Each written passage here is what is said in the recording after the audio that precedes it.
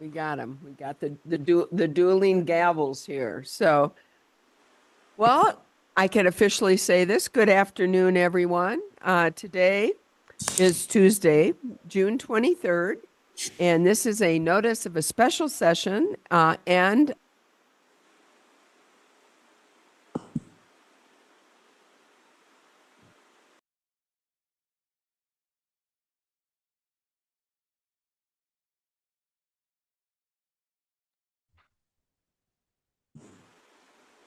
Lindsay, there is no sound.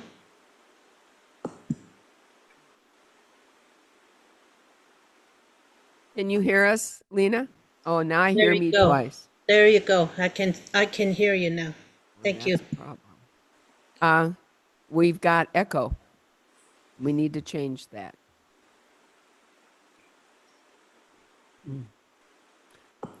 Sorry for the delay. We'll hopefully be with you momentarily. Hey, look at see Kevin's with us. We had to wait for Kevin to be here. Hey, Kevin.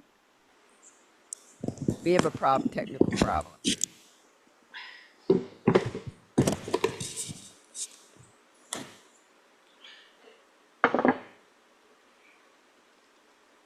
Mickey Mouse?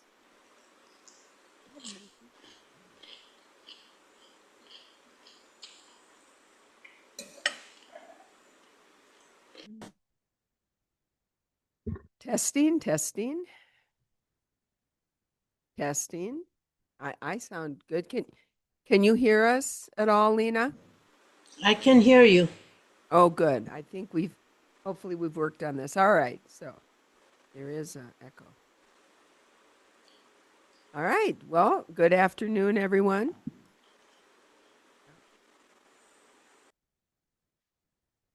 Supervisor Brigade doesn't want to hear me twice.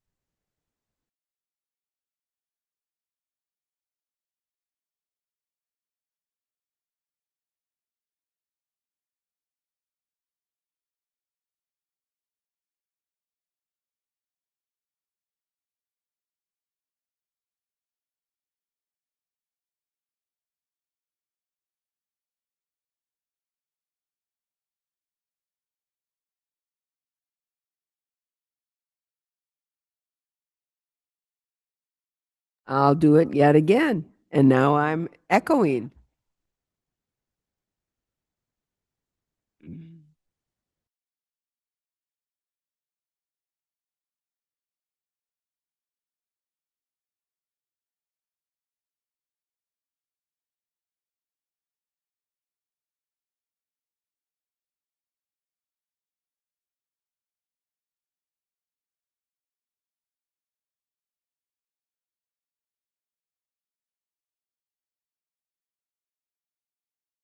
But what I have for my page too is the upper Rio. I wanted to see if I could. I don't need it this second. Thanks.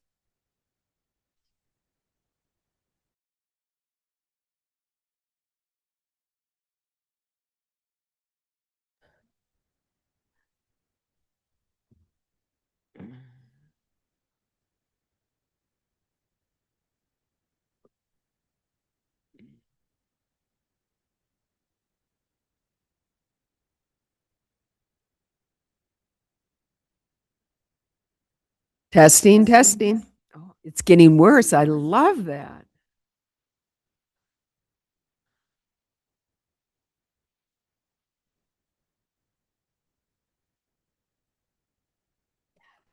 Oh, thank you. I don't know. Oh, okay. Thank you.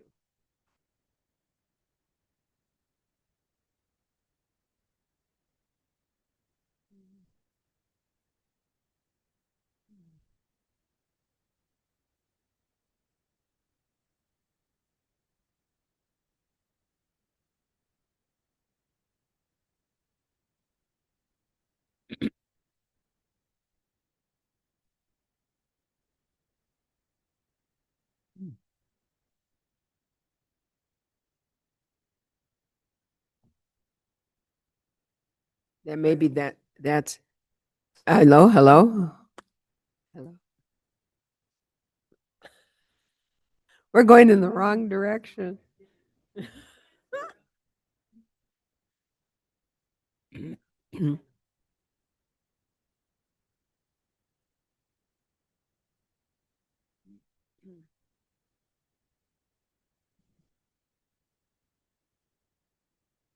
We haven't had these kinds of technical difficulties for a while. Hello? Hello? I'm echoing.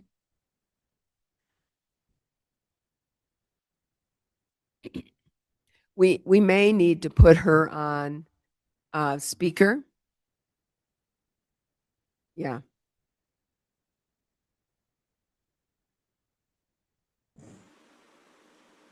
I can hear you, Madam Chair. I'm glad you can, but everybody else has to hear me twice that are here. Oh, okay. Thank you. So, and they're telling me once is enough, Lena. I can't believe that. Thank you so much.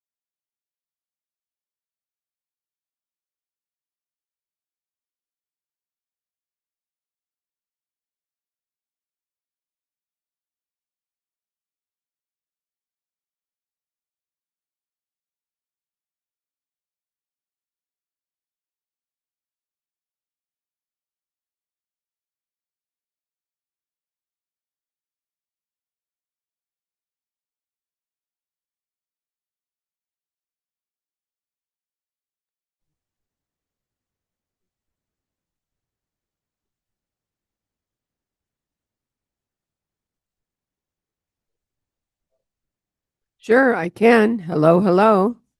We are here today to hopefully start our meeting.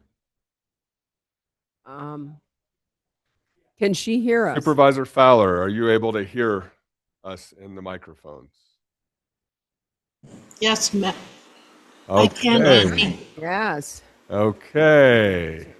Sounding a We success. have our All right. So, as I was saying, today is Tuesday, June 23rd, and this is a special meeting. And it's very special because besides some of the important business and proclamations that we're going to be taking care of, we are at 6 o'clock having our public hearing and our budget adoption, which of course is very important for us to be setting the budget for our communities for the next year. So it's a big day.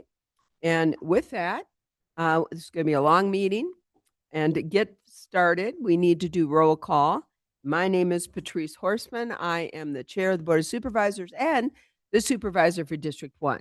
District 2. Good morning, everyone. Good afternoon, excuse me. My name is Jeronimo Vasquez. I'm supervisor for District 2 and current vice chair. District 3. Tammy Ontiveros, District 3. District 4. Yeah, Dave Bennett, thank you for being here with us today. Judy Begay, District 4. And district number 5. Yes, this is Lena, and I am online today. I'm having vehicle issues. So I All apologize right. that So our I'm not next there. order of business is to those that can to stand to honor our country with the Pledge of Allegiance.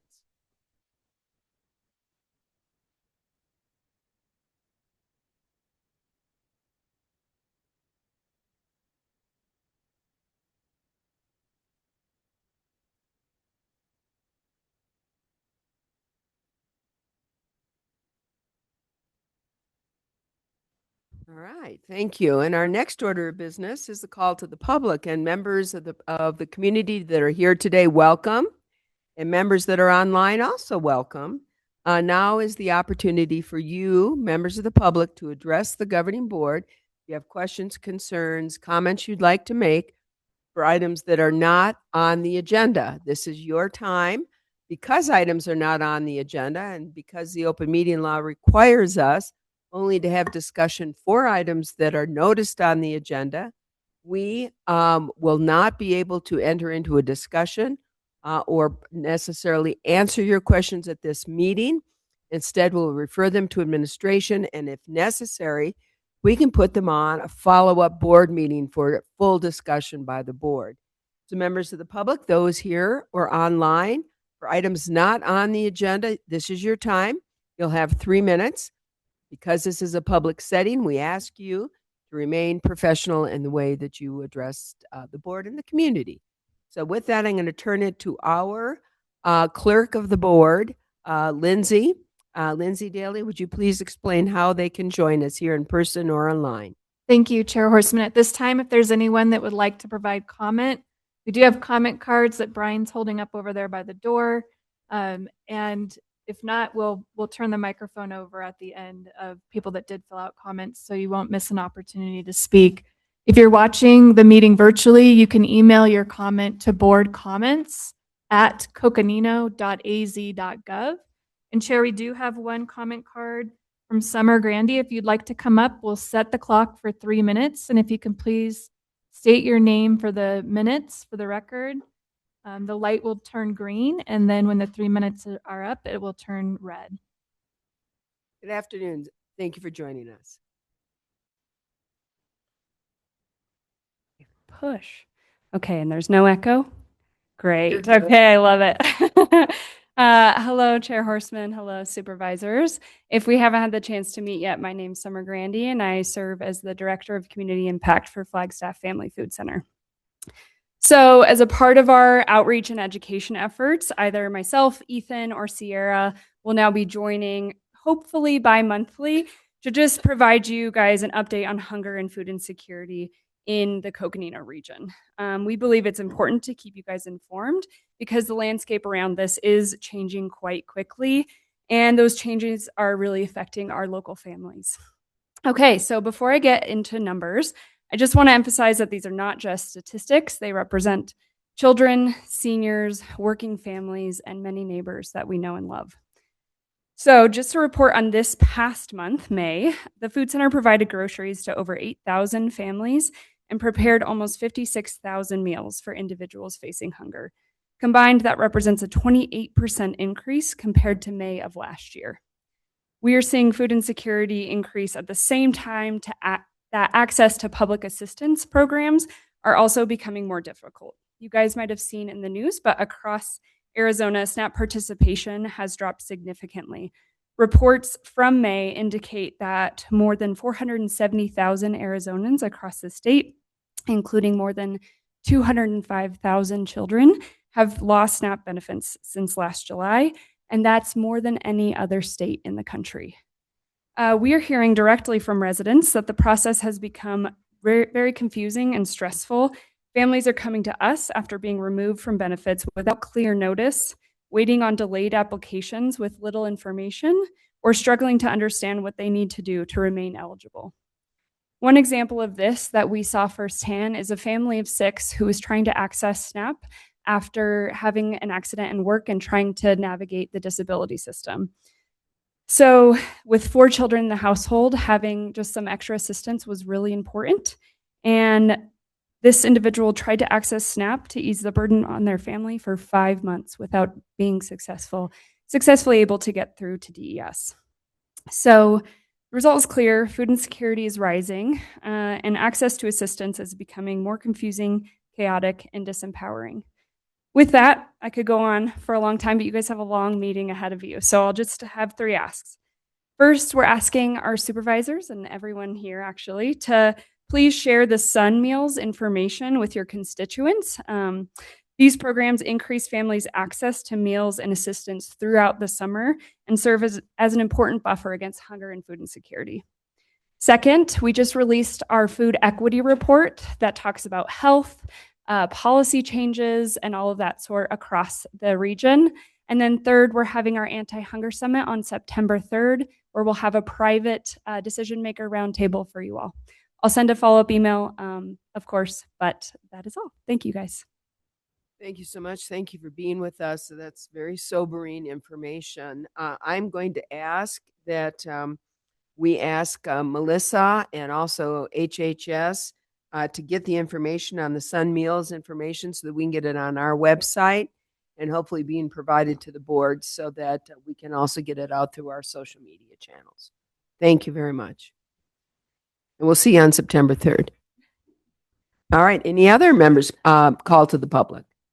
We do not have any other comment cards, and we do not have any emails in our inbox. But if there's someone here in the room that didn't have a chance to fill out a comment card that would like to make a comment, you can make your way to the podium now, and we will provide you 3 minutes to speak. Doesn't look like a chair. Final call. All right, we're moving ahead. We have an important proclamation, one of my favorite proclamations we're moving to. This is consideration and possible action to proclaim June 30th, 2026 as Asteroid Day. And we are so lucky here in Flagstaff to have right down the street Lowell Observatory, which continues with its scientific exploration and continues to thrill and excite all of us who live here and have an opportunity to go up there and see through their wonderful telescopes and be able to enjoy our night sky, not to mention all the visitors, the astrotourism that we have here in Coconino County. And with this, and to read this proclamation, we have Kevin Schindler, and I see you brought someone. It's not Amanda. Hi, how are you? And hopefully you can come and read this and introduce your guests. So thank you for being with us. So first, we have a proclamation, and Kevin, are you going to read this proclamation, or you can tag team? Anybody else want to join them? You're welcome to join them too. So please, thank you.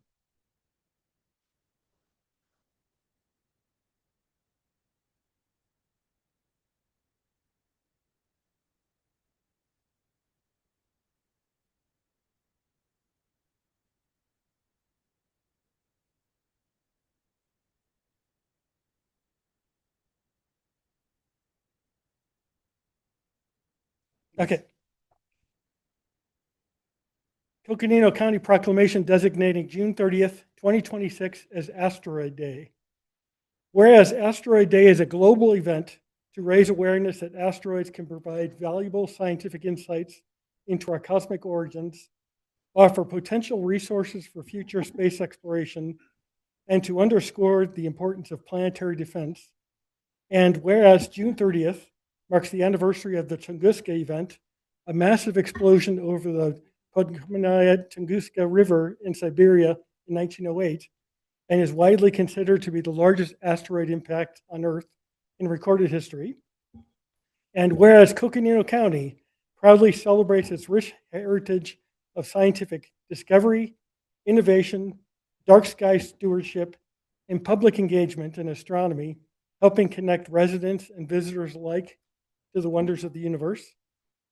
And whereas locally, asteroid 2939 Coconino, discovered in 1982 by Low Observatory astronomer Ted Bowl, is named after Coconino County, forever linking our community to the exploration of the solar system. And whereas longtime Coconino County resident Gene Shoemaker is recognized worldwide as the father of planetary geology and a pioneer in the study of near-Earth objects, he and his wife Carolyn made extraordinary contributions to astronomy through the discovery of more than 500 asteroids and 32 comets, inspiring generations of scientists and explorers.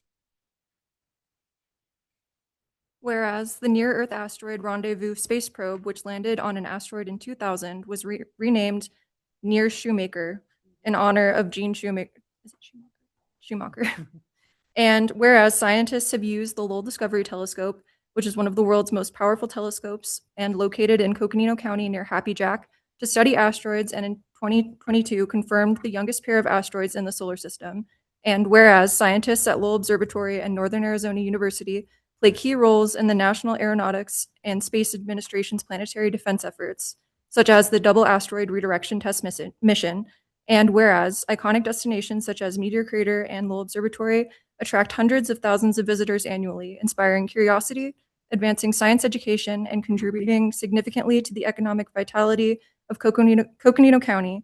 And now, therefore, be it resolved, the Coconino County Board of Supervisors hereby proclaims June 30th, 2026 as Asteroid Day in Coconino County, and we encourage all county staff and community members to attend celebrations at Lowell Observatory and Meteor Crater on June 27th to explore our universe. That's wonderful. Thank you. And I know you probably have some updates on what's going to go on at Lowell. Before we do that, so that I don't forget, I'm going to entertain a motion designated June 30th, 2026 as Asteroid Day first. So moved. We have a motion. Do I have a second? Second. We have a motion and second for the proclamation designating June 30th, 2026 as Asteroid Day. Those in favor signify by saying aye. Aye. Aye. It is unanimous. So let us know what's going on up at Lowell and at Meteor Crater for this. Okay. We're going to have some astronauts that are going to be doing photo ops and giving presentations, which I think is the coolest part. We're going to have a lot of asteroid-themed programming. And of course, I'm forgetting everything. As if I haven't been advertising it. Yeah, there's multiple days of activities. On Friday at the Elks Lodge, actually, the Meteor Crater Education Alliance is doing a bunch of programming. And then on Saturday, on the 27th, daytime at Meteor Crater, afternoon and evening at Lowell Observatory. And as Maddie said, there'll be 5 astronauts, including one of our original Apollo astronauts, Rusty Schweikart. Yeah. And we like to celebrate this.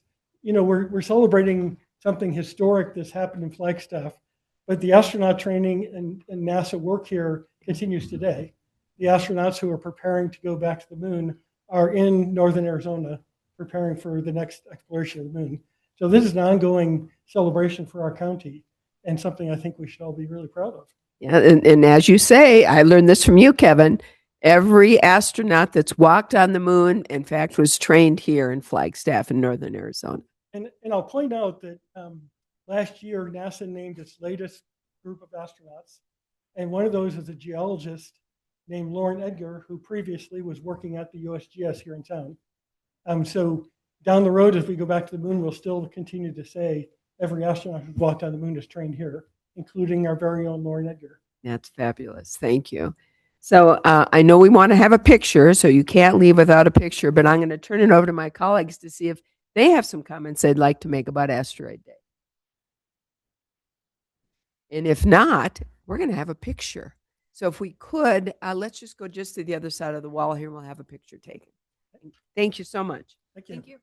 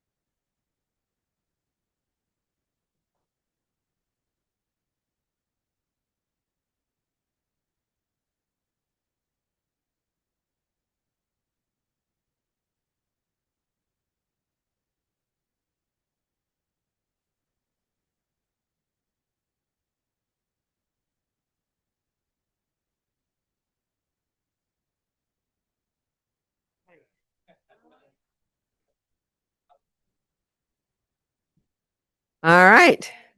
We're moving back because we have lots to do today, a lot to do before we sleep.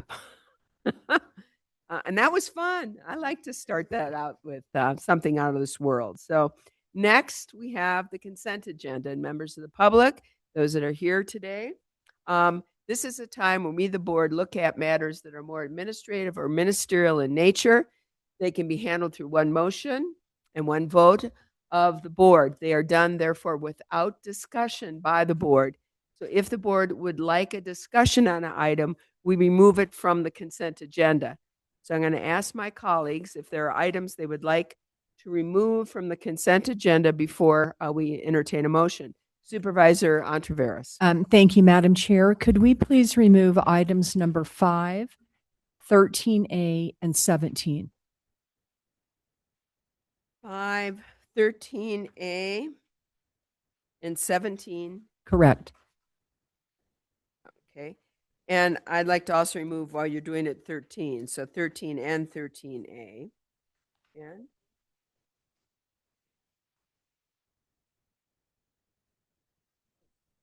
And we're going to do 13, 13A, 14, 17.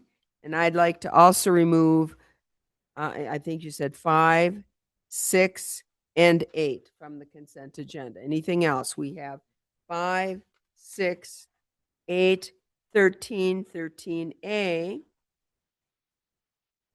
14, and 17.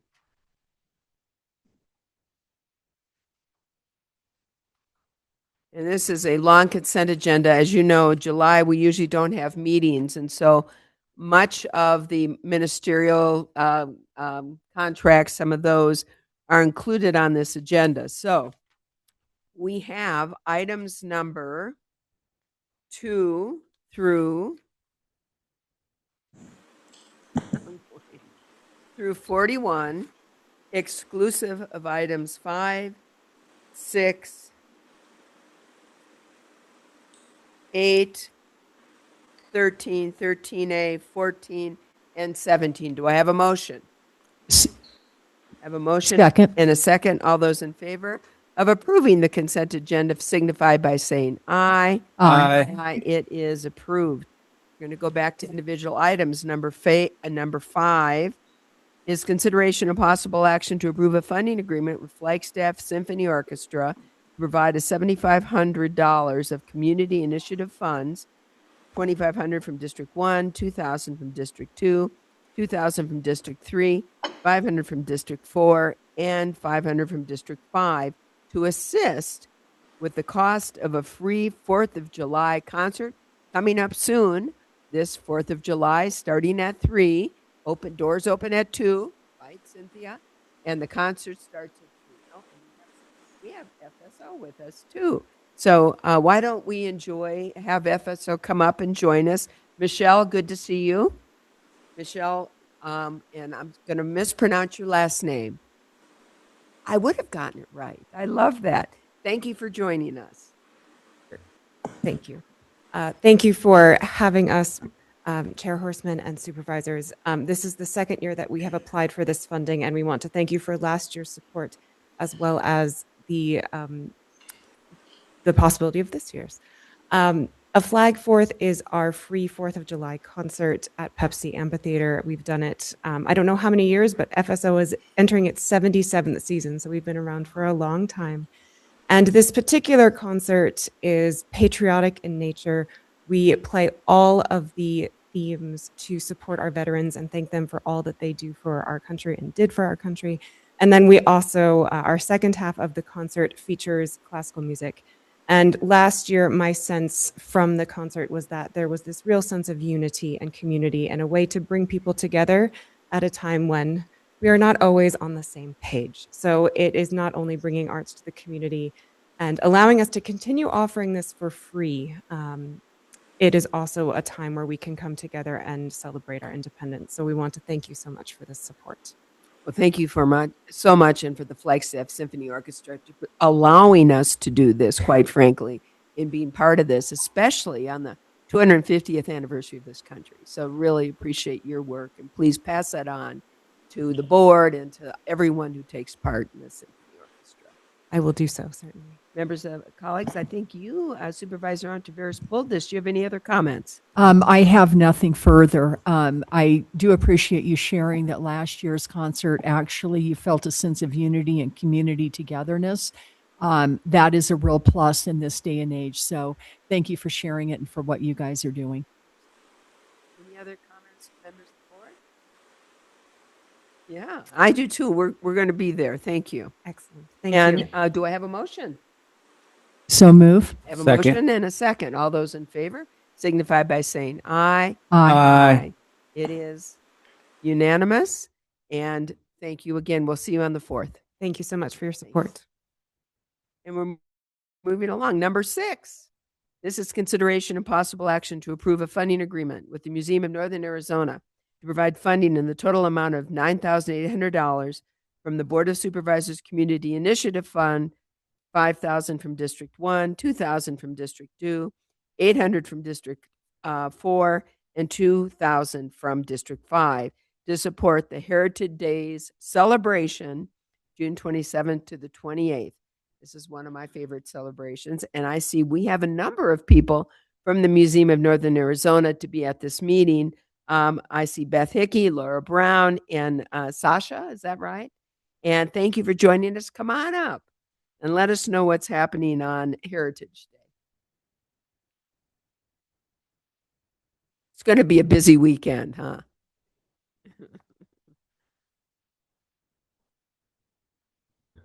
Perfect. Well, thank you, Chair and Supervisors, for having us here today. We're so grateful for the long partnership with the Board of Supervisors for this event. I'm Beth Hickey. I am the brand new Director of Philanthropy at the museum. I've been on for a week, so a little trial by fire here with the Heritage Festival, which is why I've brought Sasha, who is our Education Manager and knows much, much more about this event than I do. So Sasha, if you want to fill them in. Thank you all for your support in the past of our Heritage Festival. We are having 100 Indigenous artists from all over the Colorado Plateau, all the tribes that we invited them all. Not all could participate, but we have many tribes participating to sell their unique handmade art at the festival. We're expecting about 1,500 people over the weekend to visit.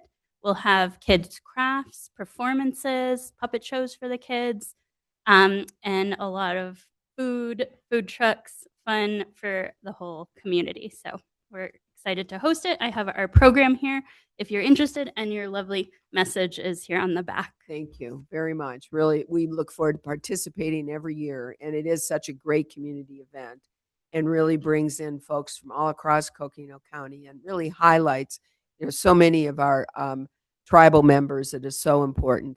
And you're going to have dancing, aren't you? Dancing and music and food. I love it. So really appreciate it. Comments, members of the board? Otherwise, we really look forward to participating and being part of this. So thank you. And thank you for MNA to be here and for all MNA does for our communities. Thanks Appreciate so you. much. All right. Do we have a motion? I don't think we had a motion. See, this is what I do. Is there a motion to So approve moved. funding? We have a motion. Do I have a second? Motion and a second. All those in favor signify by saying aye. Aye. It's official. We'll see you this weekend. Members of the board, we are moving on to number 8.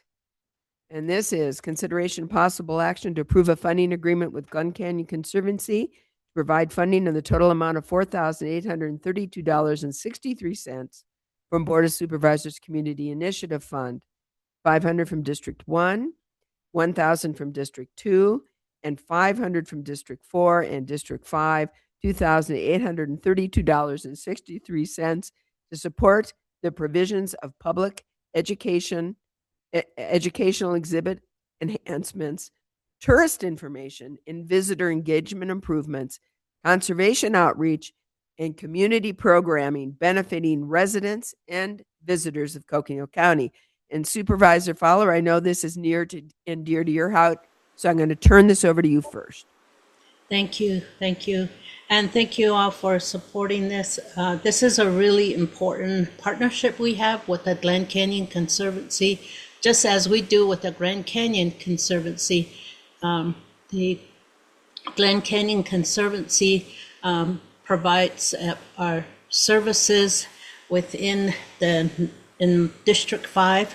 And this event, there's a map that is in the office there or in the shop that shows all of the Lake Powell.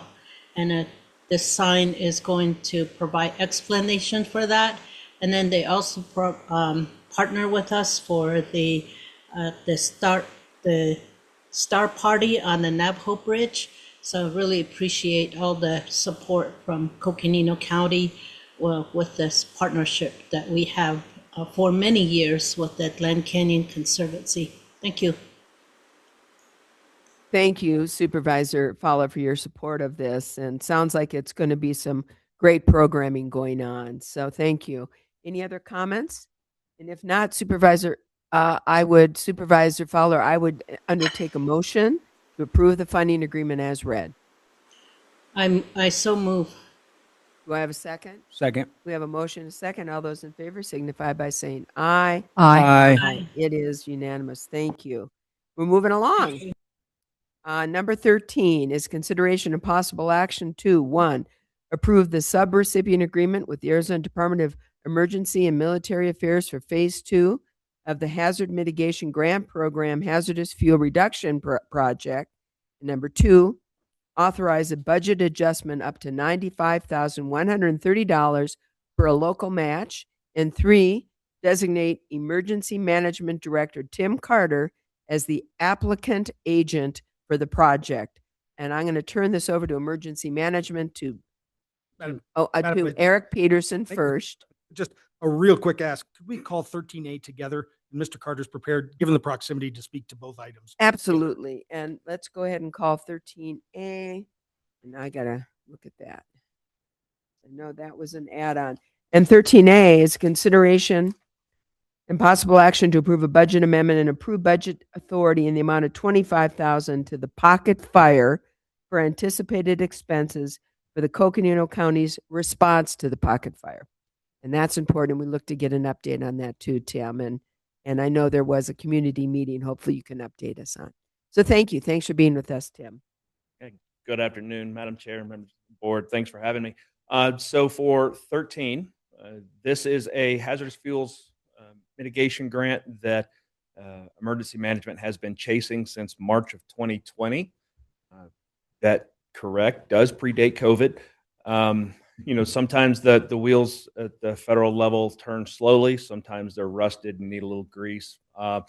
We're excited. This program will allow us to use some money to complement a lot of the Forest Service work down in the Munns Park community.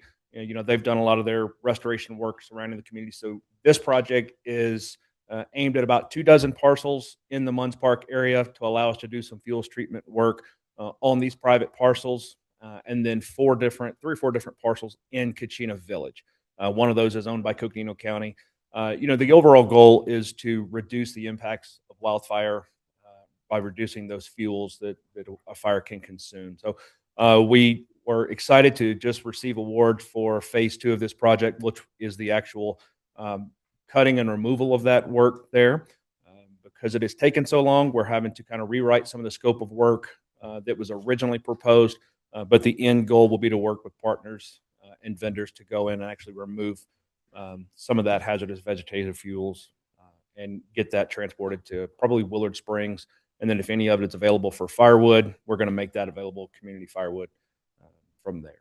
So that's item 13. Happy to answer any questions if you have any. Supervisor Ontiveros, this is really impacting your district. Any comments you'd like to make? No, only that I am very thankful to see this coming. You're, what, 6 years? Over 6 years?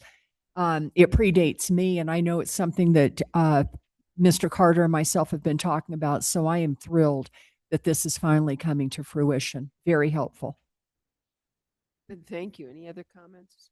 Otherwise, yes, it's wonderful news. Really appreciate this. This is a really important project, and we see why because of number 13A. Yes, ma'am. So for 13A, I'll give you just a quick update of a couple of incidents here. One, while it's not under 13A, but for the Rock Canyon fire up in District 5 in the Arizona Strip land. I have a lot of good news there. That fire remains at 4,823 acres, now 75% contained. Crews are doing a lot of great work up there. Estimated cost on that one was about $10 million. Largely stayed on BLM and Kaibab National Forest lands up there. It did impact some of the grazing rights lands up there, as those grasses burned, but it's kind of slowed down with lack of fuels over near the Vermilion Cliffs, allowed crews to get a handle on that. So they're up actually doing a lot of recovery work now, which includes a lot of reseeding and replanting of native vegetation up there, which will kind of spur that recovery and natural growth there. The Pocket Fire, as we all know, started on Friday down in the, just adjacent to Oak Creek Canyon. That fire is up to 341 acres. It is 0% contained, but what we would say is don't let the size fool you. This is one of those fires burning along the steep canyon walls down there. It's vegetation that hasn't seen fire in a little over 100 years. So there's a lot of fuels there. It's just purely too steep to actually put boots on the ground and crews to hike into there. There's really no way to hike in. If you've seen the red rocks and you've seen the cliff faces there, you know that there's a lot of vegetation and things that grow in between the rocks and in those open spaces. That's really where they're catching fire down there. It is on top of the rim as well, not moving as much on top of the rim as it is, kind of flanking laterally along those sides. That has allowed, with some of the work done, that has allowed the sheriff's office to come in and reduce the evacuation orders for the 2 evacuation zones in Oak Creek Canyon proper, down from go to set. They've done a lot of great work with the evacuations this weekend. Can't say enough good things about them working with a lot of their volunteers and other law enforcement agencies for the evacuations. And now, as of this morning, they're working on the re-entry for residents only.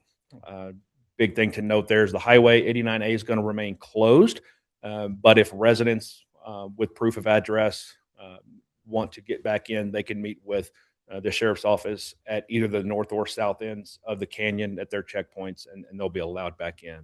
So assume you're wanting to have everybody make sure you're signed up for the emergency and notifications and to keep a watch if you're moving back into those areas back to set.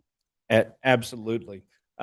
Which shows that my constant nagging of that every time I'm at the podium works. Everybody's learning. Absolutely. Please go sign up for emergency notifications. It's free. Call my office if you need help. We'll help you do that, but you can go to coconino.az.gov/ready. It takes about 5 minutes to set up. Kind of looking forward on the fire. Unfortunately, weather does not look like it's going to cooperate. With a little bit of disturbance coming in, we do have an increased chance of precipitation over in the next kind of today and tomorrow. And when we say increase, it increases from 0 to about 10 to 15%. Relative humidities are going to stay low, so it's going to be very hot, very dry, and coming in later this week, starting to see those critical fire conditions for very windy as well. So it's going to kind of depend on how those winds align. If they align with the canyon walls there, we could see some growth. But having talked to the incident command team that's out there now, they've done a lot of work to prepare for this and kind of strategic preparations to include some burnout and fire operations to put fire on the ground ahead of the fire's edge to hopefully mitigate some of that spread and in movement. But we could still see some considerable growth on this, and no pun intended, we're not out of the woods yet for it. So it's important for everyone in the area to remain vigilant, keep an eye on conditions, and really make sure you're following the county social media, the Forest Service social media, and really keeping an eye on official news sources and updates when they come out.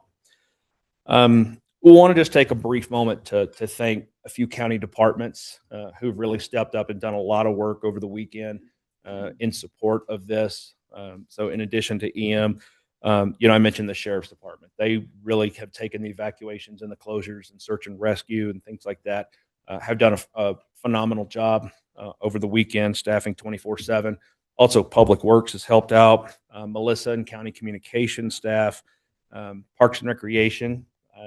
They are actually hosting the Complex Incident Management team again this year out there, despite some of the construction going on. Cynthia and her team have been able to kind of work around that and make that happen to give the team a safe space to work out of.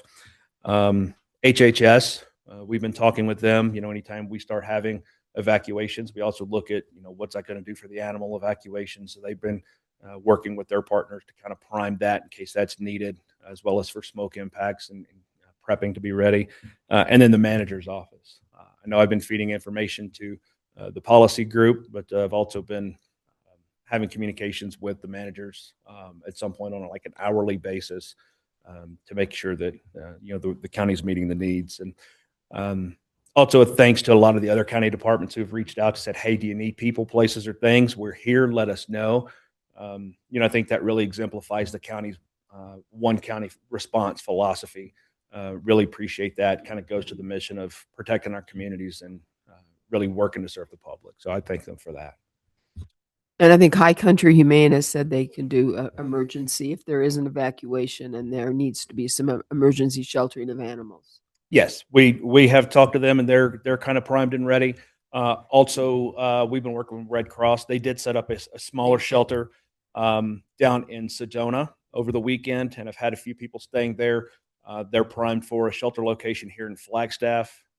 Should we need to issue additional evacuation orders, or if there's a need, they are kind of warmed up and ready to go for that. So thanks to a lot of our community partners as well. Absolutely. Supervisor Ontiveros, again, this really impacts your district. So any comments you'd like to make? Thank you, Madam Chair. I would first like to echo Mr. Carter's comments and appreciation to every department that he mentioned that emergency management has been working with. I have been at a lot of community meetings lately, and one of the things I get asked is, what is Coconino County doing to prepare for the wildfire season? And as what you just outlined is the collaboration that I talk about in our partnerships, not only within our county departments, but with our outside partners as well, is really our greatest strength. So thank you for illustrating that. And also thank you for tirelessly for the work that you have been doing. I'll just say this publicly, I have been kept updated every step of the way. I have never had to wonder what is going on, and I appreciate that very much. So thank you, and take good care of yourself. Thank you. And I'd like to also echo the comments of Supervisor Antiveros and also do a special thanks to the Forest Service. Their response on this, their quite frankly reaching out, their communication, it has been absolutely phenomenal. And I really appreciate everything they've done. And for those firefighters that are putting their themselves, their lives on the line for our communities, a huge thank you to all of them. Really appreciate it. Any other comments? Supervisor Vasquez. Yes, thank you for giving us the update on the fire. And, whenever it's a close fire, that's when we get a little nervous, because so much density that can be at risk. And so, it is the season. We've had a pretty light relatively. Of course, you had Dragon Bravo last year, but and not in the urban areas. And so this one is a little scary. Is glad to see that it got contained quicker than expected, and look forward to future work from our emergency management team and all our partners to continue to keep us safe. And just thank you for that work. Because if I may just help, one in the public, we are well managed on that fire. We are not managed, not contained. Let me put that on the record. Thank you. Sorry, Chair, for the sake of the record, Tim, can you just clarify the amount? Because either the comma's in the wrong place or there's an extra zero on the agenda title. Thanks, Lindsay. Yes, ma'am. So there is a typo. There's an extra zero in the agenda item. For 13A, we're requesting $25,000 instead of $250,000. We're not to the need of $250,000 yet. We better not be. We'll take it if you want to give it, but we're not there yet. So the request is for $25,000. And Supervisor Fowler, I know that part of this fire is also unfortunately up very similar to where White Sage was in your district. So any comments you'd like to make? Thank you. And these fires were started by lightning strike. So I just want to thank Tim for keeping us all updated every day, sometimes a couple times a day. Really want to appreciate that, and that way we can communicate with our own communities. And just want to appreciate all the response. And unfortunately, it's going to be windy again. And then we have our neighbors up in Beaver County, Utah. They're also dealing with a fire there. So there's just fire that is. We have to always be careful when we're at home, and then when we travel as well. So make sure you're updated and make sure that it's safe to drive wherever that you are traveling to. And thank you to Tim and all of his team for all the updates that we receive. Thank you.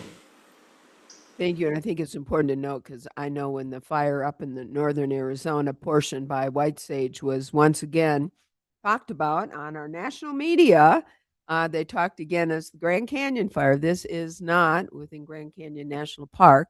And Grand Canyon remains open, vibrant, and ready to receive tourists and guests. Yes, thank you, Madam Chair. Yes, this fire, the Rock Canyon fire, is coming to a close. BLM has been providing update to my office on a daily basis as well, and Forest Service, Nicole and her team. So in addition to our own county team, I just want to thank all of our partners, all of the federal agencies and the nonprofit organizations that are providing updates as to where these fires are, what's going on. And even in Tuba City, we had a small fire that was put out quickly. So the responses from all of our emergency managers and firefighters are on alert right now. So thank you. a tinderbox out there, isn't it? Yes, ma'am. And Madam Chair, if I may, Supervisor Fowler just reminded me, there is, I believe, scheduled a community, in-person and virtual community meeting Thursday night. They're still working, the teams are still working out details for that. So once we have those, I'm going to work with Melissa and County Communications to help amplify that message. But Is that Rock Canyon or? this will be for Pocket. So it will be located somewhere here in Flagstaff, but that is the plan. And as soon as we get those details, we'll push those out on socials for the public. Thank you so much. Supervisor Begay. Yeah, thank you, Tim, for your presentation and information that you're providing. I know that right now we really have to watch people that actually smoke. Out in coal mine, the same thing happened.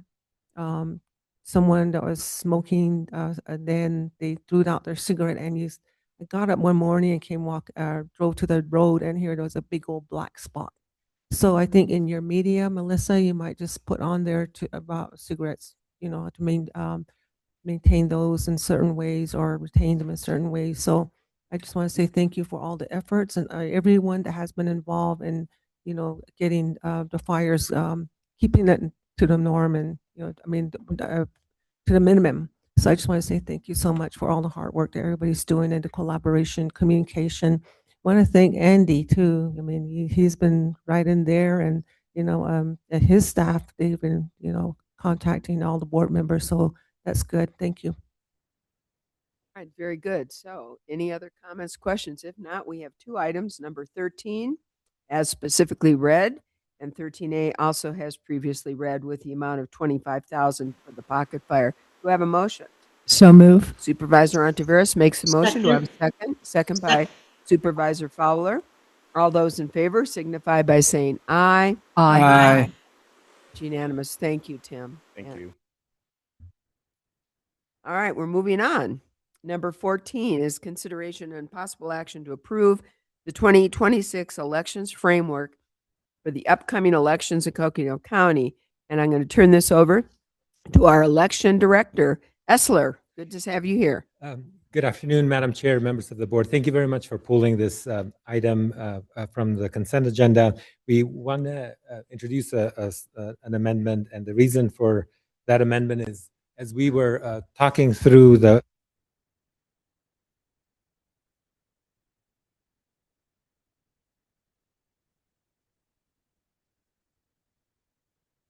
Madam Chair, we lost volume. Are you There on? you go. All right, he's on. So let's. Yes. You might want to I'll start. rewind All right. and start again. But as we introduced and had a work session with the board on June 2nd for the elections framework, and in our internal conversations with our county attorney's office, one of the things that we wanted to adopt today with the elections framework is also an amendment to allow for any guidance that is going to be coming up from the Attorney General's office or from the Secretary of State, given that the runway for this elections plan is through November 3rd, the general election this year. So we wanted to introduce an amendment that the county attorney has prepared and crafted that would allow this document to have some more flexibility and to be a living document to comply with the Arizona law and any future guidance that may be coming our way. Yes, so our office just recommends a slight addition to the motion, which would just allow a delegation of authority to our elections director. That way he can update the framework as needed if the law changes or if the guidance changes. We just want to make sure our practices are the same as what's recommended by the law and by the state. So I'm happy to read that for you whenever you're ready, but feel free to ask questions first. Any other questions? Otherwise, please read the motion you'd like us to consider. Perfect. Approval of the 2026 elections framework for the upcoming elections in Coconino County with a delegation of authority to the elections director to edit the document to conform to the current state of the law leading into the 2026 elections. Do I have a second? Or do I have a motion? So move. We have a motion. We have a second. Second by Supervisor Begay. All those in favor signify by saying aye. Aye. It's unanimous. Hopefully that gives you what you need, Essler. And carry on. We want to make sure we have a good election coming up. All right, we're moving on to our last item pulled from the consent agenda. Consideration and possible action to accept the transfer of ownership from APS to Coconino County for the electric vehicle charging stations located at 2625 North King Street in Flagstaff with an estimated value of $26,214.30 and to 5400 East Commerce Avenue in Flagstaff, Arizona with an estimated value of $33,178.88. This would appear to be, if you will, a transfer of ownership from APS to Coconino County. And with that, I'm going to turn this over to Erica Philpott, our Deputy County Manager. Thank you, Chair, members of the board. Tom Hanichek, our Facilities Director, is online. He was actually attending elections training today, as there will be happy to know, but he is with us so that he can talk about item 17. Thanks, Tom. Hi, Tom. Good afternoon. Can you all hear me? Yes, we can. Awesome. And I just want to let Esleer know that I did pass my test, so I can work elections coming up here in a month. So thank you for pulling this item. I'll just give a real quick overview of kind of what brought us to where we are today. So approximately 5 years ago, and up until about 3 years ago, APS had a program called Take Charge Arizona, and it was funded by APS 100% to install EV charging stations at various partner agencies and locations around the state. We were the lucky recipients for multiple properties, 2 of which you see on the agenda item today, and another one is just out the west doors of admin, those 2 charging stations that were put in through this program at admin, which will be transferred to us in 2 years. The 2 locations that are on the agenda item today, one location is King Street, and those are 2 stations with 4 charging ports. And those are open for both fleet use and also for public charging of EV vehicles, as are the ones outside of the admin building there. And then the other ones are located at the Public Works site in East Flagstaff. Those are not open to the public. Those are for fleet vehicles only. So at this point, the way the program was set up is after 5 years, post project completion, that they'd be transferred to the property owners at which the projects took place on. All right, any questions? Supervisor Ontiveros. Thank you, Mr. Hanichek. My question is, those come with a revenue generating component, correct? It depends on the site. So we have the ones at Public Works do not. Those are for fleet vehicles only. The ones located at King Street and the ones located at the 219 building where you all are at do generate revenue. Okay. And the ones that for fleet, that's for a county use. Okay, got it. All right, Correct. that answered my question. Thank you. And just to follow up on Supervisor Ontiveros' question, I assume there's maintenance and upkeep on these? Yes, there is. And part of the fee associated with private vehicles charging at these locations generate revenue for us to be able to maintain and also replace these charging units once the effective lifespan is over.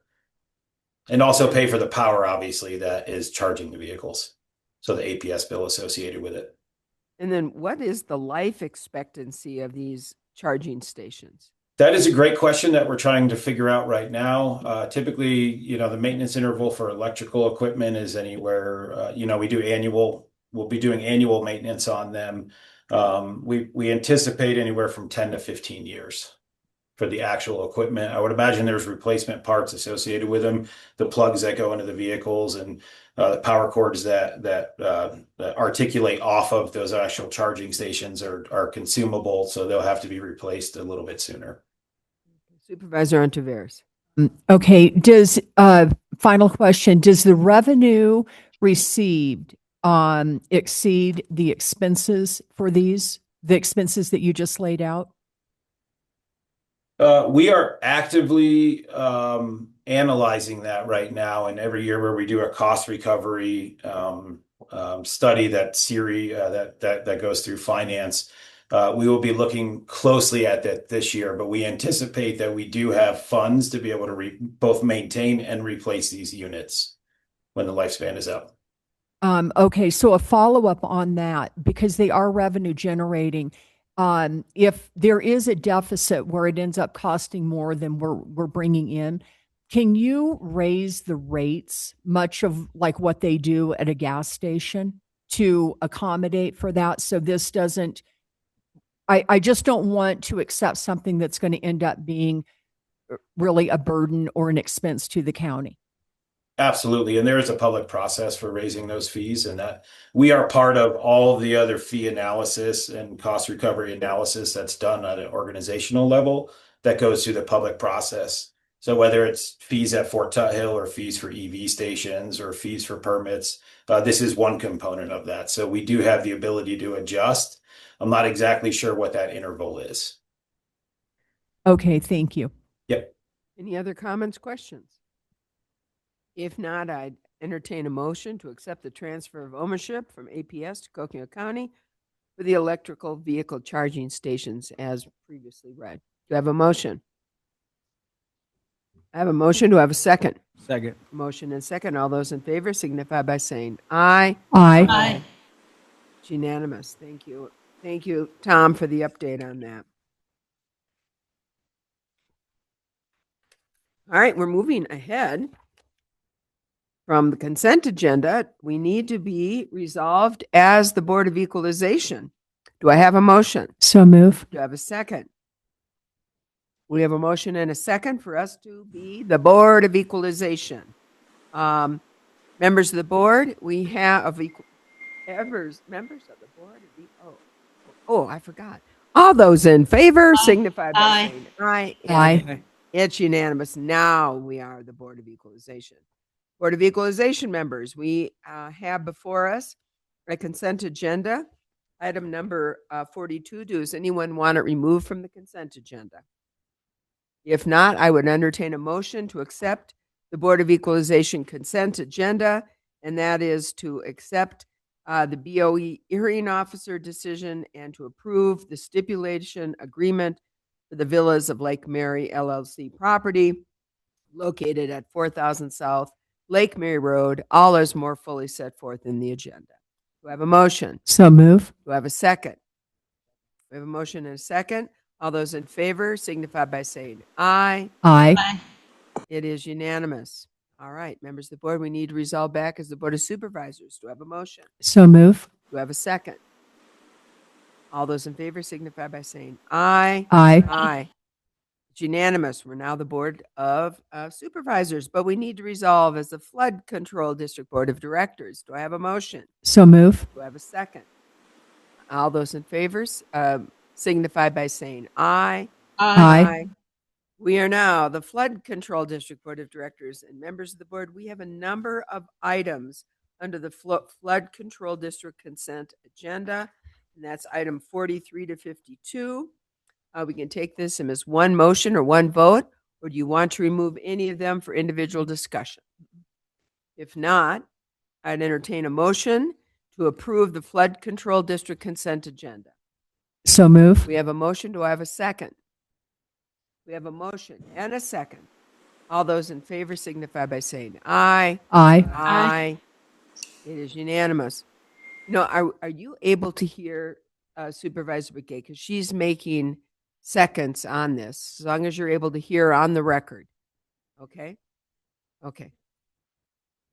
Yeah, and I know that this is going to be available for people to hear after this board meeting, so we want to make sure we've got our speakers on for that. So I can hear you because you're right next to me, but I'm not sure anybody else can.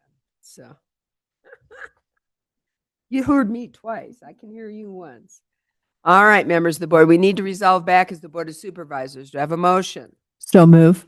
Do I have a second? Second. We have a motion and a second to resolve as the Board of Supervisors. All those in favor signify by saying aye. Aye. Aye. Aye. It is unanimous. We're now the Board of Supervisors, but we need to resolve as the Health District Board of Directors. Do I have a motion? So moved. Second. Second. Motion and second made. All those in favor signify by saying aye. Aye. Aye. It's unanimous. Members of the board, we do have a public health district consent agenda, item number 53.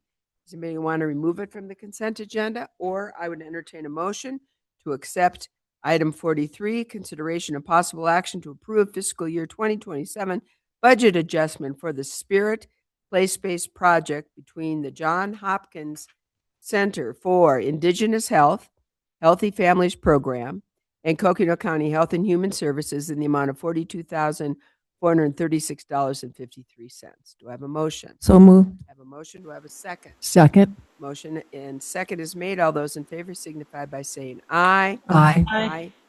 It's unanimous. We need to resolve now back as the Board of Supervisors. Do I have a motion? So move. Do I have a second? Second. We have a motion and a second. All those in favor signify by saying aye. Aye. Aye.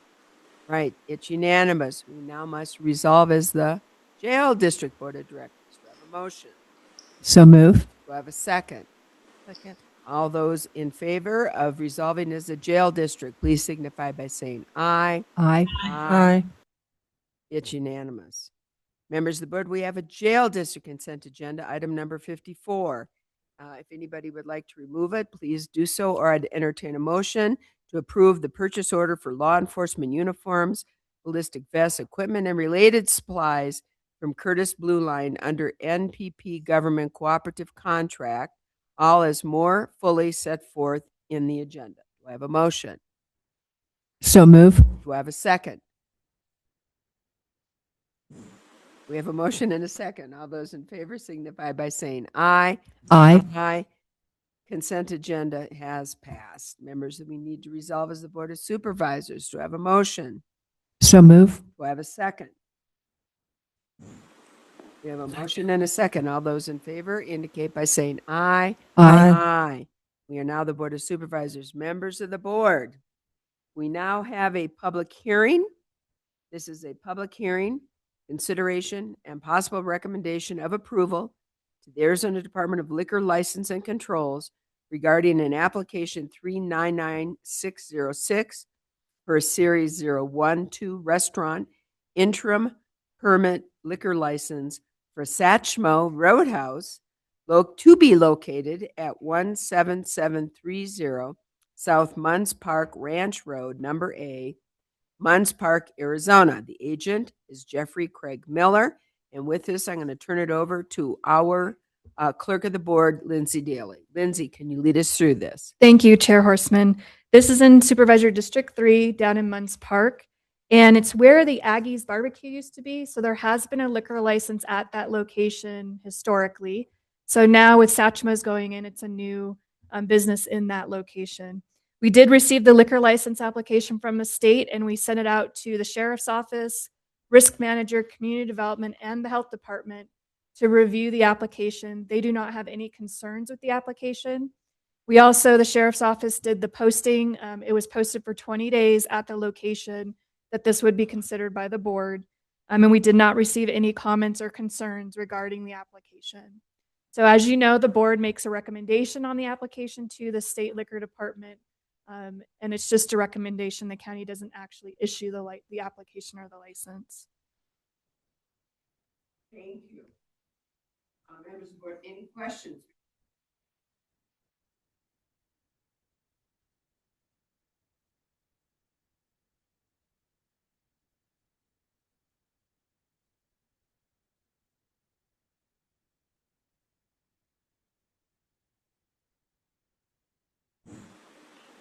Madam Chair, volume's out again.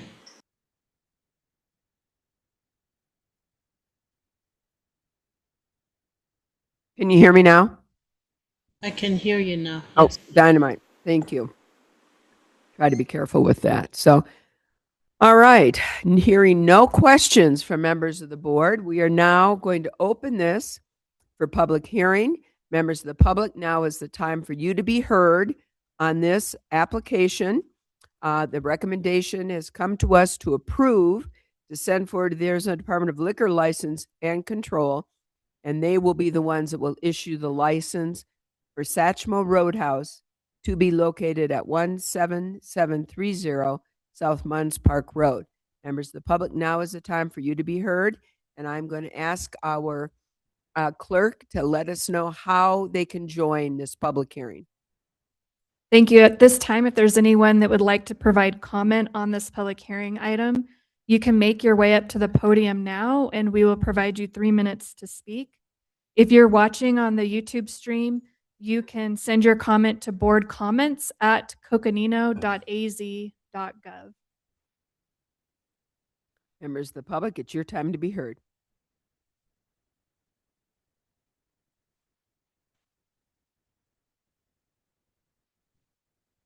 There's no one in person nor online, so I am going to close the public hearing on this. Supervisor Ontiveros, I'm going to turn this to you. I know this is in your district. If you have some comments you would like to make on this. Thank you, Madam Chair. I do not necessarily have any comments, but I would be happy to make a motion that we make a recommendation to the Arizona Department of Liquor License and Control for approval of this item. Is there a second to that motion? Motion is made and seconded. All those in favor of making the approval and recommendation for approval to the Arizona Department of Liquor License, please signify by saying aye. Aye. Aye. It is unanimous. And I'm excited about Satchmo Roadhouse locating down the road. We've been able to enjoy it for those of us here in West Flagstaff, and really looking forward to it being down the road as well. So all the best of luck to the owners of Satchmo Roadhouse on this. Any other comments, questions? All right. With that, we're moving forward. We have a second public hearing. Members of the board, we have a second public hearing, and this is an item. This is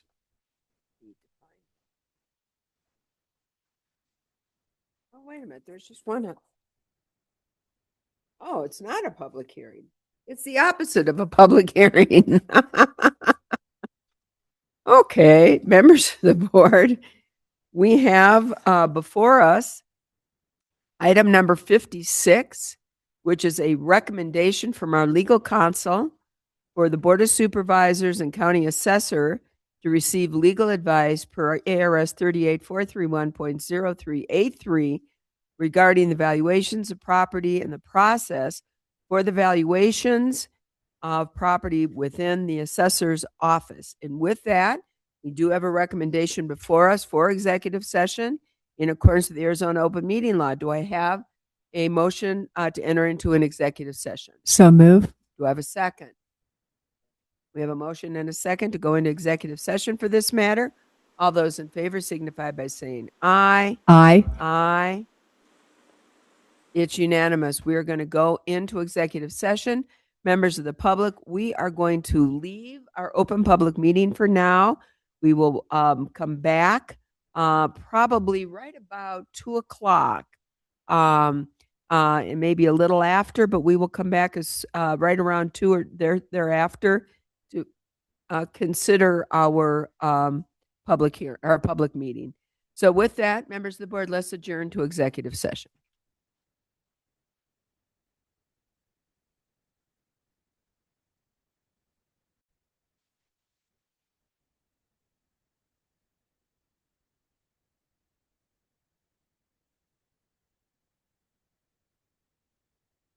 All that have rejoined us and those online, thank you very much. We are done with our executive session, and we appreciate the information provided.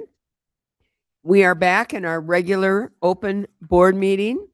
We are on item number 57, discussion on possible action to approve the assessor's plan to increase capacity for property valuations through fiscal year 2027 by providing additional staffing and/or independent consulting agreement subject to further approvals as required by county policy, with quarterly reporting back to the Board of Supervisors, evaluations completed, all pursuant to ARS 11-251-1. And with this, I'm going to turn this over for Deputy County Manager Eric Peterson, and then we'll entertain a motion. Thank you, Madam Chair and members. As we have discussed, we I believe that the assessor has presented a plan of information for property valuations and capacity in his office. Our office is happy to work with him. This starts our process adoption of this motion, ensuring that you receive quarterly reporting on the property valuation capacity and then what is being completed, as well as kicking off the process of the assessor implementing that plan and bringing back to this board further actions that will come as they particular to budget amendments and or authorized staffing. All right, any comments or questions from members of the board? And if not, I'd entertain a motion to approve the assessor's plan to increase capacity for property valuation and also subject to further approvals as may be required by county policy and also reporting requirement to the Board of Supervisors and county management. Do I have a motion? So moved. Second. I have a motion and a second. All those in favor signify by saying aye. Aye. Aye. Is Supervisor Fowler back with us? I'm Sorry here, about that. Madam Oh, Chair. there you are. Great. It's unanimous. Just Thanks. voted. Yes, thank you. Thank you. Okay. That has been approved. Members of the board, we are moving on. We are on number 58, discussion and possible action to approve Resolution 2026-34, adopting the 2026 Coconino County Multi-Jurisdictional Hazard Mitigation Plan. And with us is somebody that's been with us almost all day, our Emergency Management Director. So good to see you, Tim, and tell us, lead us through this. Madam Chair, members of the board, good to see you again. For the record, I'm Tim Carter. I have the honor of serving as the Director for Emergency Management for the county. It is that time of year again for the County Hazard Mitigation Plan. As you guys know, this is required every 5 years. This has been a year-long process with a lot of our stakeholders. This involves, by the name multi-jurisdictional, all of our municipalities within the county, and we've added NAU this year. So with that, I want to just kind of quickly run through some information on the plan. I know that the board has a long day left ahead, so I'm going to kind of run through this pretty quickly, but if there's any questions, feel free to stop and let's chat about it. So as I mentioned, this is a culmination of about a year-long effort with all of our planning members, which has had representation from all of our municipalities, from the county, a lot of county departments, as well as input from the community. There's been a couple of different community engagement opportunities that really have helped us shape what this plan is. So to give you kind of just a simplistic view of what a hazard mitigation plan is, this process allows us to come in, see essentially what is bad in the region, what are our hazards. It allows us to determine how bad is bad. So we use a lot of historical data and community feedback to kind of rank those and score those to determine what are our highest risk hazards that we face. And then we work with the community and our partners to determine what can we do if money was no object. If we could come in, what's your Christmas list? Or how can we mitigate these hazards to provide a safer community and a more resilient community? So want to say thank you to all the community members that provided feedback. We received a lot of community comments. You guys have a copy of the plan there with you, and it's also online on the Emergency Management website. But also really thank the planning committee for coming in and helping us kind of put this all together. So a little bit about kind of what we wanted to cover. And again, I'm going to kind of breeze through some of these quickly for our agenda. But essentially, again, this plan evaluates the risk for the community for natural and man-made hazards, and then it helps us identify ways that we can reduce or eliminate the risk. This allows us also, when we start looking at larger, more community-wide discussions, like the homeowners insurance, things like that. We look at, here's what the county is able to do. Here's what we are committed to do through this plan. So, kind of gives us a roadmap to start when we're in those discussions with insurance, those big topic items. So why it matters? you see there that it really helps us reduce risk, save lives and money, guide safer development, and stay eligible for federal funding. You'll see that reduce costs. This number will kind of fluctuate from time to time, but in general, we know that every dollar we spend in mitigation will help us save $6 in rebuilding, recovery, and response. So it is a solid return on investment.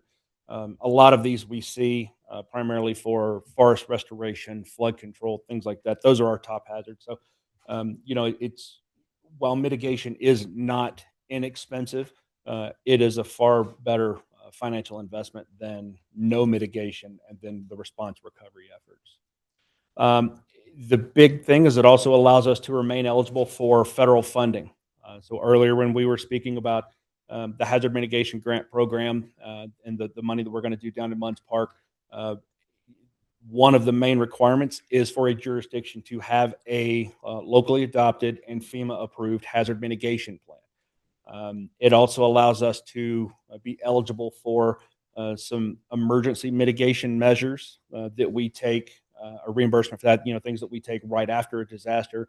A good example would be some of the mitigation measures that we take during some of our post-wildfire flooding events, sandbags, Jersey barriers, things like that. Those costs are to be eligible for reimbursement. Those are required by a hazard mitigation plan.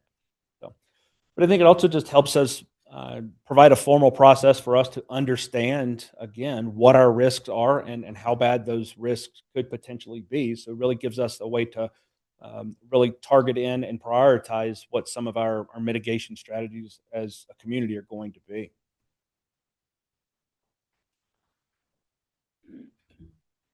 So how the plan keeps us safe, this was kind of the three overarching goals that the planning team focused at. We really wanted to look how we could strengthen infrastructure, improve that emergency preparedness, and then guide safer development, whether that be through building codes, land use, that kind of thing.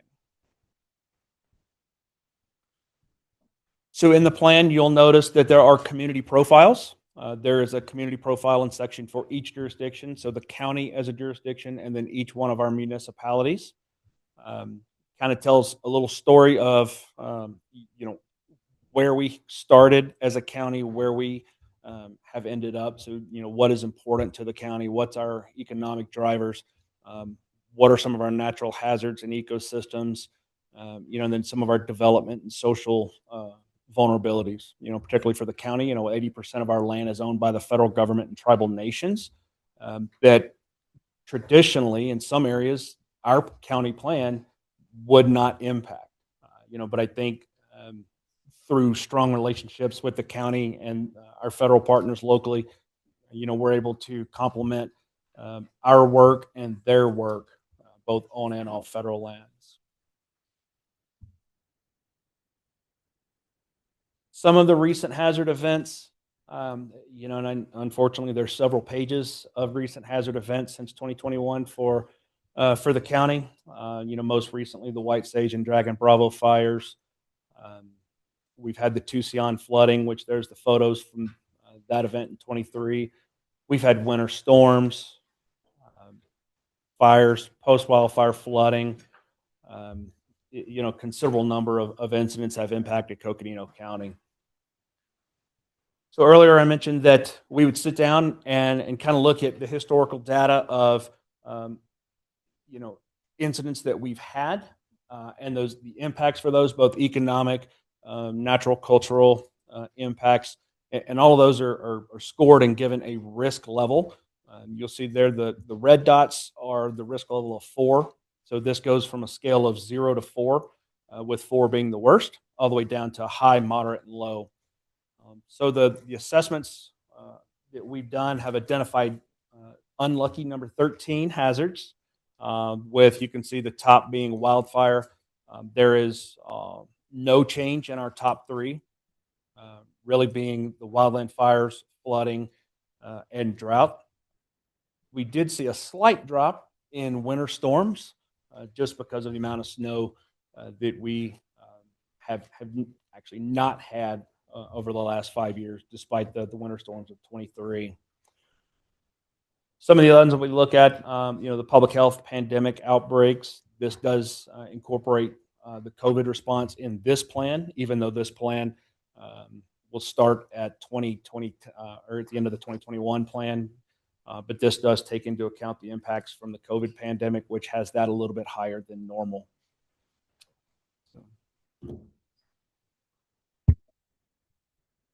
So I pulled a few maps, and I want to thank some of our partners. We did bring in a consultant through this, and I will pause and say the development of this plan was funded by a FEMA BRIC grant that we received in 2024 allow us to purchase that. The local match from that was graciously approved by the board, so there was no cost to our local jurisdictions for their part of the plan. The only thing that we ask, and we typically ask for that, is they commit staff time and those local knowledge and resources to helping us develop this. It's kind of our longstanding tradition. So wanted to thank the board for that.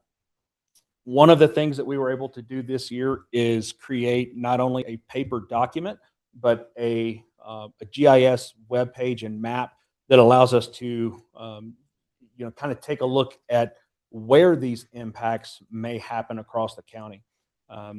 The vendor that we hired, EM Partners, was able to bring on a former county employee from the GIS department to actually come in who has a local knowledge and build this map for us. So we'll be able to share that website publicly now.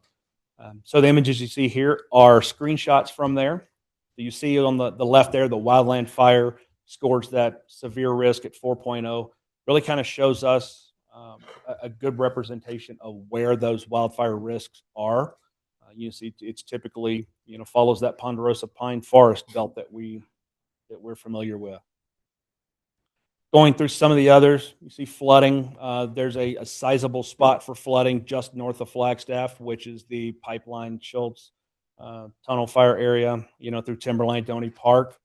A lot of that work is been mitigated by flood control. So we're excited to see that kind of drop down a little bit now that we've had some mitigation, which will be reflected in the next plan in 5 years. Some others going through, we can see drought that typically corresponds with the lower elevations of the county. And then some of our climate change, excessive heat issues that we have.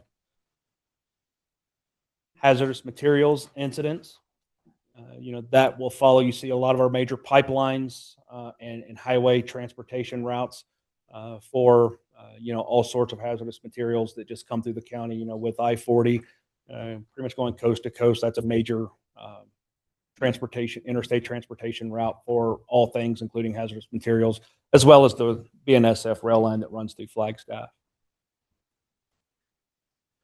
Extended power outage. We have seen more of those for various things. And APS has been working diligently to reinforce and update and upgrade their infrastructure. But we've seen power outages down in Munns Park due to winter storms. But we've also seen the public safety power shutoff and call that they made here a couple of months ago. So we're seeing an increased number of those power outages.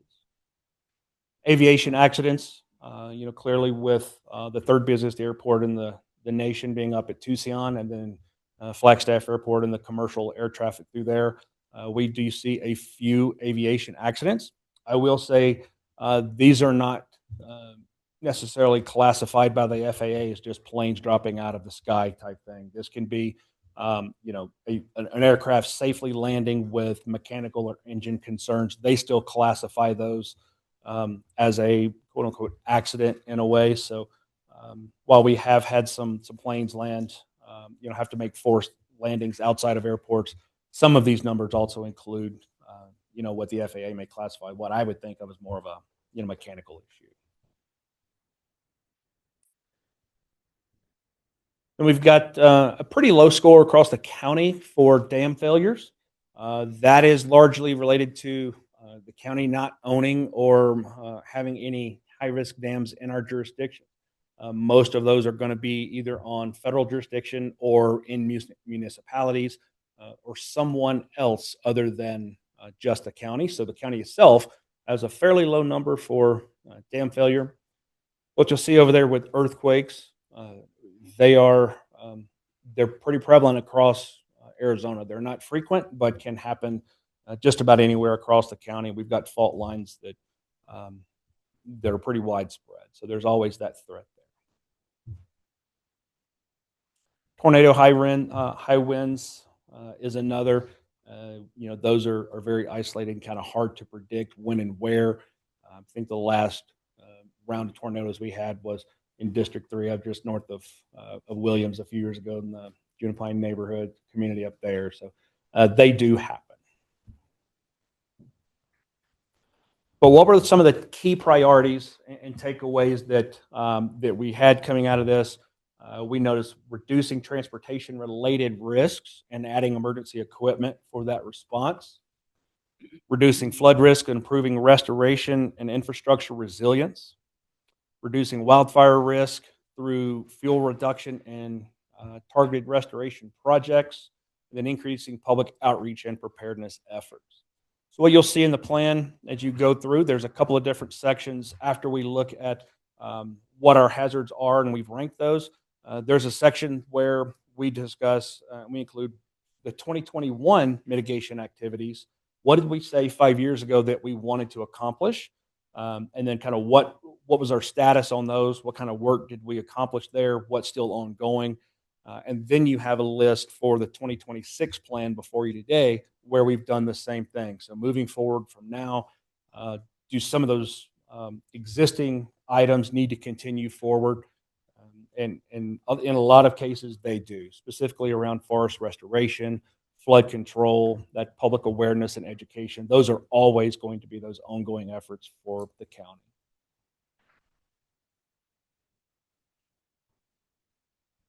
Again, and I really can't stress this enough, why does hazard mitigation matter? When the community asks us, why are you going to come out? It's never flooded here before. Why are you going to come out and do this work? And I send it back here.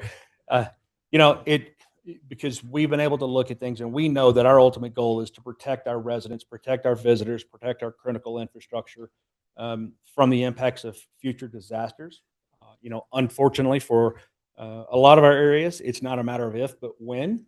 So if we can get out ahead of that, sure, we're going to save money, but we're also going to, more importantly, save lives. And it supports long-term resilience for our communities, our transportation networks, watersheds, public lands, all the things that make this county great, that for residents, we love living here, and what is the big draw for visitors to come. So the next steps, like I mentioned, we've had a lot of different county departments and regional stakeholders working on this plan. So the next step is up to you as the board. We're asking for local adoption through resolution to adopt this plan. Once we have local adoption of the plan, and I'll be meeting with all of our municipal counterparts over the next 4 weeks. We've got presentations in all of our communities and in all of our city and town councils. They'll be presented with a similar resolution to adopt. Once we have the local adoption, we're going to then present all the adoptions with the plan to the state. The state's going to review the plan, provide any feedback that they have, and they've been working with us through the planning process, so it shouldn't have many. But then the state will forward the plan up to FEMA, and FEMA will then review the plan, and we'll have dialogue with them if there's any revisions that need to be made at that point.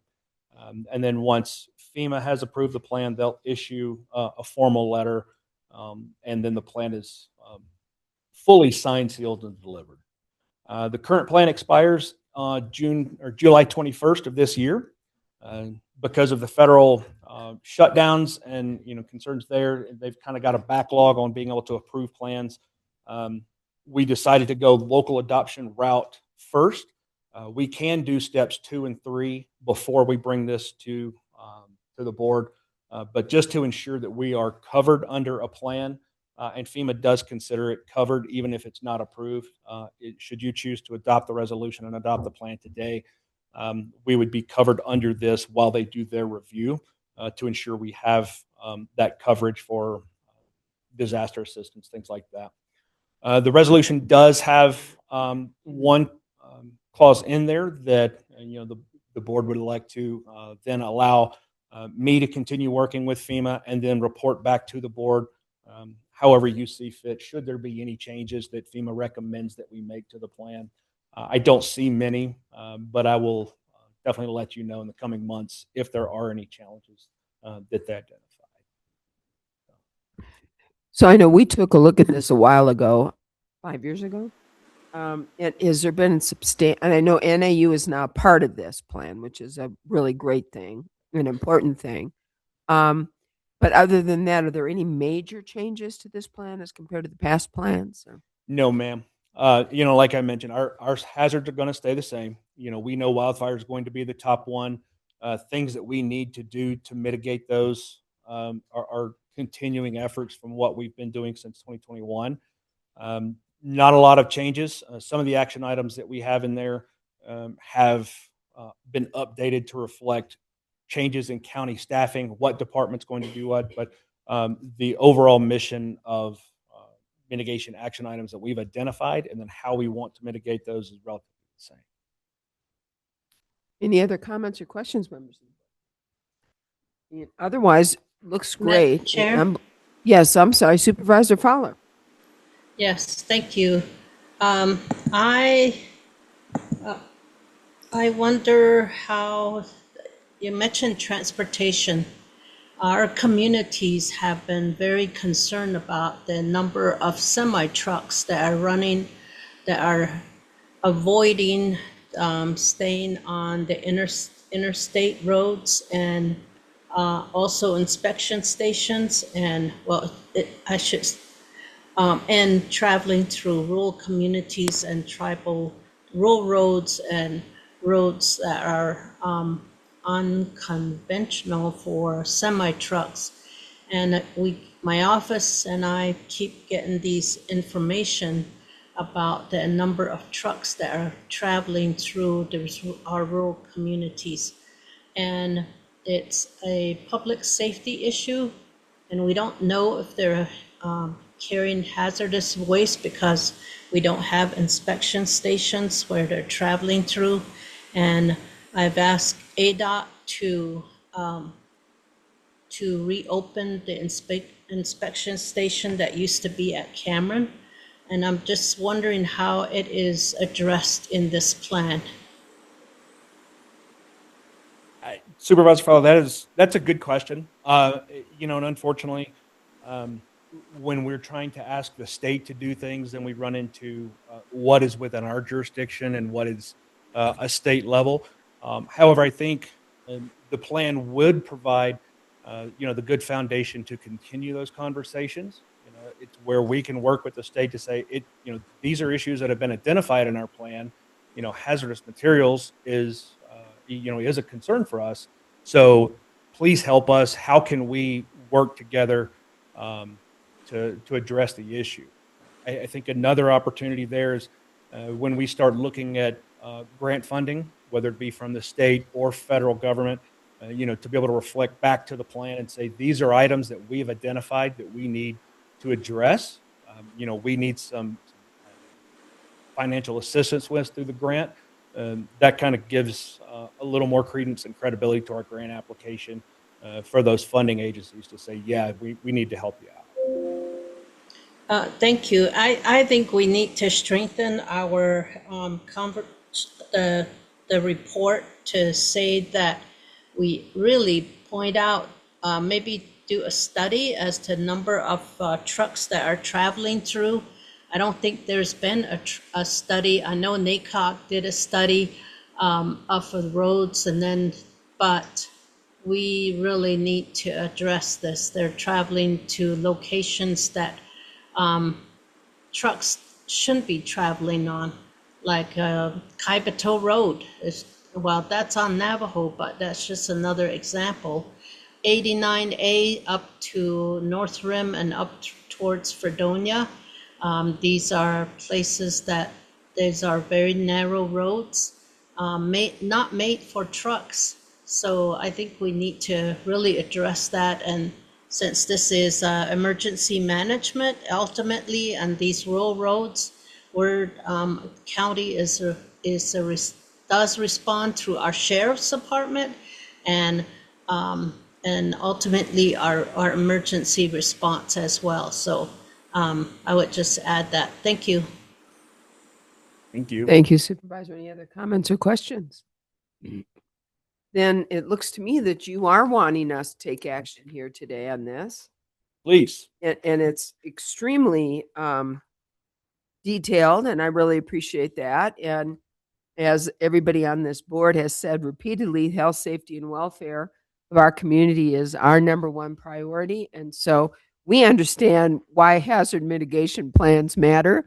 And we've unfortunately been the poster child for some of that. And quite frankly, a poster child of how the response should occur. So for that, Tim, thank you for you and your staff and really all of Coconino County departments. It really is a one county approach to health and safety for our communities. So thank you.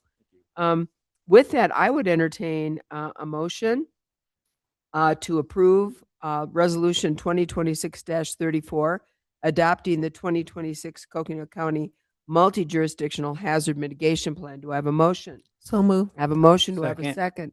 I have a motion and second. All those in favor, please signify by saying aye. Aye. Aye. It's unanimous. Thanks again.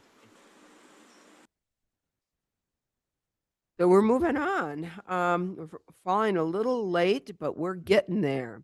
Number 59, presentation and briefing to the board on the activities of the County Supervisors Association by Executive Director Craig Sullivan. And I see that our president, Alton Joe Shepard, is with us as well. Thank you, Alton. It's great to see you.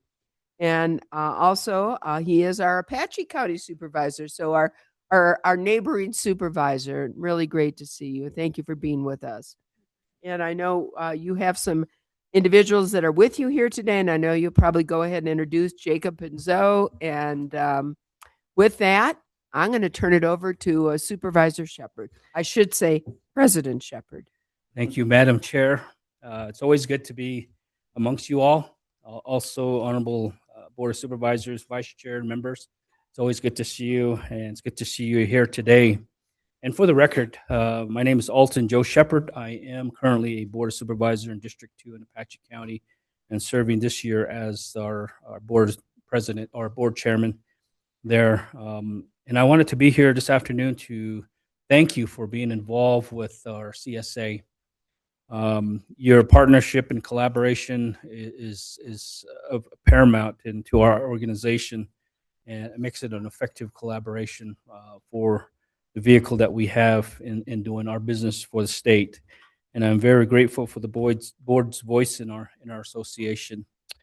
Chairwoman Horstman, I'd like to thank you for participating in our legislative policy committee and your services as our representative to the national level, NACO, and WIR. I'd also like to thank Supervisor Fowler for her participation in our LPC as well, and also serving as the chair of the association's Medium Caucus.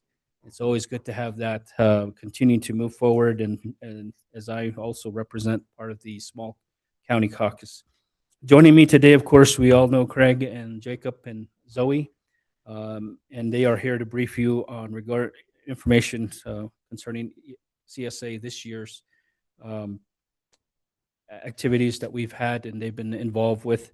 But before I turn the time over to them, again, thank you for hosting our CSA Policy Summit in October 6th through the 8th, and I'm looking forward to it. And just something I learned the other day is that CSA Summit is outgrowing a lot of the county's capacity in retaining or having hotel places. So again, we're growing, but sooner or later, I think the only place is going to be Maricopa unless we keep up with the number. But certainly, I am very honored to be here and to be serving as the president of CSA. Tough work, but at the same time, we're going out to starting our tours, reaching out to all of our board of supervisors counties. So that's one mission I have, is to calculate how many miles I drive this summer to hit all 15 if I can. But there's already 13 so far that are listed. But it's just part of my enthusiasm to be there and to again connect the ships with everybody. And again, just want to say thank you. With that, Madam Chair, I'd like to turn the time over to Craig and his team. Thank you. Thank you. And you certainly have served us well, President Shepard, and really appreciate your enthusiasm for all of us and your advocacy on behalf of all of us. So thank you so much.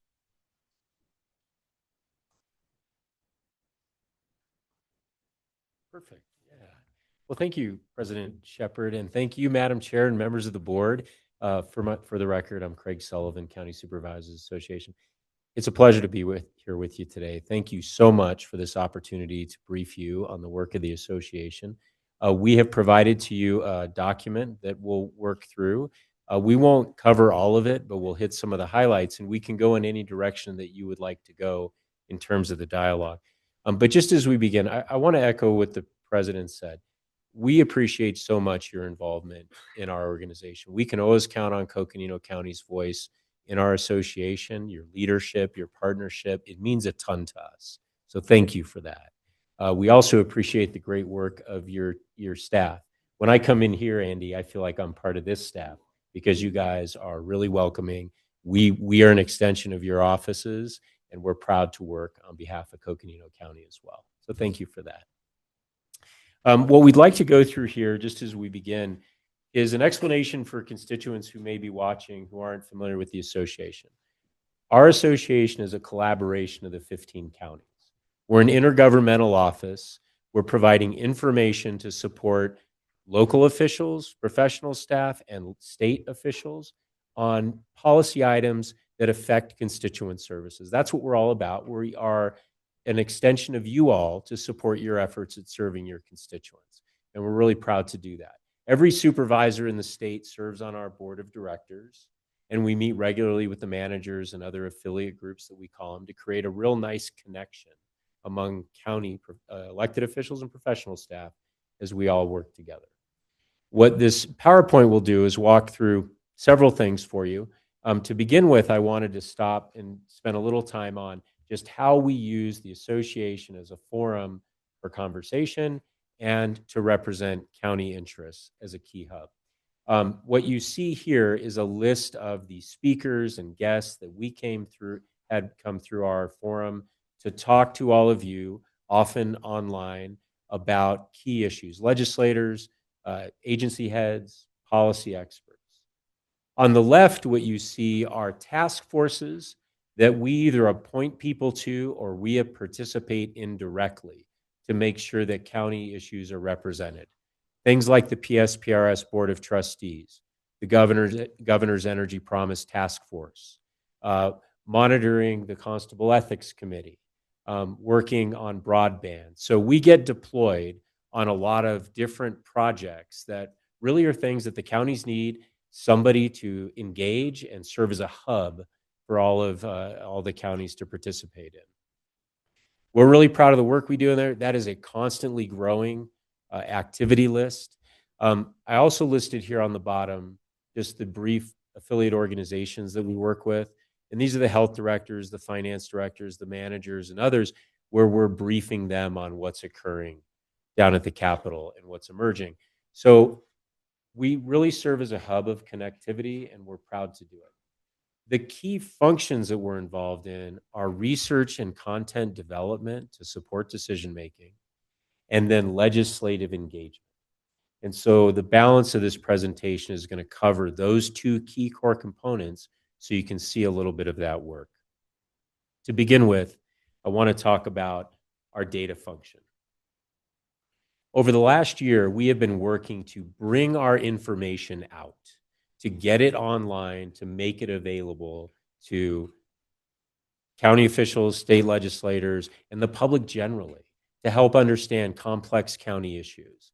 To do that, we had to spend a lot of time building a database. This is something we've been doing for many years, but under the leadership of Vanessa Fielder, it has really exponentially grown to capture data that we then can apply to analysis, visualizations, and other content that we're developing. What some of that looks like are things like our data dashboards. These are tools online where you're able to go in and look at state and county revenue comparisons, our county encyclopedia, the general fund revenue dashboard, probation dashboard, and others. And these can show you month by month data points to track what's going on in the revenue structure and other areas to help you understand what's going on in your county, but maybe what's going on in another county. Often folks are looking at, well, who's using a jail district? Who's using a public health district? Those types of things. What are comparable tax rates? So those tools really help you navigate a lot of that. And they've really begun to inform policy staff at the legislature as they've begun to see that these items are there. They're accessing them significantly, and we're getting really good feedback in that regard. Because what we're trying to do as well is build credibility in the policy conversation at the legislature using data, and these tools help that. We're applying that data to any number of projects to bring information out, increase awareness. And we saw that in multiple ways this year in how we were getting policy briefs out, developing videos on service fiscal analyses, things like that. Some of the work that we're building are just explained. So I listed a few for you here.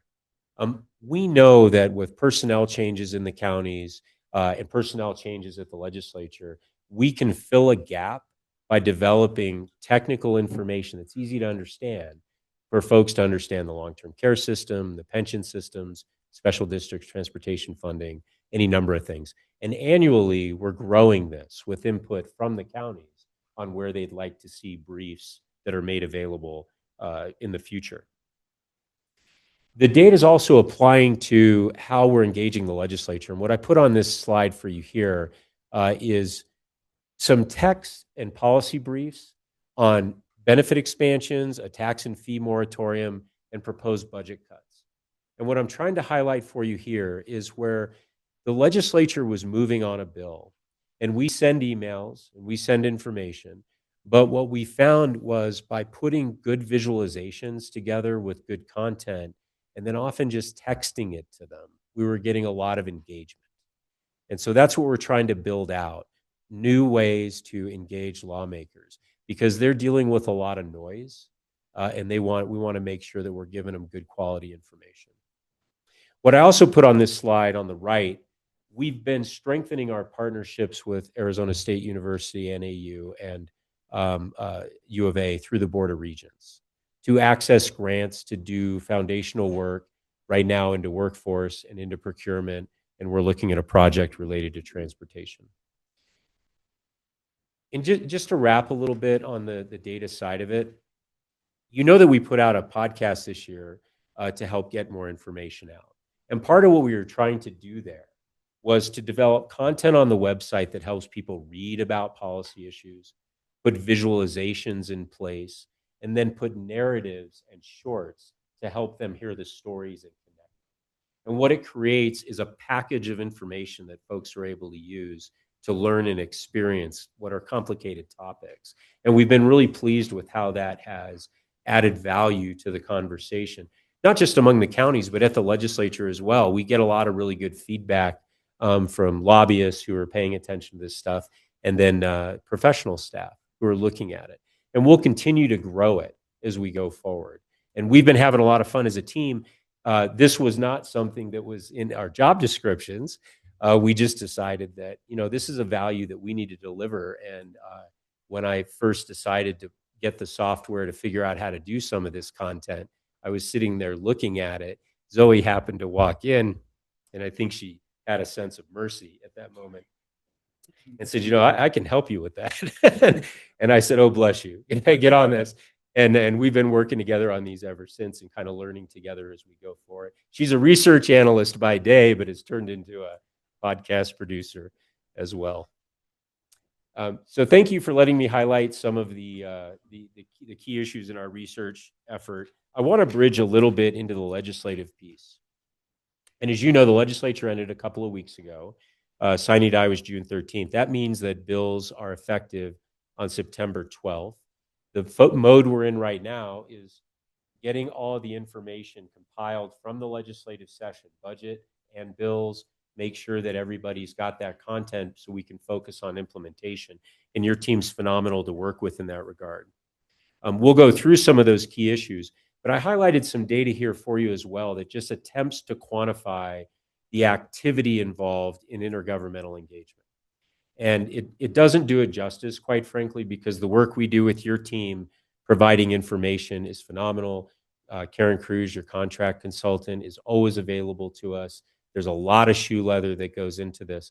But if you look at the list, you can just get a sense of some things that I was proud of that we were able to score.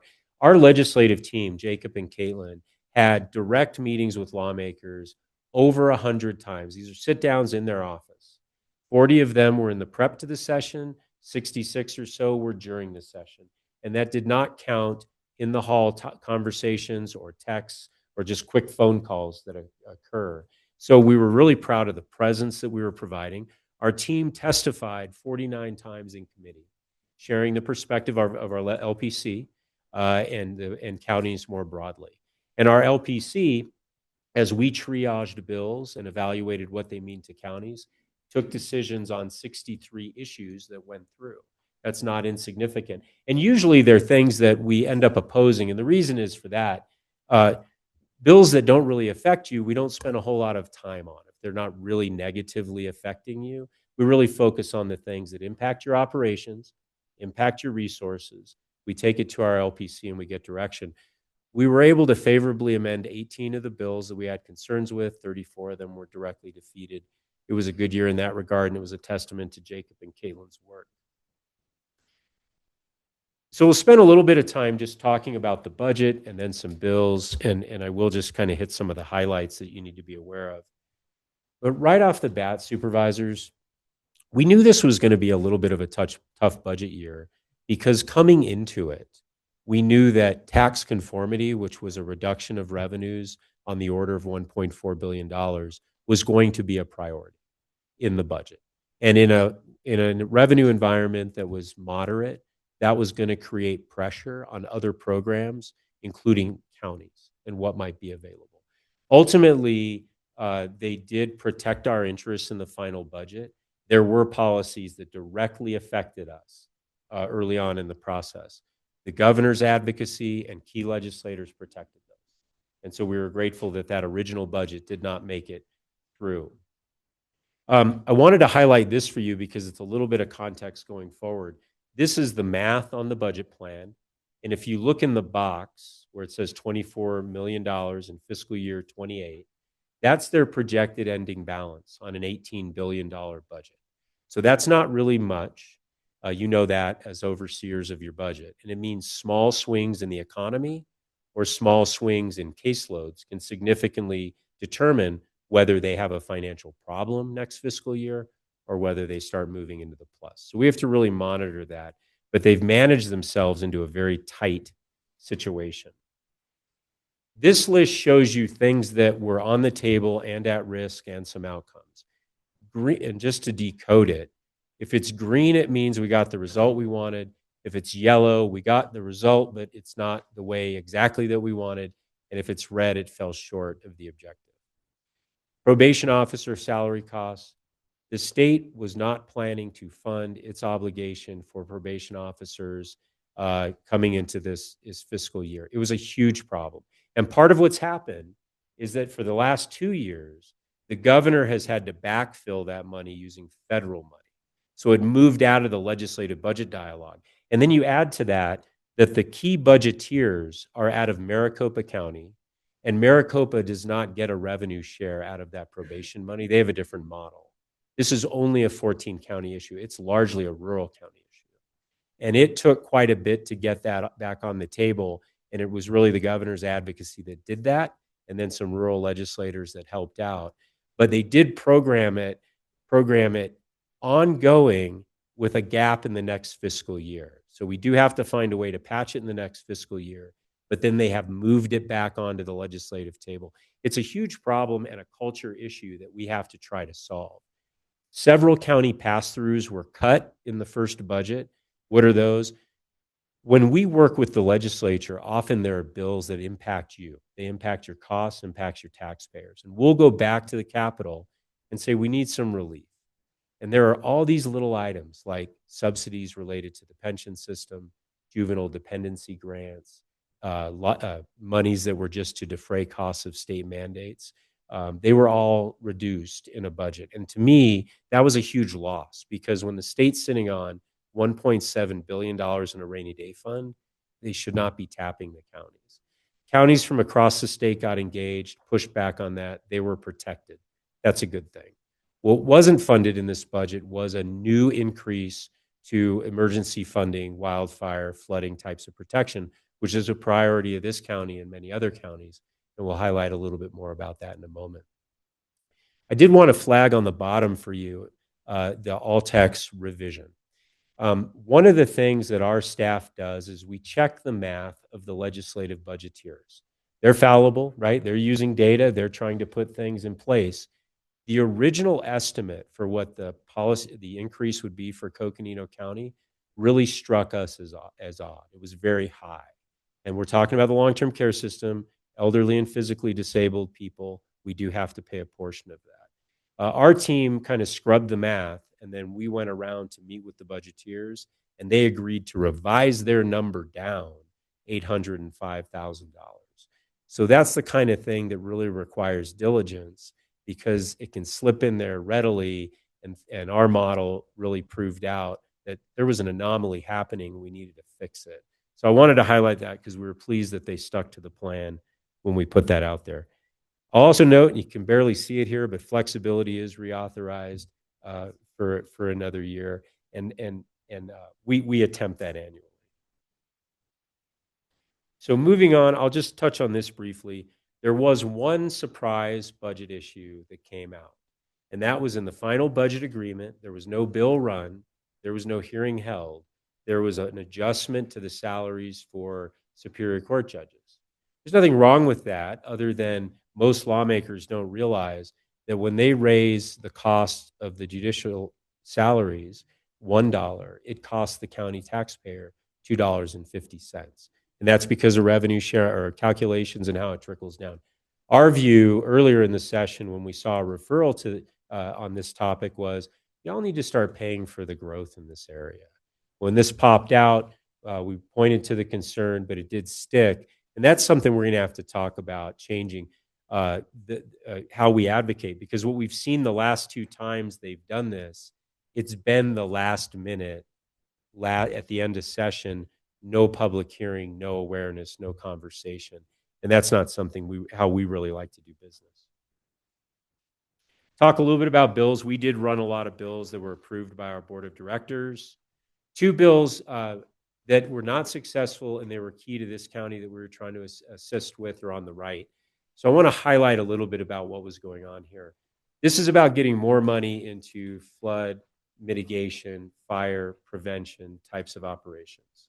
And we were trying to get creative on strategies to do that. One of those strategies was to use some revenues from the premium tax collections to do it. What we found in going through this is the legislature was loath to do anything in an ongoing basis. They were really pushing back on structural ongoing funding responsibilities. And when you add to it the funding issues that they had, it created a lot of pressure on this conversation. So we'll spend some time with your ledge team, kind of doing a little bit of a postmortem on it and have conversations about going forward. But that was the key point that I discovered in going in it, the resistance to do any kind of ongoing commitment. And then since we're not in a one-time allocation world, given the revenue shortfall, there wasn't an opportunity to do something there. A couple more slides on bills. This just shows reactive advocacy. And the supervisors who participated in our LPC, you heard all about these bills. This is where Jacob and Caitlin are representing your interests on bills we're concerned with. These are not the bills that passed. They're just things we had to spend time on. The key thing that I really wanted to highlight here, because it's a topic of infinite conversation with Jacob and I, there's a lot of pressure to remove local input into major siting decisions, data centers, power, small modular nuclear reactions, the whole thing. And we've been very power or industry agnostic. We're very open to economic development. We're open to energy development. The issue is about community participation. And that's really what it's about. It's local flexibility, local responsiveness. And we were a little bit concerned because some of these bills, they weren't preempting my county, Maricopa County, where I live. They were preempting rural counties. And there's no logical reason for that. And so thankfully, those were either defeated or the governor vetoed one of those last Friday. But I think this trend's going to continue, Madam Chair, and we're just going to have to spend some time on our involvement because often they're chasing ghosts in the paper or other places. And what I see is real local government solving problems and balancing interests and the system working. Some bills that did pass, I think having a situation of divided government helps a lot because the governor signaled early on that she wants things that are, largely bipartisan. That means a lot of lawmakers will say to us, how can we work out problems with you? So that's good. And we kind of get to good results. A couple of things I'd like to highlight here. You may be familiar with community facilities districts. Those are local bonding districts that developers can come to you and then they can build the infrastructure and then assess the properties they sell, right? It's a way of facilitating development. The legislature, under the banner of affordable housing, created a state-level mechanism that can do the same thing. So it does have all the bonding analysis going to a state agency and the developers working largely with the state agency. They still have to meet the local entitlements and things like that. But it is a fundamental change in that model, and it's something we'll have to monitor as we go forward. It was bipartisan in its support, and so there clearly was a lot of juice behind moving that forward. It was heavily amended by both the league and us as it went along. I also mentioned that there was a tourism improvement district statute created. This is something that we've talked about before. It's a mechanism that would have the board involved in creating a tourism district, and then the entities pay into it for marketing purposes. So just be aware. And then there was a policy change related to public notices. And this is something we talked about a lot. In the end, it was an agreement between local governments and the newspapers, which I think was a good thing to promote efficiency and modify some of the costs associated with it. So ultimately, that turned into a decent result. Senator Angus out of Mojave County championed that. I'll bounce forward to the general election and the ballot questions. The legislature sent 10 ballot questions to the voters. That's a lot. We thought it would be a little bit lower. 3 went last session and 7 this session. I've highlighted in here some that are particularly relevant to counties. There could be more based on how you're looking at it. But one is a referral to preemptively ban using a vehicle miles traveled methodology to fund roads. We use a gas tax. Some states have been looking at, well, maybe you can do it more efficiently with the vehicle miles traveled. This would preemptively ban that tool. Also, there's a restriction on utilization of photo radar, heavily used in municipalities, not so much in counties. And probably the big one for us is HCR 2001. So this is the issue we talked about that will go to the ballot and require on-site tabulation. And it's going to require the purchase of a lot of equipment.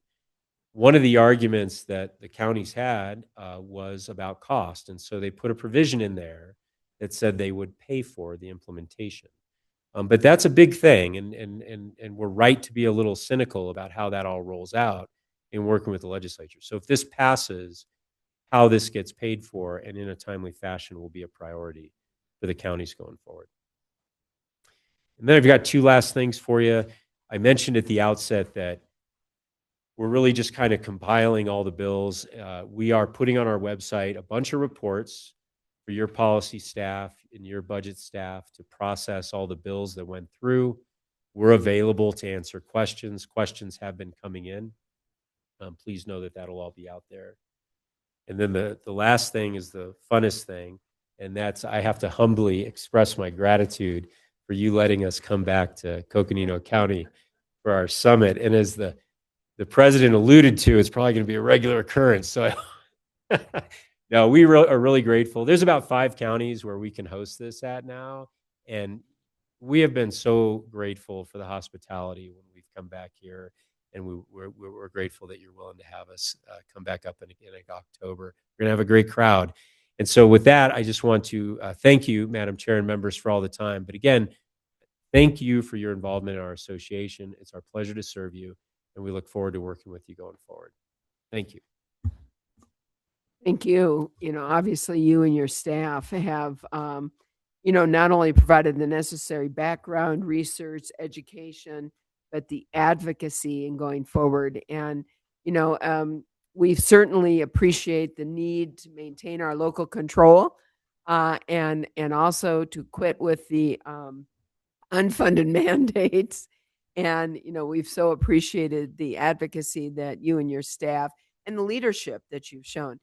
But it also is tremendous when you think of quite frankly, the divided legislature, and yet both sides, both parties, really look to CSA and come to CSA and and CSA has credibility within the legislature. That speaks highly of the great work that you and your staff have done, and really want to thank you for that and appreciate that. It's our pleasure. It's our honor to serve you.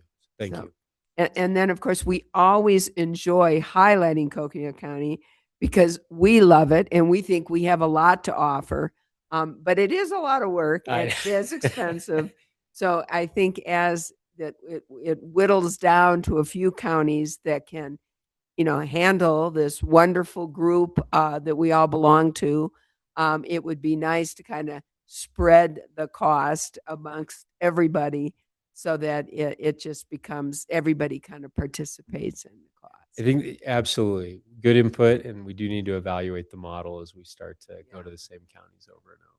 But we're happy to have you up It'll here. be fun. We think we're great up here, and really we have some exciting things and opportunities for educational and visits, and to look at the Milky Way under our night sky. It's just we're really looking forward to it. So, other comments, members of the board? No. Supervisor Vasquez.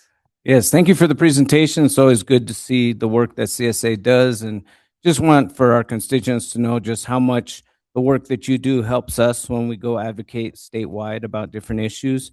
It gives us something to stand on and to talk about how the impacts on counties. So your research is vital, and I recommend the public, if they're interested in seeing the work, going to the website, checking out the podcast, because it's great information and to understand how our counties work and how they can help support us, support you, and support them by going to the state legislature. Thank you. Other comments? Supervisor Begay. Thank you. It's always nice to see CSA staff. Thank you for being here today and doing a presentation. Mr. Shepherd, with your role in that capacity with the CSA, and then also, so thank you for being here with us. But I think the words that came out was the hub of connectivity. I think that is something that really says everything. There's communication going both ways, every which way, and input. Whether it be data, information that's given to us, or just anything that keeps us, your researches, your advocacy, all of this is greatly appreciated.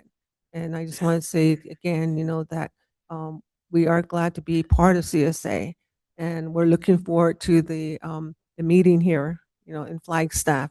So I just want to say thank you, and you guys travel safe home, and thank you so much for everything.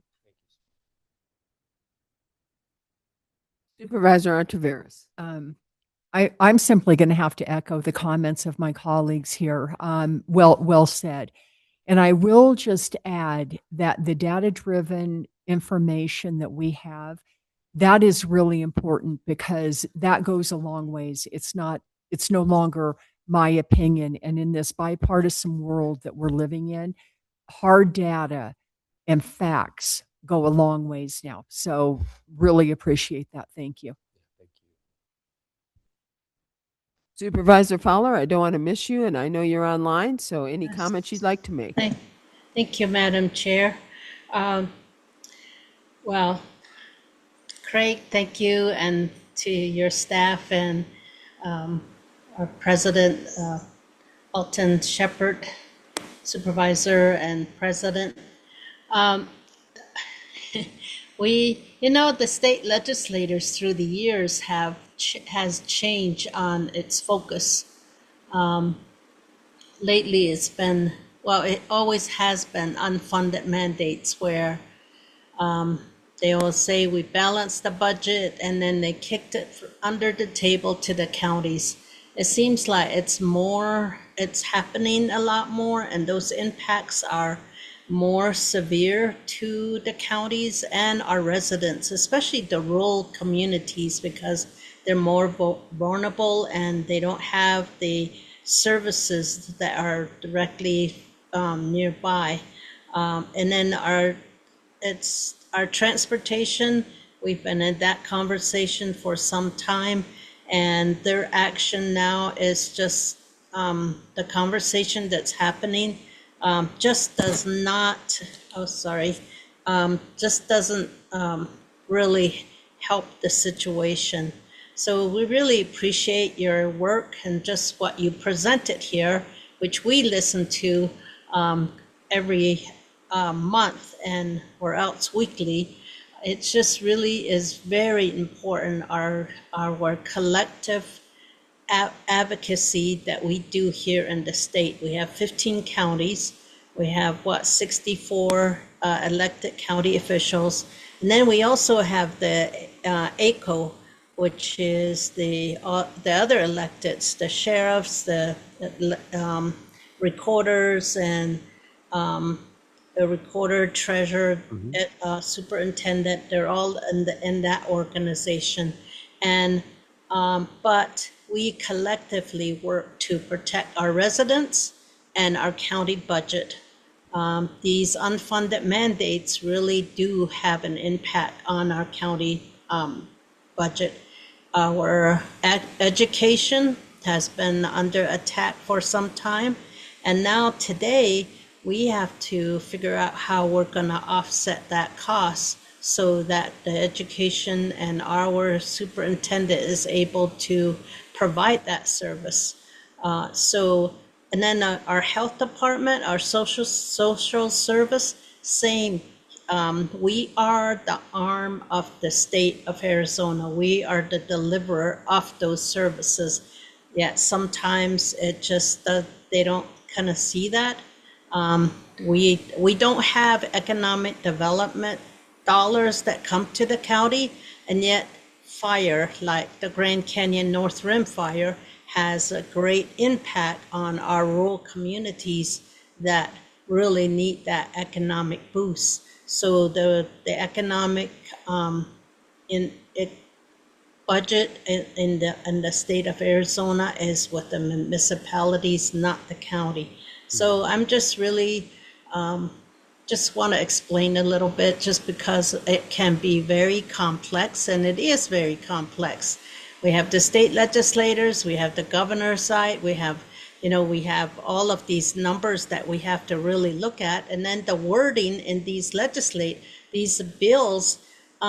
We're usually trying to figure out what does this mean and how is it going to impact us, and how are we going to be able to balance our budget so we can deliver the services that we have a responsibility for. So Craig, with your scientific work and with all the information that is provided to us, we have a better understanding, and we all collectively focus on what we're going to advocate for.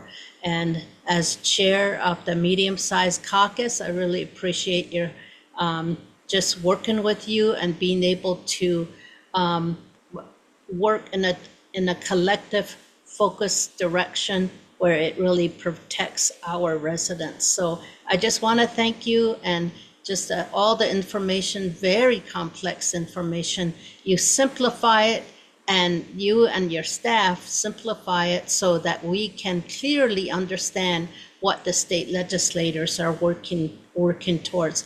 It's very sad, though, that we have state legislators that do not ask the county or even ask the municipalities, okay, this is a bill, how is it going to impact you? How is it going to impact the residents? It does not do that. So for that reason, we are constantly having to really clarify as to what these bills really mean. Then we have our County Managers Association. They also meet. So we are really in all fronts, we're working together. And I just want to thank you again, Craig, for your presentation and for your update to the public so that they can understand where and how we make decisions. So thank you. I appreciate your work. I appreciate all of your staff. Really, we are making the right decisions based on the information that's provided. And it's just really unfortunate the number of bills that are being sent to the voters and without education with the voters, because all they're trying to do is avoid the governor who may veto those bills instead of going through a regular process. Instead, they're directing it directly to the voters who don't understand these bills. So now it's upon us to be able to educate the voters as to what these bills mean, because they can be very complex and they're not good bills, and that's why they're being sent directly to the voters. So anyway, thank you again. Really appreciate it. We have a lot of work before us, and it's unfortunate that we have state legislators that don't really work with us and in these bills and try to get it through in any way they can. Thank you. Thank you, Supervisor Fowler, and thank you for your leadership in our organization.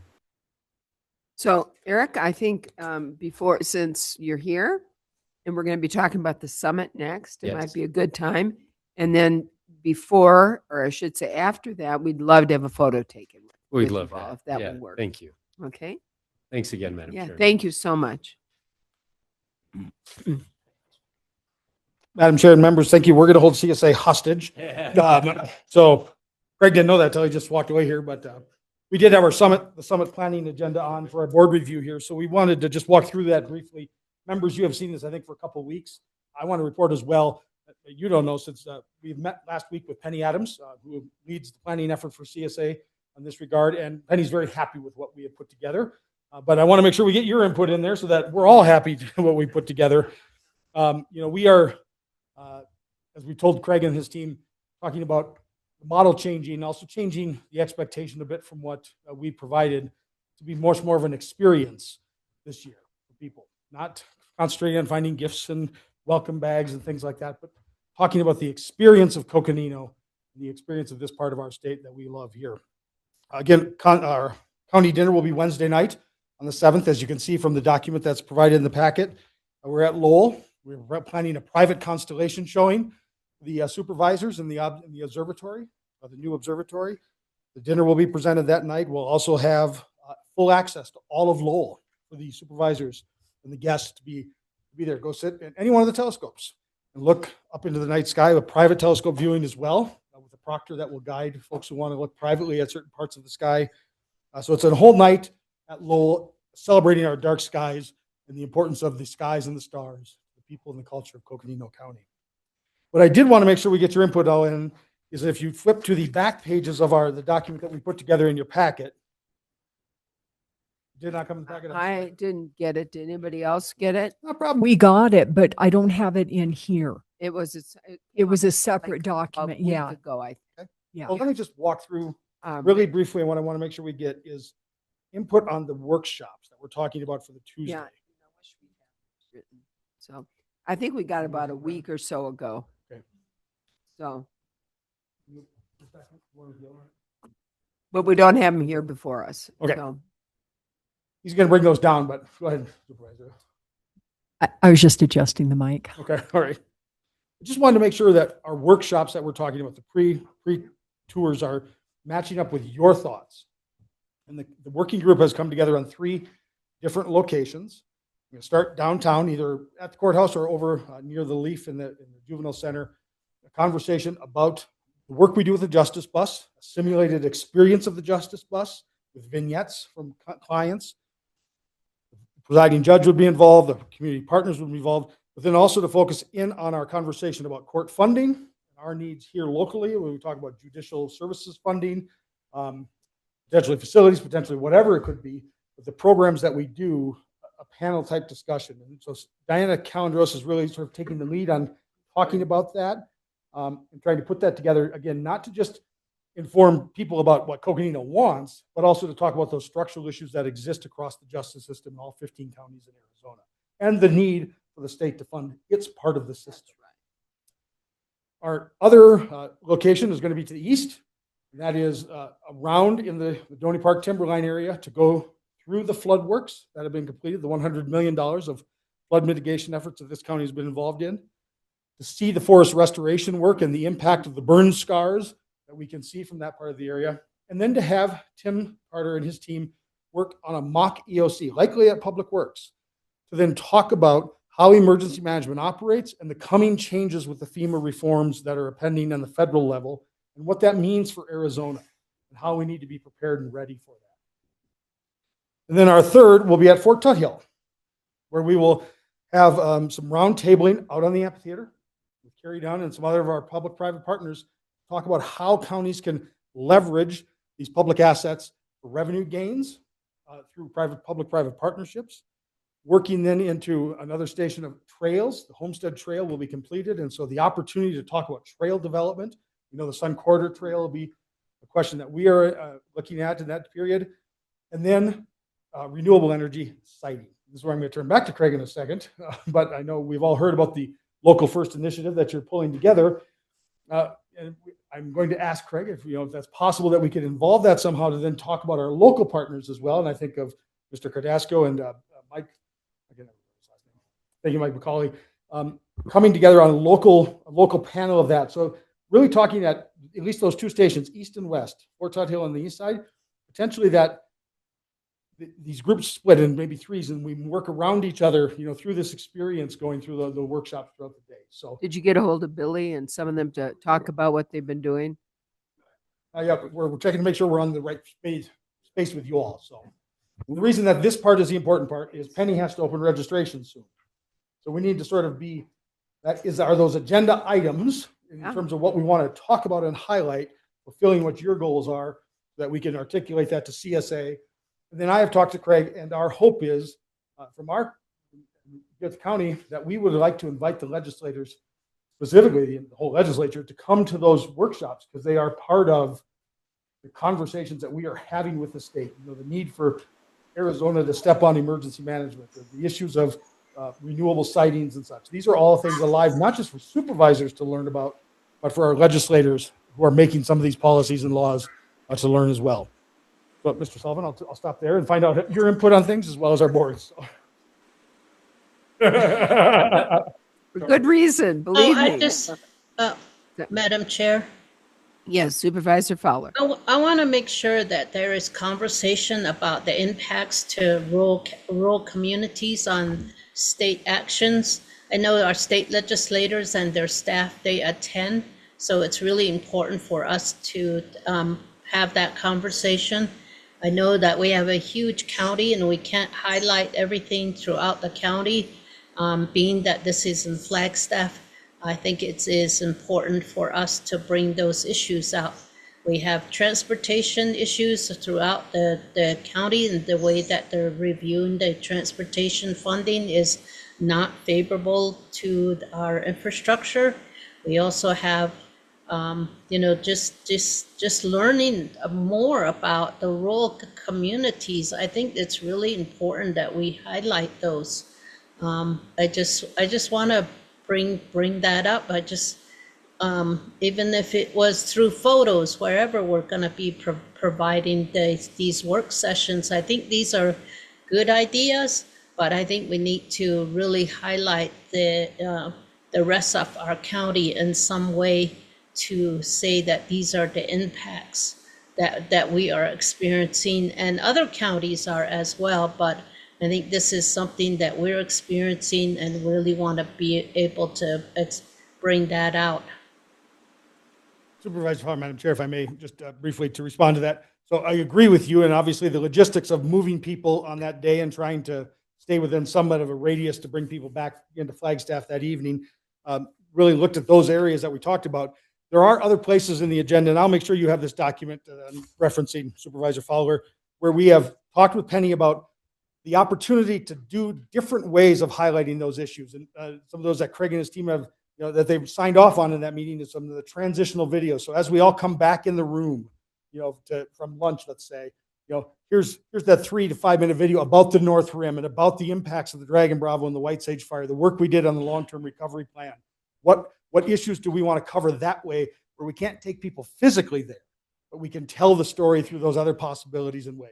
And I do think you have, I think large headings, if you will. I mean, some of the difficulties, for example, just in large rural communities, it's going to be addressed during the Justice Bus and being able to go out using that for providing services. And then the other is for forest fire restoration, flood mitigation, recovery, even though you're going to see some of how we spent $100 million, which is pretty unbelievable. We were able to do that, receive that kind of money. But that's also going to lead into discussions about, for example, the Dragon Bravo, and lead into discussions about how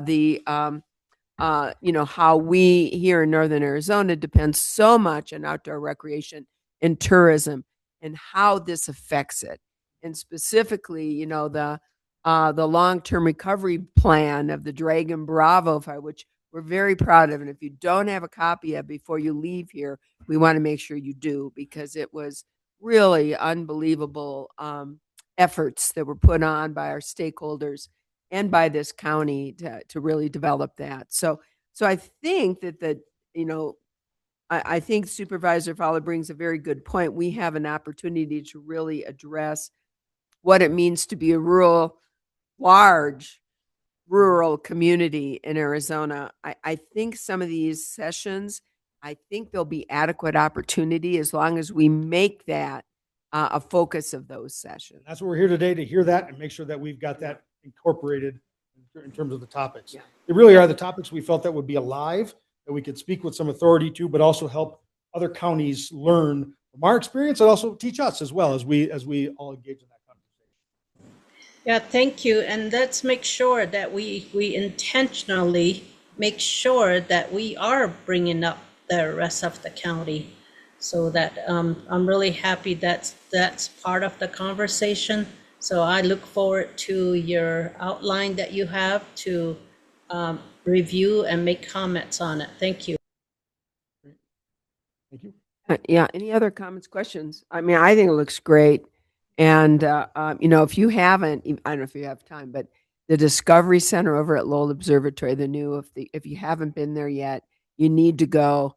Bring your family. It's just an incredible experience. You'll see it, but they may not be with you. So you might want to invite them up too. So yeah, Supervisor Antiveros. Thank you, Madam Chair. And Mr. Erickson, are you looking for a definitive, and Mr. Sullivan, perhaps a definitive, yeah, this looks like a good plan to us, so Penny can go ahead and move forward? So we Oh, go ahead. okay, so you understand the schedule. About by July 4th, let's put it that way, we need to have our basic outline of what we're going to be offering that needs to be in registration when it goes out, when Penny's going to release the registration to all 15 counties. Okay. So we need to have are we on the right topic, so we can build sort of that descriptive narrative about what people could sign up for and understand some of that. So we're working with staff to do the logistics, but are we on the right topics?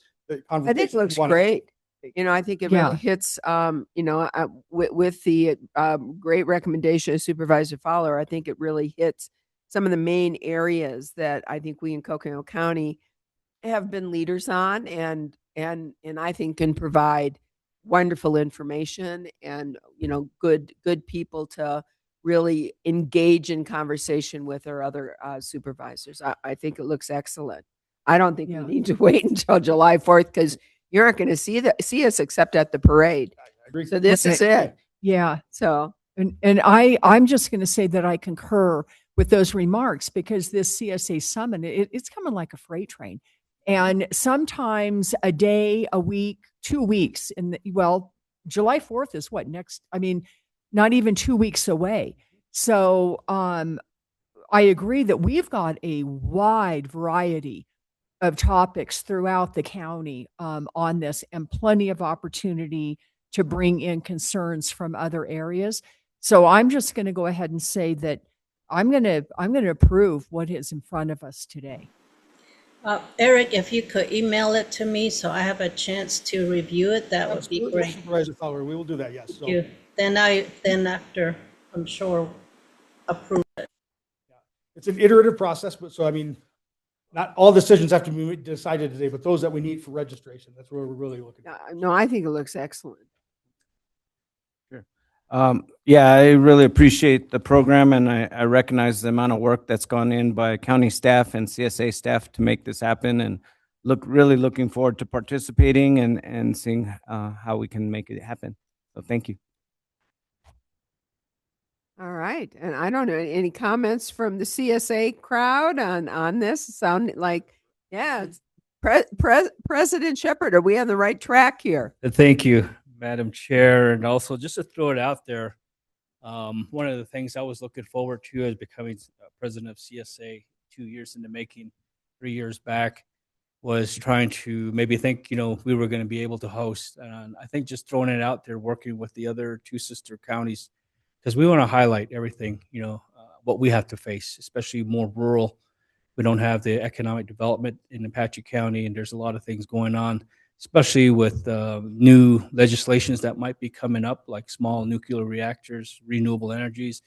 And there's a big wall against that. And what does it mean? How do we move forward in consideration? And just talking, looking out. And then, of course, we've got a host site that I thought was big enough, but it wasn't big enough for Twin Arrows, and maybe thinking about maybe President's host dinner there we can have. And I think all of us can, hopefully, we're growing, like I said, and if we can do everything that we can to get more registration, more people involved to register and be a part of this, to learn about, CSA and what it means to as far as our jobs, and even taking it to the national level. And I want to give a shout out to our second vice president of NACO. I'm very, very positive about that. And, Sarah Benatar, she's ready to take the helms here in a couple of years, and I'm very, very enthused that she's taken on that. And again, it puts Coconino and Flagstaff on the map. That happens nationally. So using that position, I think that it comes a long ways. But other than that, I'm just as enthused as you guys are. And like I said, I do appreciate you guys. Every time we go out there, Coconino comes in force. And I think, I just always wonder, hey, how did they do that? And I keep asking my county manager, I said, how come we're not like Coconino over here, Ryan? He's trying to figure it out. So, but anyhow, thank you for this opportunity. And I look forward to all the success this year and all the good things that we're looking forward to. So I appreciate your leadership as well. Thank you. Thank you. And the good thing is, we will look to, as part of these, is a discussion and hear from our neighbors and Apache County and Navajo County, because we all face many of the very same issues. Any other comments, questions? So this is what we're going to do. Believe it or not, I can't believe we had a very long meeting this morning, but we've done pretty well. It's a little after 4. I'm going to go ahead and adjourn until 6 o'clock, and that's when we're going to talk about our truth in taxation hearings and to also pass our county budget. So this will give us a little bit of a break to be able to spend with the CSA group and to have some dinner. And before that, and I got it, we're supposed to take a picture, and we want that as well. So let's go to the other side and get a picture taken. Thank you. We'll be back, members of the public, at 6 o'clock.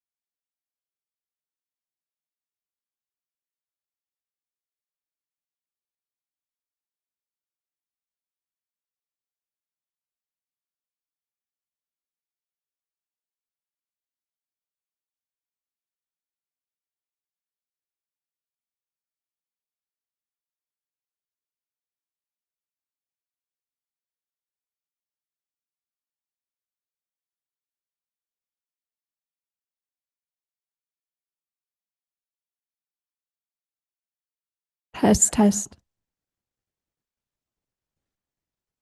Test, test. Hello, hello, hello. Echo.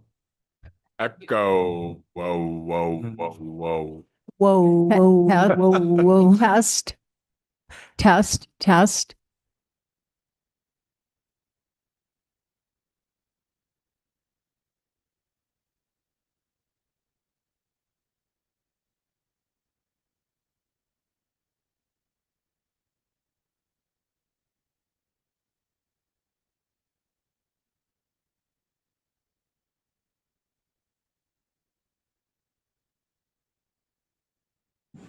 I can hear you.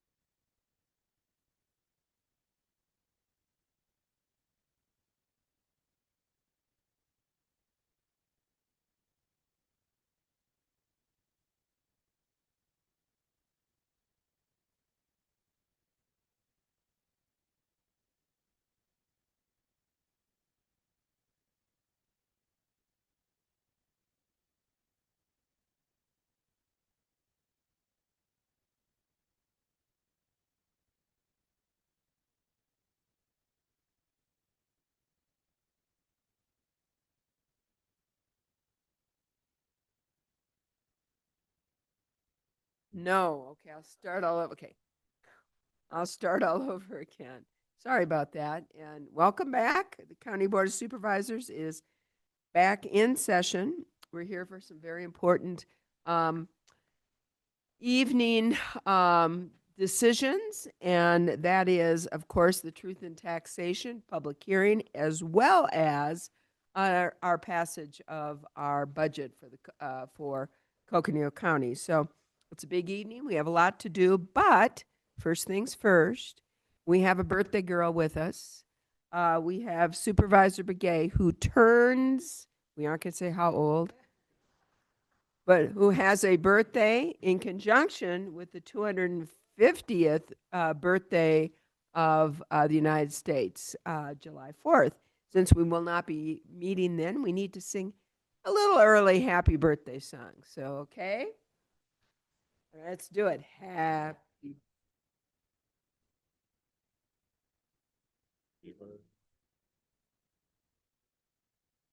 Happy birthday.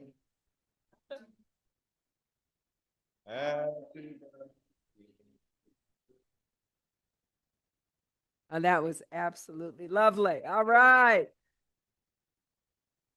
Speech. But we also, I believe, Erica Philpott has brought a very special birthday dessert in honor of your birthday on July 4th, July 4th, baby. So, and go ahead and let us.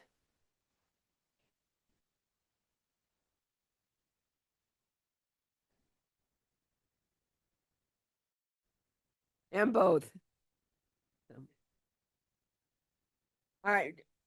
There you go. Do you want to take a couple, we'll take a couple minutes just to grab something and bring it back here so everybody has it.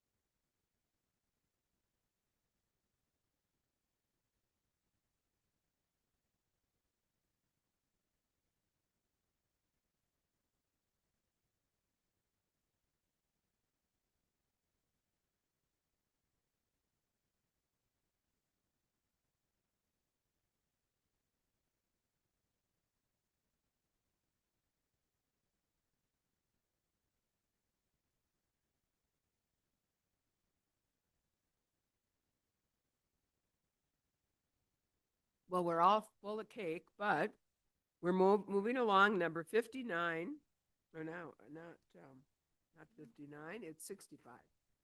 Number 65, this is public hearing. Consideration and possible action on the review of comments received during the 45-day comment period and the approval of fiscal year 2027 Title III projects under the Secure Rural Schools and Community Self-Determination Act. And we have with us Siri Mullaney, who will have with us all night. Hopefully not all night, but hopefully most of today, who's going to basically lead us through this, and then we'll open it for public hearing. So, Siri. Thank you, Chair and members of the board. So for our first item, we are asking to close our public hearing period. And we had a 45-day advertised public comment period for Title III projects. As you'll remember, we discussed the Secure Rural Schools funding. We discussed Title III during the budget. This was one area where we had a pause in our federal funding, and then there was reauthorization. So you're going to see a similar item again in August. This is one of them. We have a second one because we actually are working with 2 years of funding in fiscal year 27 because of the pause and then the reauthorization. So this is our first one that we are asking to close the public comment period. And so just as a reminder, there's 3 titles under the Secure Rural Schools funding. Title I is the largest title. That's the funds that primarily go to the schools and also to the roads. We've already dealt with that funding in the budget. This piece is for Title III, which helps fund patrol on federal lands. So that would normally be a federal obligation, but our county sheriff does provide patrol services on federal land. So these dollars can help cover the cost of that, so that we don't have the county general fund picking that up. If we did not use the funds through Title III for this purpose, the county general fund would be paying for patrolling federal lands. And so we did not receive any comments during our public comment period. And so we are ready to move forward with the final part of the public comment period and call for any additional comments before closing the public comment and taking action. Thank you. And with that, I will open our public hearing for public comments. It's actually a continuation of the 45-day period for comments. This will be the final opportunity that members of the public have to make comments on the Title III projects under Secure Rural Schools and Community Self-Determination Act. So with that, I'm going to turn this to clerk of our board, Lindsay Daly, to explain to the public how they can join us for this hearing. Thank you, Chair Horstman. At this time, if there is anyone that would like to provide comment and you're watching the virtual format on our YouTube, you can email your comment to boardcomments@coconino.az.gov. And we do not have anyone here from the public in our boardroom, so we don't have any comment cards. We would normally have people fill out a card or just come on up to the podium to provide their comment.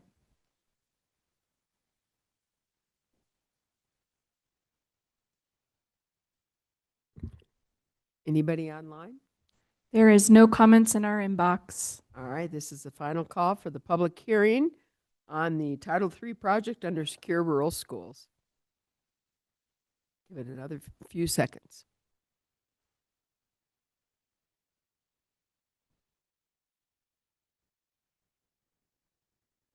All right, it doesn't appear we have any comments. And so with that, I am going to close the 45-day comment period on this. And we now need to entertain a motion on basically, do we have a motion for this? Okay.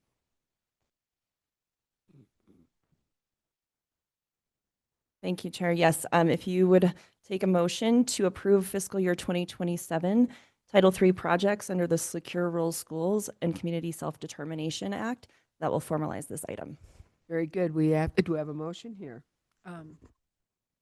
Yes, I would like to make a motion to approve the fiscal year 2027 Title III projects under the Secure Rural Schools and Community Self-Determination Act. Do I have a second? Second. We have a motion and 2 seconds. All those in favor, please signify by saying aye. Aye. Aye. It is approved and passed. Next, members of the board, we have number 66. We have the final budget public hearing adoption. This is our public truth and taxation hearing, consideration and possible action to adopt the fiscal year 2027 Coconino County primary tax rate of 0.4780 per $100 of assessed valuation and a total primary tax levy of $12,094,988 by roll call vote. This means that I will individually call and get your individual vote. And this amount is a decrease from the current rate, which is currently 0.4830 per $100 of assessed valuation that we levied as the board in fiscal year 2026. And I'm going to turn this over to our county manager, who will lead us off in this. Thank you, Madam Chair, members of the board. And we would like to provide to you a presentation on, really this presentation will cover the balance of the items on the agenda this evening. We know we have public hearings on the truth in taxation per state requirement, but prior to that public hearing, we would, as staff, would like to provide to you this presentation under item number 66. Just so happens to be the 100-year anniversary of Route 66. So whenever I see that number, it makes me think about Route 66 and our mother road and the significance to our county and what that means for us.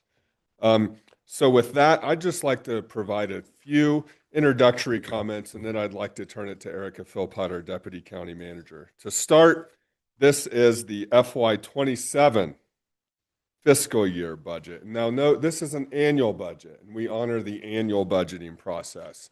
In talking to many of our colleagues, the other county managers throughout the state, we were talking about budget processes and tax rates, and I said we actually do a budget process in which we meet with all of our departments and all of our elected officials over a 2-week period. And our intention is not to make that more efficient, because it's time well spent with one another, right? We create efficiencies in that time that we have with one another, but it's really important that we all meet with one another and have the discussions that we had in April or May? April, thank you. We did April this year. To have those discussions that we all had together, because that informs our budget, informs us about what the numbers mean in terms of service. We utilize our long-term planning model, and it's been a tradition for us, our 10-year financial plan, to inform and advise us in the development of our fiscal year budget. But please note, this is an annual budget, and there are some long-term needs that we have that we've talked about funding that aren't funded. Some facilities projects that will need to be funded for the future. And we're also looking at some of our caseloads in our criminal justice system, for example, and what that means for our court system, for our county attorney's office, for our public defender's office, and all of our criminal justice partners, and our sheriff's office. So things that we constantly monitor in terms of our service and our impacts. But also, we just heard from the County Supervisors Association today and what it means from our efforts at the state of Arizona to represent counties. For example, we had a scare this budget year in that our much of our adult probation office wouldn't be funded by the state. Well, as we worked through the budget process, I think Craig Sullivan, our County Supervisors Association director, would say we got that victory by playing defense. And we did a good job of communicating what we needed to communicate and the impact to counties. So just some examples of the conversations we've had in our budget process and how that's impacted us. Now, this budget does meet some facility needs. We've utilized congressionally directed funding, and we've been self-funded in some instances. For example, Tribal Nation Service Center in Tuba City, our EOC with flood control district and our emergency management office, some public works self-funded capital project items, as well as some building improvements and facility improvements in public works. We'll be, I think, having a ribbon cutting this summer on our youth center at the Health and Human Services building. Some improvements to our amphitheater and Fort Tut Hill as well, which has become really an economic driver for our county and providing both entertainment for our visitors as well as our residents, and how we get together as a community, and we provide a space for that. As well as taking down our old jail, which hasn't been utilized for 25 years. Now, imagine, and if you want a chance to walk into that building after 25 years of non-use, we will give you that opportunity. I wouldn't recommend it. We have a lot of work that we need to do to clean it up before we take it down, but this will be an investment well spent to both take down the old jail and expose the historic jail, which is the first building built, Coconino sandstone in Coconino County, even before the courthouse, and the courthouse was built in 1894. So really some projects that highlight Coconino County, but also provide service to our community. Now, in this budget, you'll hear the word stability, and we've had a few monikers that we've tagged this year, and creating certainty in an uncertain world, and providing stability for our local community when much of our landscape has become more uncertain with funding, et cetera. And we're really proud to be Coconino County in that way. And we all work together to provide that stability. That gives us strength, and it gives us the strength to implement our fiscal year annual budget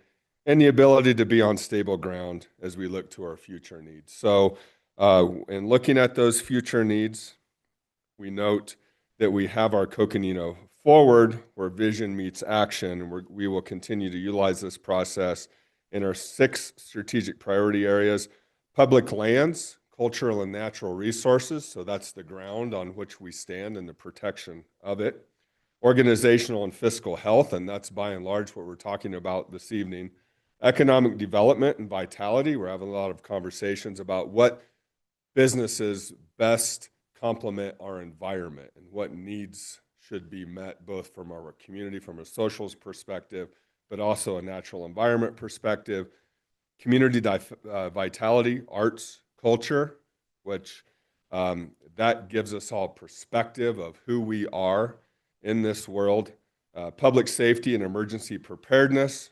We're experiencing that now, and how we represent our community with a current wildfire that's burning as we speak tonight, and how we represent our community in those efforts; and then health and human services and public health. So those are our 6 priority areas.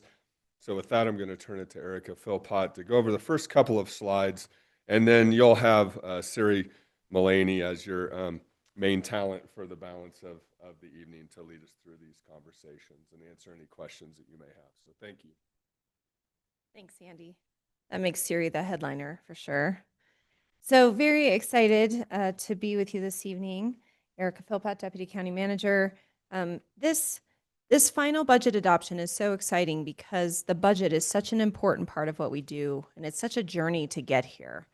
And I would like to pause before we spend a little bit of time recapping, especially for people who might watch online, and just remember where we were in the tentative budget, but also to pause and thank the Finance Department for all of their hard work.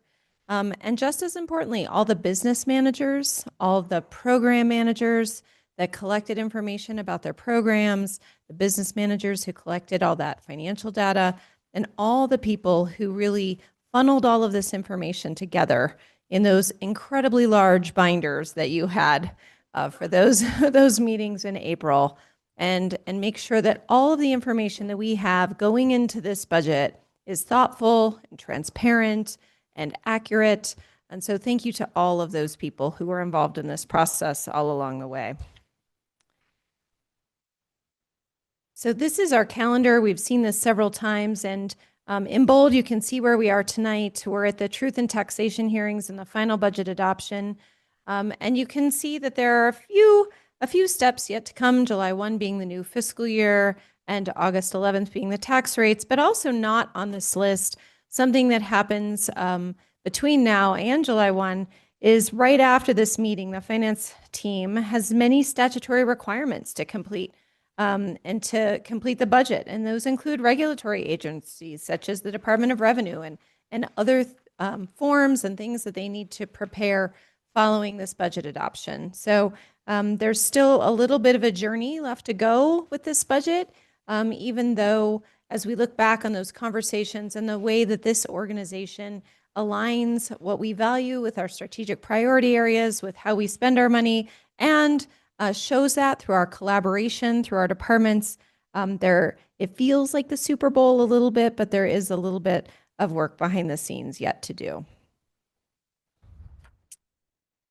So some budget highlights. As you know, we have a balanced budget, and we start with a base budget, and then we just discuss those departmental requests, and the county manager recommends what we call County Manager Recommendation Plus. And that means that that recommendation comes knowing that there are discussions with the board that still need to happen, and that we find through those conversations we end up in an even better place. And there are examples of those that through those conversations with departments, with the board, we added some things for the public defender and the legal defender, and also in positions, and also through HHS in the spay and neuter fund. So those were captured in the tentative adoption. So that recommendation had conversations that led to better understanding and clarity, and all of those things ended up in that tentative budget adoption. And they really focused on these focus areas on the screen: the staff compensation, the essential tools and service continuation, our statutory requirements, and aligning with our strategic priority areas. And you'll recall that there is a handout, it says supplemental handout on the screen, that is in your packet, that is this blue and green sheet that we used throughout the budget process, where the blue was general fund and the green was special revenue fund. And we took a careful review of that sheet, and it is here for you this evening as well. In addition to that, we continue to have the $15 million stability fund in our budget as well. And so, as you'll recall, our stability fund, that's a $15 million one-time fund, and we did look at using that last year, but continuing that for this year. So what is that for? These are bulleted here: avoiding reactionary changes due to natural disasters, other emergencies, loss of external funding, and negative economic impacts. When the board really considered that when WIC funding was in danger. And this money is to be used with board approval. And so this is, we heard about the pocket fire today, and we continue to hear about different needs that come up in our county.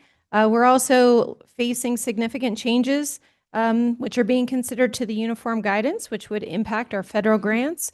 So as we continue to have some of those things appear before us, we are poised in a position to be ready for those uncertainties without being reactionary. And didn't we today just do $25,000 for the pocket fire? Toward the pocket fire, yes, 25,000. That's correct. Oh, sorry. Buzzing. I heard the buzzing. I just kept talking. I didn't know where it was coming from, so I just kept talking. And then in addition to that $15 million stability fund, we have our county reserves. So the board has set policy that 25% of our general fund revenue will be in an emergency reserve, which for us is $25 million. So you can see that we have that $25 million as set by our policy, and then the $15 million stability fund. So together, $40 million to make sure that we can be nimble, can pivot without being reactionary, and also can cover cash flow. Sometimes natural disasters, as the board well knows, we expend funds before they're reimbursed, or we're waiting for FEMA. Other things, maybe we're waiting for grant reimbursement. So to have that cash available allows us to provide the services we need to provide in a timely manner, and still be able to operate as a county. And so I'm going to turn it over to the main act, Siri Mullaney, our finance director and CFO, who's going to go over some familiar slides to talk about how the budget comes together. Siri?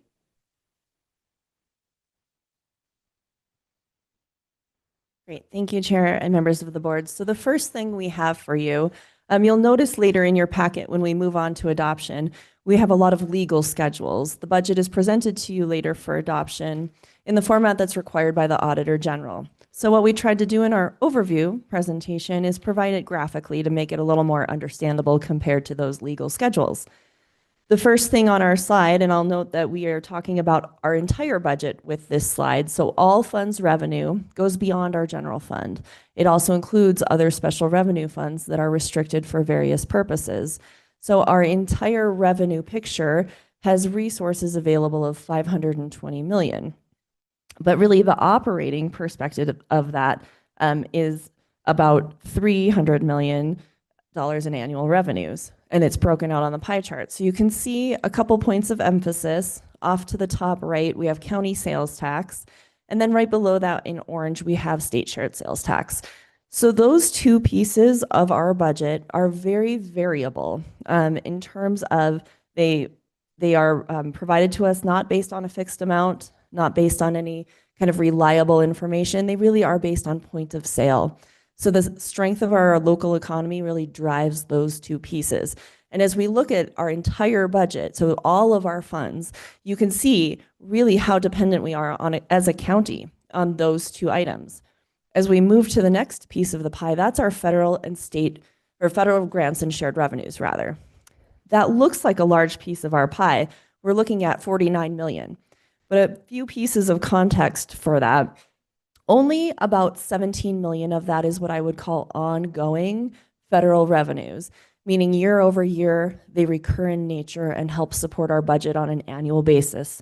That would be things like secure rural schools that we just talked about in our earlier item, or maybe our PILT funding from the federal government. Those are annual things. We also have annual dollars from the federal government that support some of our health programs, for example. Those are the largest areas of continuing funding. And then the rest of that 49 million is federal dollars that have come in the form of special projects. The largest of that being the flood control district, $27 million of that are for flood control district projects. That might include the Protect grant. It might include some of those mitigation efforts that are still ongoing from the last time we had a fire. We also have congressionally directed spending that is one-time dollars for some significant projects, such as our Tribal Nations Service Center and some water and wastewater improvements out at Fort Tuthill, for example. So those are not annual recurring, those are project-based. We have some mediation for our old jail facility in the form of a brownfields grant. So they can vary year over year in terms of what makes up the federal grant and shared revenue, but the part that's most at risk, like I said, was around $17 million a year of where we have reliable revenue sources coming from the federal government. As we move to the next piece, that light blue property tax. This is really our emphasis point this evening as we go through the truth and taxation hearings. We will do truth and taxation for all of our 4 property taxing districts, and those all together, again, rolled together make up that part of our budget.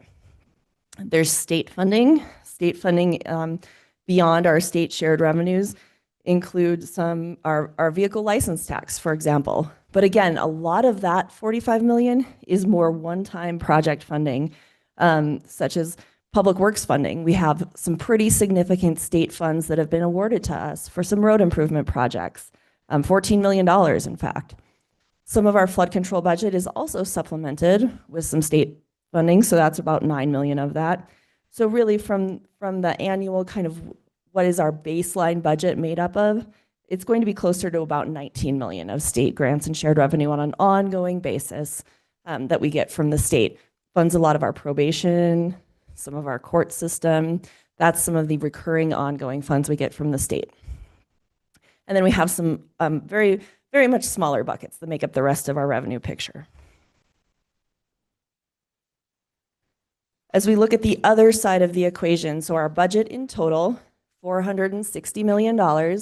How do we expend that budget? We're going to give you a few looks at this. So the first pie chart shows by category. So you can see that personnel is a large part of our entire budget. That's that blue piece. We also have operating that includes, if we look to the right, some mandated payments as well. And then capital. The very smallest part, less than $2 million then, is organizational travel needs. So you can see the breakdown by the functional category, but the better way that I like to look at this is in this next chart. So this is the same information. This is how we expend our budget, but we've broken it down. We've taken out capital and mandated payments from this, but this is on an operating basis. Where do the dollars go? Well, we can see the largest individual category where our dollars go is to protecting our public. The sheriff and jail, that green area, 22%. Of course, along with protecting our public through the sheriff and jail system, we have court and probation at 19%. So really a significant part of how we expend our resources is in the public safety realm through our sheriff's office and our court system. We also have significant resources that go to our highways and streets to maintain our roads, to improve our roads. We have health and welfare. We will be adopting our public health services district budget this evening. Public health is another, component of our budget that's very important. Flood control is a larger piece than normal because of what we've talked about in terms of those federal grants that are one-time dollars that are making that piece of our pie a little bigger right now. And then hopefully those projects will wrap up and we won't have other emergencies in the flood control district that will lead to that expansion. The last one I want to point out is the core services, and that's that maroon at the top. If you will cross-reference that to the right where it says core services, there are significant numbers of departments and services that are actually encompassed in core services. We have all of our constitutional officers in the treasurer, assessor, recorder system, for example, that are under core services, along with our board of supervisors. We also have community development, our emergency management department, elections. So the part that's internal support or internal services, facilities, finance, HRIT, that's a very small part of our budget when we look at core services being 17% and also including those other offices. So to wrap up, when we look at the all funds, so we look at our budget in total, our budget is larger than last year. Not by a significant amount, by about $17 million. And the reason, the main drivers of that, you saw the budget recommendations. Those were earlier in your handout. But in addition, the flood control for project budgets, again, is $8.2 million larger than last year. A lot of that has to do with the Protect grant. And then the public works capital, and again, also having to do with some of that state funding we received for some road grants. So those are the main drivers of that increase. We would expect our budget, depending on the level of grants that we receive next year, to have those items taken out as those grants wrap up and potentially go down from there. Although, of course, we always hope new external funding will come in and put it back up so we can, accomplish the projects that are needed without using our local tax dollars. So the second way that we look at the budget, so your next set of pie charts are going to focus specifically on the general fund. So just as a reminder, the general fund accounts for all the resources that are not required to be accounted for somewhere else and are not really designated for a specific purpose. An example of something that is designated for a specific purpose is our road maintenance sales tax or our jail sales tax. Those are not included in our general fund because road maintenance sales tax can only be expended on improving our roads. Jail sales tax can only be used to operate our jail. So as we look at our general fund pie chart, we can see it changes pretty significantly compared to when we were looking at all of the funds. And really, this is where it's critical that we talk about our financial planning process every year, because 2/3 of our budget, that dark blue and that orange, county sales tax and state shared sales tax. So again, those really economically driven revenue sources, we are not guaranteed any funding under either one of them, and they are really driven by consumer behavior. So we have a budget that's very susceptible to fluctuation because of that and economic conditions. And then property tax. So again, where we're going to have our truth and taxation hearings this evening, our general fund property tax, and this is with interest and penalties, so this isn't just the levy, is just under $13 million on a total budget for the general fund of $167 million. So on the expenditure side, so you'll notice, I'll go back one for a second, total resources available, that very bottom line, 167 million. Total general fund uses, 167 million. We are presenting a balanced budget for adoption. And again, looking at those categories, how is our budget getting expended? Well, in the general fund, most of what we do is service delivery through salaries, wages, and benefits. You can see that blue part in the pie on the left. Operating then is in the orange. A smaller part are mandated payments, and then transfers out, and we've broken that out into a supplemental pie chart. And you can see a lot of that is our debt service transfers, which really relate to salaries and benefits as it's restructuring of our pension payments. And then we also support some of our special revenue funds. For example, we have maintenance of effort payments for our jail district that we just talked about. The general fund also supports the jail district in addition to the tax. The general fund also supports the health district in addition to the tax. So that's what other transfers, or that's what maintenance of effort transfers mean. And then the last component of those other transfers, those might be capital projects that were part of the budget recommendation, or it might be support for, again, additional special revenue funds like our probation funds when the state does not pick up the full cost of providing probation services. We also mapped this out the same way as our prior when we looked at the entire budget. So it's important to note, again, we are talking only about the general fund in this pie chart. And so it does change because you'll notice we don't have highways and streets on here because all of the revenue we receive for highways and streets goes into special revenue funds and are expended separate from this. We don't have flood control on here. The general fund really is used for those things that don't have dedicated funding sources in order to fund them or to supplement those things. So we talked about the sheriff and the jail and the court and probation. We see a very similar picture for the general fund. Those are our largest budget components, both in total as well as in the general fund. The part really that grows to make up the difference of not having the highways and streets, not having the flood control district, are the core services. But again, it's important to keep in mind grants are not really available to fund an assessor's office or a recorder's office or a finance department.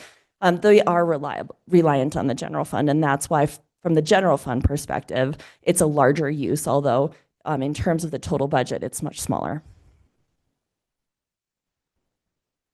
So when we look at the general fund again, we have a very small decrease in our budget for the general fund compared to last year.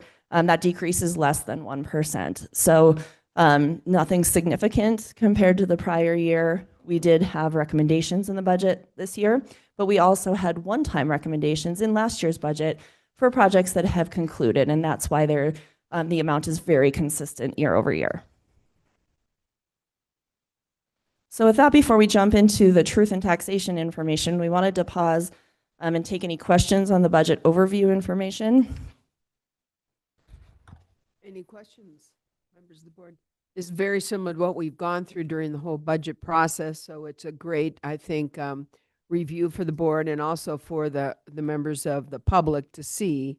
And as always, we strive for open and transparent review of our budget and our decision making. So we really appreciate this, Sari. So please proceed.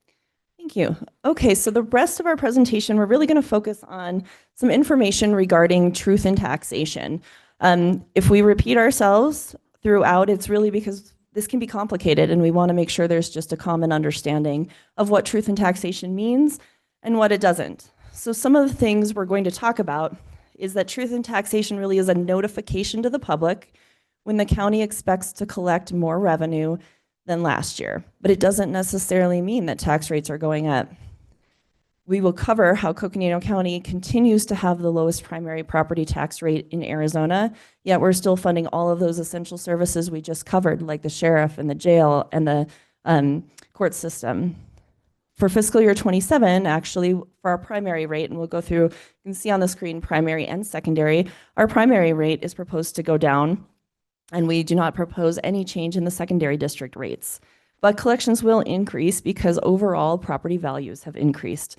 And that is what drives a truth in taxation hearing. The final really important takeaway that we'll hit on is that it is important to remember that taxable value is different from market value, and that difference varies for every individual property. We'll inform everyone on how to find your individual property value by going to the Coconino County Assessor's website. So that's what we're going to cover as we talk about these 4 truth in taxation hearings that we are about to hold. So, other important talking points on this is that when a taxpayer or property owner receives their county property tax bill or their tax notice, it's actually on behalf of every taxing jurisdiction in the county, and funds are not solely retained by the Coconino County Treasurer, who is the collector on behalf of those entities. Your tax bill will include things like school district taxes, fire district taxes, if you're in a fire district, or municipality taxes if you're in an incorporated city that has a property tax. Those are just some examples of what's on your tax bill. So what we're covering tonight is really a piece of that, and I think you'll see that when we go through the examples and talk about the scale of the amount of taxes we're collecting on various properties. So when the treasurer does those tax collections, then they are distributed back out and they are not retained by the county. So this slide, we all have a love-hate relationship with this slide because this one shows that Coconino County, way to the left there, that is our property tax rate, and then it is comparing us to the other counties in Arizona. So I mentioned that we are the lowest county in Arizona, and thanks to Eric, he made a comment about this, so I Googled it, and Arizona is also in the bottom 5 states in the country for property taxes. So we are the lowest rate in one of the lowest states for property taxation. So gold star, okay, no. All right, so our next one. Now, we were just looking at our primary rate here. This is primary property taxes. This is the general fund rate. When we look at this one, we are 3rd lowest when we combine everything, primary and secondary. Our secondary includes our flood control district. It includes our library district, and it includes our public health services district along with the primary. So you can still see the primary in blue, very, very low. We do have 3 other secondaries, but again, we are very low compared to our peers in some other counties. All right, so we are going to jump into truth in taxation and some information here. So we have gone through truth in taxation notices as required by statute. We've provided information for the public on truth in taxation. They're required when the amount of taxes levied will increase from one year to the other. So when we think about all 4 of our districts, the amount of taxes being levied is proposed to increase by what I would refer to as an inflationary amount.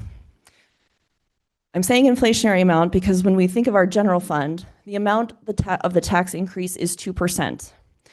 I don't know if you guys have been tracking inflation, but inflation is trending much higher than 2%. But if we think about that, with that trend, that means all the services the county provides, our cost of staff, our cost of benefits, our cost of operations, whether that's safety equipment for our officers or just office supplies for our staff working in offices, has gone up more than 2%. So the proposal for the primary is 2%. And then on our secondary districts, it is keeping a flat rate and really increasing the level, the tax levy rather, to the amount that any valuation increases have happened for those properties.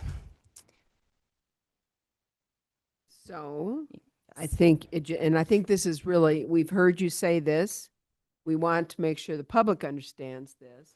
I think it's raining outside, but and I can smell the rain coming in. So that's not the question. Yeah, this is wonderful news though. And that is that we are here with Truth in Taxation. We send out a notice that says that we are increasing our tax, when in actuality, the tax rate is going to go down for this year. Is that correct? That is exactly right, and that is shown in a graphic form on the very next slide. So thank you, Chair. I'm so sorry, but I think that's because this is really important, because I know when people get the notice, which is required by law to state it the way it's stated, and it says that this is notifying you of a tax increase. So we hear from people about the quote tax increase, when in reality, our primary tax rate for the coming year will go down, and I'm sure you're going to explain that now. Well, thank you, Chair. That, that's exactly right. And it's a point that I think is really important to make, because when I said it was complicated, this is a point that is really challenging to communicate. We are not increasing our tax rate. In fact, over the last 10 years, over the last 20 years, over the last 30 years, the county has continued to decrease their tax rate because we are capped at a 2% increase in our levy.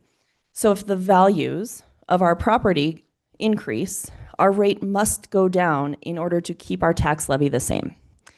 And even with a 2% increase, if our values go up more than 2%, it drives that rate down. Now, I will say, the question could be, well, what if values go up significantly? Doesn't that have an impact? And I would say that there is statutes, there's lots of Arizona laws and statutes about property taxation. There's limits on both sides. So we have a limit on the levy side. Property owners actually have limits on their valuation side as well. So any individual property is limited in the amount of growth year over year to the lower of what the market value is for the property, the market value to tax it, or 5%. So if a 5% growth in the amount of your taxable value is still less than your market value, you will not be raised to your market value. The growth will be 5%. So again, if you are one of those properties that has had a 5% increase in your value, your taxes should still, in general, increase. Again, the average through the county with this is 2%, because our rate is then correspondingly going down. So I like to joke sort of that eventually we'll be at zero, because you can see we didn't start very high to begin with. We started under 60 cents. We are now under 48 cents. So that is the trend. Let's hope it's not zero. We'd be in big trouble. It could happen. Yes, and I think you're exactly right. And Supervisor Vasquez is underscoring that's for per $100 valuation. Is that correct? That is correct. Thank you. And actually, yes, you're setting it up perfectly, because we're going to walk through some real examples of what it will look like with that per $100 of value. So the last thing on here that we just want to note again, so there's a taxable value, as you mentioned, there's a market value. Usually they're not going to be the same, but every property is different, and we'll show you how you can get the information about your particular property. But we do have a sample property that we're going to walk through so we can see the impact of this. So for common understanding, there's a market value today.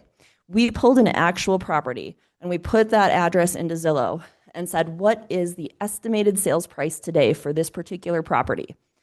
$649,000 was the response. We looked that property up on the assessor's website and said, what does the assessor say the market value is? Well, the assessor's office says $473,000. That's not the taxable value. We're not even to the taxable value. So why are they different? It really has to do with the measurement period. So we looked point in time, how much can I sell my house for today? And then we looked at the assessor's point in time, which is actually an 18 to 24 month lag between when that happens and when you're taxed.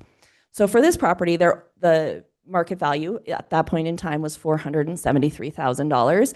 And then the LPV is the taxable value. That is the value that is actually used to calculate the taxes. So this sample property actually has a taxable value of $311,000. So that is less than half, actually, of today's market price for this property. So not all properties will trend like that. A lot of them do. I will say our assessment ratio between our limited value and that full cash that the assessor has, so the assessor's market value, we are at less than 80%, I believe, of value at this point. And so we are not taxing most of our properties at what the assessor has as a market value, which again, you can see is about 2/3 of a current market value. So taxable value, the takeaway is likely to be much lower than when you think in your head, how much could I sell my house for, right? So it looks like this. If you were to look it up, you would go to the county assessor's website and they have information on searching your property. I'll note you want to look at tax year 2026. We're talking about the fiscal year 27 budget, but for tax purposes, we're actually going to levy the taxes in calendar year 26. So you want to look at your 26 value, not your 27 value. For this property, you can see they would find the full cash value on their notice, 473,000. Then they would see, and this really gets to Supervisor Vasquez's point actually as well, they would find their taxable value. It's called the limited property value. That's the taxable value. There's actually an assessment ratio besides that. So residential properties have an assessment ratio of 10%. Commercial properties are slightly higher, but most people, will focus on a residential property this evening, and so 10%. So really, your assessed value is 10% of that limited property value, which was about 50% of the current today sales price. So we've really walked it down. So now we're at a value of $31,000 by which those rates, which are per $100 of assessed value, are levied. So the rates can sound significant if you start doing the math and you base it on what can I sell my house for. But once you apply that 10% assessment ratio and you look at your actual limited property value, it goes down pretty significantly. And so we'll look at what that actually looks like with our tax rates for this property. So when we look at all of our districts together, so again, we're starting with the Zillow value. We're looking at what the assessor says is the market value or the full cash value. And then what are they saying is the taxable value? So that's at the top. There's that assessment ratio of 10% applied. We're comparing last year to this year. This property had an increase in value of 3.2%. So then we look on the bottom and you can see we have 4 taxing districts, the rates last year and the rates this year. Our primary rate, as been noted, is decreasing from 48 cents to 47 cents. Our other districts are not changing their rates. So all of those will increase, those secondary districts, the taxes will increase by 3.2%, because if the rate times the value is the equation and the value goes up and the rate stays the same, then there will be an increase in the levy by the amount the value increased, that inflationary amount. On the primary side, it will be less because there's a rate change downward of 1%. So while the value went up, the rate went down. So you can actually see the impact on the taxes there from one year to the other in blue. For this property, what that really equates to for a property that has a current today sales price of $649,000, their taxes from the county will increase by $13.22. So up is down, and the same rate is slightly up. Yes, that's, thank you for, summarizing. Exactly. So, but now let's also look at, I think, the other important component of this. So this property, again, that has a market value, right, a sales price today, $649,000, their total tax levy for next year. So the total amount of taxes specifically for Coconino County services, for those sheriff and court system and public health and flood control and our libraries, is $480 of taxes. So that's the total amount with the increase. That's not the increase, that's the total amount. Okay. Primary and secondary. Primary is what and that is. Yep. And I have to also have to say this, because every time somebody gets a tax bill, they're blaming it on the county. And some of these, for example, secondary rates that you see right there, those are the ones that we, the Coconino County, are responsible for. But there are some additional ones that are on the property tax bills. Is that correct? That's absolutely correct. School districts is a major part of our tax bills, and that's how schools are funded, right? And so a big part of what you pay, fire districts, if you're in a city, you'll pay some city. And there's some other special districts, the community college. So yes, this is the county board part. have nothing to do with those secondary property tax rates. Those are all done individually. So even though Coconino County is responsible for sending out the property tax bills, these, as you've addressed, are the ones that we, the board, are basically making decisions on. That is correct. Supervisor Ontiveros. So it's almost like there's 3 districts. There's the primary, there's the secondary, and then there's the special, which would be the fire, the college, that when I say special, I'm not sure that that's the right word. But the only thing that the Board of Supervisors has any authority over is the primary and secondary taxes. Yeah.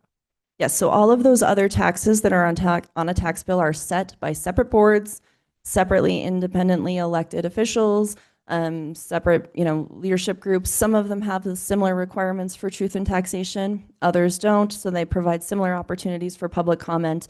But you're right, the decision is actually made at the point of those boards over which this board, doesn't have any say or authority on what they do for their action that they take.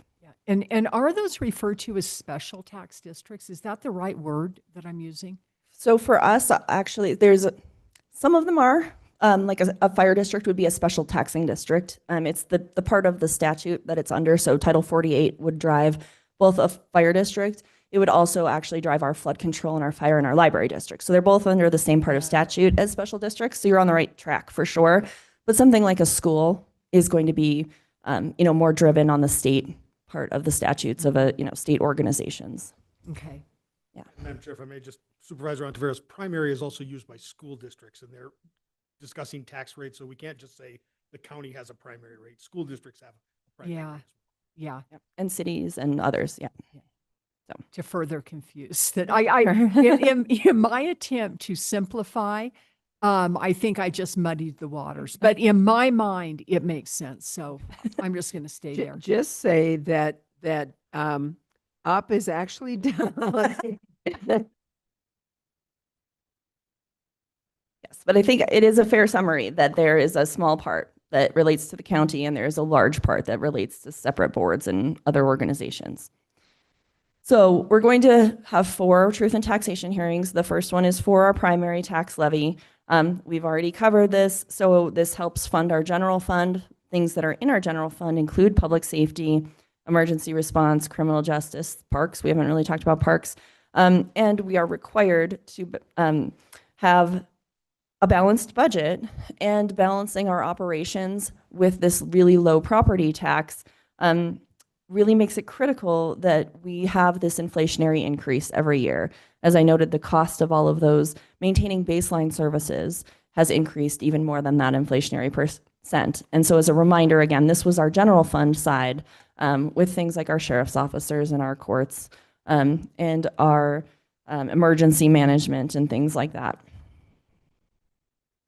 So we are holding a truth and taxation hearing to be in compliance with our statute. We are limited on the primary side to 2% plus new construction. I hope this doesn't confuse things, but a final kind of explanation on the rate decrease. I was channeling Supervisor Vasquez, hopefully you'll appreciate this. I was channeling a chess team, and I thought, if you have a chess team and you want to get your coach a $100 gift card at the end of the season, and you're building your chess team, you have 20 chess players. So you tell them at the beginning of the year, everybody plan for $5 because we want to give the coach $100 to thank him at the end of the chess season, right?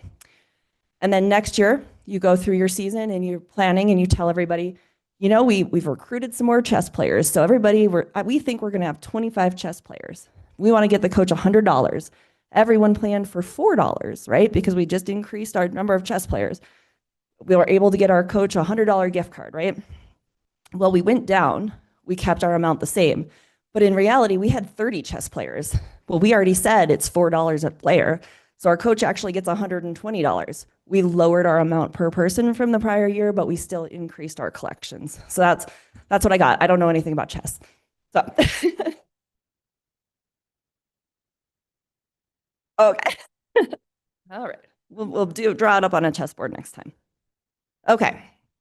So quickly, our last bullet there. So also, what are we talking about in terms of the county general fund budget? $237,000 of taxes. We already talked about that budget being $167 million. So it is not a windfall, but it is important that we continue to enact the capacity that we have, again, just to even maintain any kind of rate as low as it is. Okay, so we've really gone through that already. So specifically for our county primary property tax on this sample property, the same slide This is what we saw in the others, but this is really isolated again to our general fund. So our property, our sample property, this is the same sample property. As a reminder, the current value today that this property could be sold for, $649,000.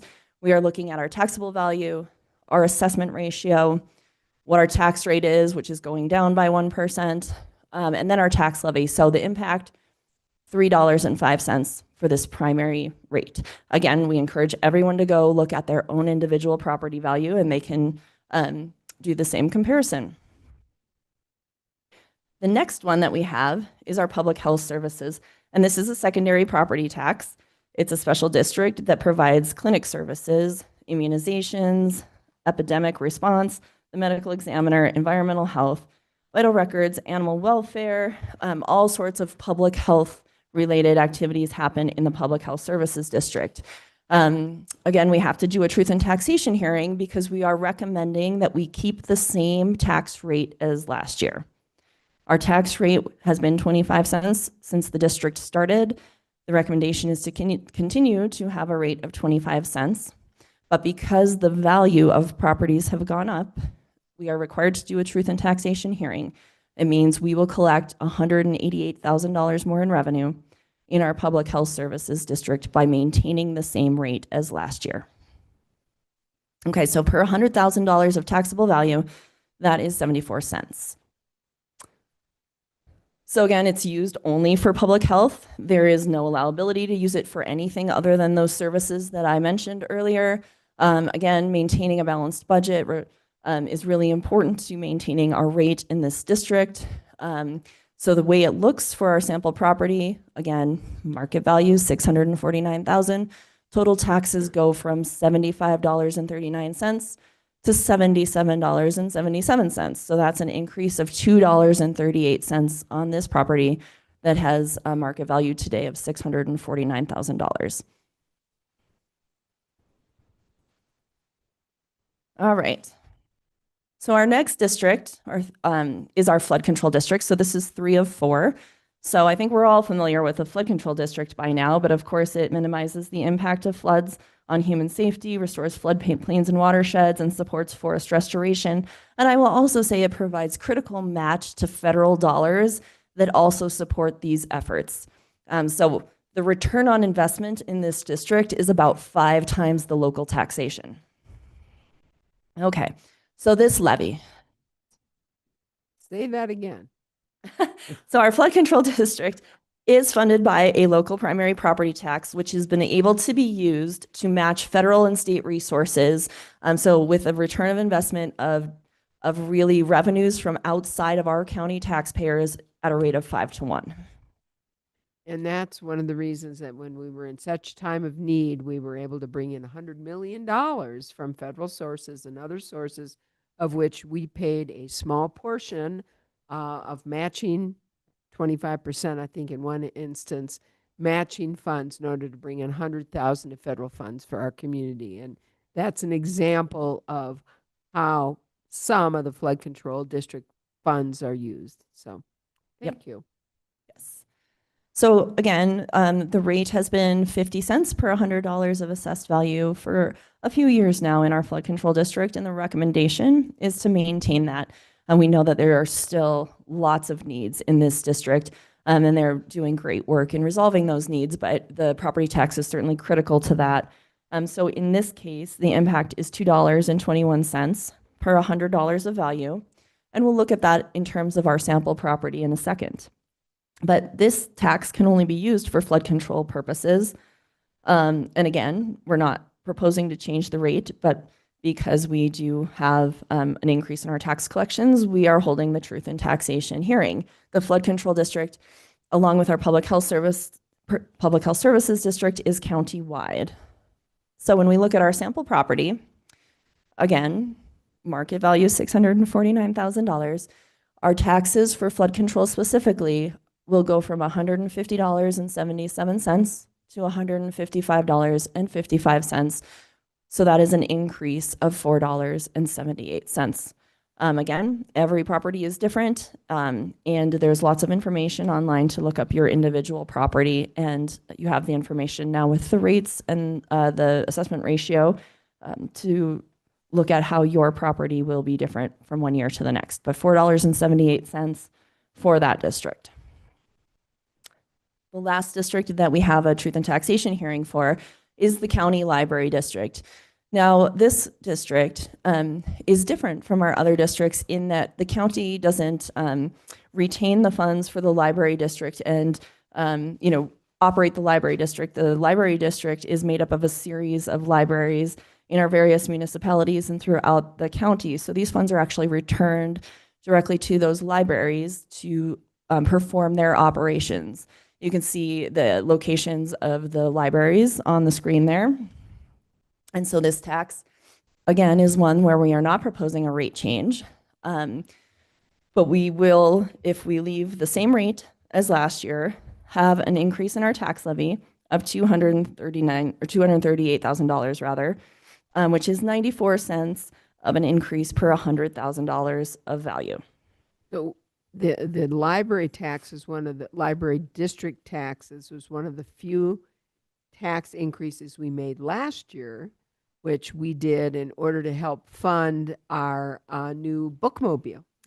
Yes, and I have an exciting update when we get to the budget adoption for the library. So about the bookmobile, it's I won't spoil it. Okay. All right, so when we look at this same sample property, the same one we've been talking about all along with that market rate of $649,000, the library tax on this property will go from $95.17 to $98.18, which is a $3.01 increase. So we want to bring it all back together. This is very similar to what we started with. We've been talking about today's market conditions, a market value of $649,000. I think that's what my property is worth. Then I go to the assessor's website and I say, oh, but they think, from their required statutes, that 18 to 24 month time lag, that my property was worth $473,000. But they're not taxing me on that. They're taxing me on my limited property value, which is my taxable valuation, $311,000. So again, less than half of today's market value is what this property is being taxed on. Then this taxpayer can look compared to last year and say, well, my taxable value increased by 3%. There's a 10% assessment ratio, and I know that all of these rates are per $100 of value. So when I multiply that out, the taxes that are going to Coconino County to support the sheriff, to support the courts, to support flood, the libraries, public health, my total taxes for that is going from $467 to $480. So it's increasing by $13. So that means when I pay my monthly mortgage, I'm going to pay $1 more for my county taxes. Okay. That's what that means. Yep. This is just a general question. So on our health district, we have, it's at 0.25. On the flood control, it's 0.5. And what is it, 3.318 on the library? Mm-hmm. Are those amounts maxed out like at the 25, or can those go higher? I'm in no way suggesting that we do that. Yes. It's just a general question. No, it's a great question. So also our primary, our public health services and our flood control are at their maximum rates. At 0.25 for public health. Yep, 0.25 for public health, 0.5 for flood, and then whatever is determined every year for the primary. So 0.478 this year for the primary. Our library, that is one unique piece of the statute where there actually isn't a rate or a levy limit in the library itself in that district. So the statute is written in a way that says whatever is required to meet the needs of the district. Okay. And again, I'm not suggesting this, but last year we raised the tax for the purpose of purchasing the bookmobile. Can rates go down once they've gone up, or are you locked at that rate? So yeah, that's also a great question. Rates can go down. So what we're seeing as a rate limit in any district sets a ceiling. Rates can be different. Just one reminder, we had a couple things going on with the library district last year. We had the purchase of the bookmobile. Moving forward, we will actually have the increased operating costs of the bookmobile. The bookmobile has not been super functional the last several years. And so having part of that rate increase will then get sort of repurposed, if you will, towards bookmobile operations. And so, we are not recommending going back down in that. We also have an administrative contract with the City of Flagstaff where we had not been fully contributing the part that we needed to cover their cost of administering the district on the county's behalf. And so the other part was recommended to cover that gap and make them whole. But we do not, in meetings with the library district, and I think it's safe to say they were here, and Erica can jump in, but they don't have any current plans to request any rate increases, but the current rate has been critical to meeting then those needs that once the bookmobile was purchased. Okay, that's good information. That's very interesting. Thank you. Okay.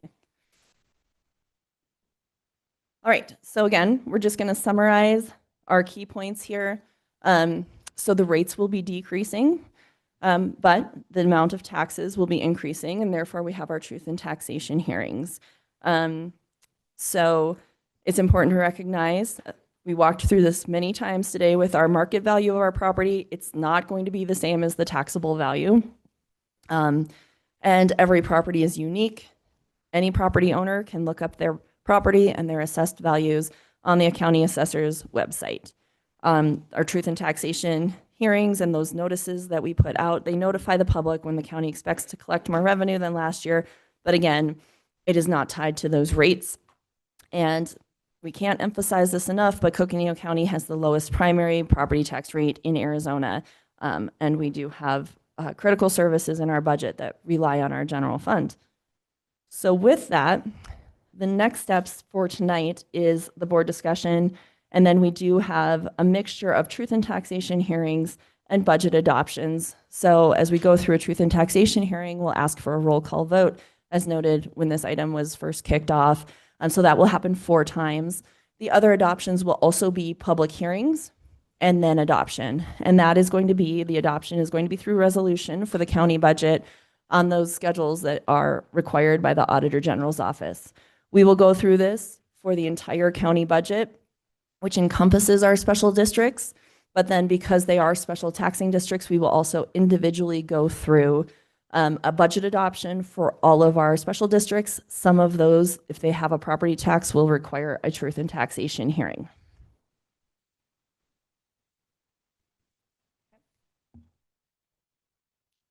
Yes. Okay, so sorry. So now we're on board discussion. On board discussion, members of the board. And by the way, Siri, thank you, and for the staff and really for all the departments. We said this before, but it has been a incredible effort on the part of our departments and our finance and our management staff.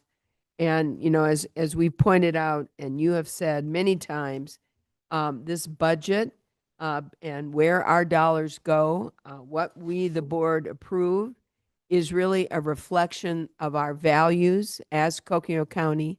It is in line with our strategic plan and in line with this board's decisions and values on what is needed here in our community and the services that are needed. So, just thanks to everybody for this great effort. And, it always comes down to this. It's always a long day and we come down to our evening like this, but this is really a incredible effort and an incredible decision-making for our whole community. So this is great. Thank you so much. I think we've got it. I think you've done a good job of bringing this board along on how we read our property tax bills and what it really means. And I hope the members of our community are also bringing along on what this all means, because it is complicated. So any other comments or questions before we move forward? The only one that I would make would be to say that there were letters contained in our packet, and I just wanted to say that I did read those letters and did consider them as the decision-making process is going forward. And those will be part of our, Yes. to go through public record, public hearings, and those will be part of the record for our public hearings. Yes, we all did receive those and probably even comments throughout from our community members over the course of the last few months. So thank you for that, Supervisor Ontiveros. Yes, Supervisor Vasquez. Yeah, I just want to say that this has been a long process. We've taken lots of time to get to this point. If any of you in the public want to see how we came to this decision, there are literally 60-some hours worth of budget hearings on video that you can access, and you can go through and listen to them yourself so you can understand why we made these decisions. And the fact that we have the lowest property tax in the state and third lowest secondary tax in the state should indicate that we are not trying to gouge our public. We need this funding for our general fund in order to provide the services that we provide in Coconino County and in our special districts. And so it's really important that the public understand that when we're going through this process, we're looking for what's the best for Coconino County to provide as many services as possible under what we can do through our statutory authority. Thank you. We start from a balanced budget. We set aside, as you've already indicated, we set aside that $15 million for emergencies that may come up, not to mention the additional 25% of the general fund budget, again, for those emergencies and matters that may require our intervention. So we believe, I certainly believe, I will say for myself, that this is a budget that meets the needs of our communities, but it is also a budget that strictly takes into account that our families, our communities here certainly are having financial difficulties. Paying of taxes is never something any of us like to do, but we believe we've kept the taxes to the lowest level we can and still be able to provide the essential services to our communities. So we really appreciate that, and that's I always say I'm fiscally responsible. I think this budget is, in fact, an example of being that fiscal responsibility to our communities. So thank you. And we would love to hear from the rest of the community on what their thoughts are on this budget. So I'm going to go back to our agenda. And Sarah, you help me on this if I'm screwing this up, because we want to make sure this is all done correctly. So members of the board, we are here today. We have a public meeting on the final budget hearing adoption. This is part of the public truth and taxation hearing and a possible action to adopt the fiscal year 2027 Coconino County primary tax rate of 0.4780 per $100 of assessed valuation and a total primary tax levy of $12,094,988. This will be done by a roll call vote. This is a decrease from the current rate of 0.4830 per $100 of assessed valuation levied in fiscal year 2026. And now is the time, members of the community. We are hereby opening a public hearing. I'm going to turn this over to our clerk to let the public know how they can join us in this public hearing and be heard on this. Thank you, Chair Horseman. At this time, if there's anyone that is watching the stream link, you can send your comment to boardcomments@coconino.az.gov. If there's anyone here in the room that would like to provide comment, you can make your way up to the podium. For those online, we do not see anyone from the public here in the room. And I will note we did provide those comments that came in earlier to the board as part of the packet, and we have not received any comments since those have been in your packet. So again, if you're watching virtually, you can send your comments to boardcomments@coconino.az.gov.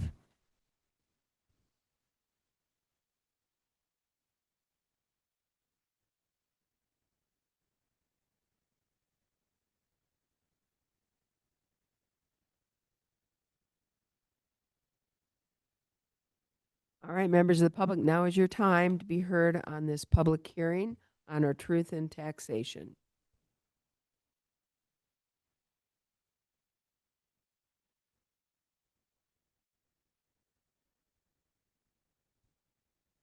We have not received anything, Chair. Very good. Then at this point, I am closing the truth in taxation hearing, and I'm going to turn this over to Siri for a recommendation on a motion for the board to consider. Thank you, Chair and members of the board. So at this time, staff recommends that the board approve an increase in the primary property tax levy for Coconino County by establishing a rate of 0.4780 per $100 of assessed valuation for Coconino County and a primary tax levy of $12,094,988 by a roll call vote. Very good. Do I have a motion? So moved. I have a motion. Do I have a second? I have a motion and a second. Members of the board, all those in favor, please signify by saying aye. Aye. Aye. Oh, I have to apologize. It's roll call. So that's good. You just gave me a preview of what you were going to do. So I'm going to go ahead. District 2, how do you vote? Aye. District 3, how do you vote? Aye. District 4, how do you vote? Aye. District 5. Aye. And district number 1, I vote aye as well. Thank you very much. And we're going forward to number 67. This is another public hearing, consideration of possible action to adopt Resolution 2026-38, approving the fiscal year 2027 final budget for Coconino County in the amount of $460,432,590. I'm going to turn this over to Siri Mullaney. I know you've kind of gone through this with us. Anything else that you have to offer on this? Yes, thank you, Chair and members of the board. The only thing I want to point out is that we did publish our tentative budget, which was adopted 3 weeks ago. The budget that you see before you in these schedules has the same total. It has the same total by fund, but we did have to make a couple of small adjustments in our final schedules. Less than 0.005% was the change, but we noticed a name correction, a duplicated increment that was funded in the department, and the judges' salaries were implemented after our tentative budget. So we made those modifications to the schedules, kept it in balance with the original tentative budget, but it is not an exact match to the one that was adopted for tentative or that was noticed. But the total, as I mentioned, total by fund and total in grand total remains the same. Thank you for that. Any questions, members of the board? Seeing none, we're then now going to open this for a public hearing. We have Clerk Daly. Would you please again explain how members of the public can join us and make comments? Thank you. If there's anyone here that would like to provide comment at this time, you can make your way up to the podium. If you're watching on the YouTube stream, you can email your comment to boardcomments@coconino.az.gov.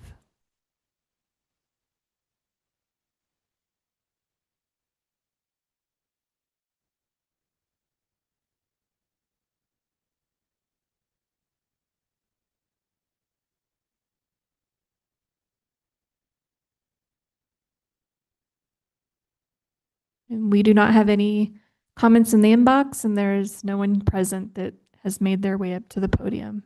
All right, thank you.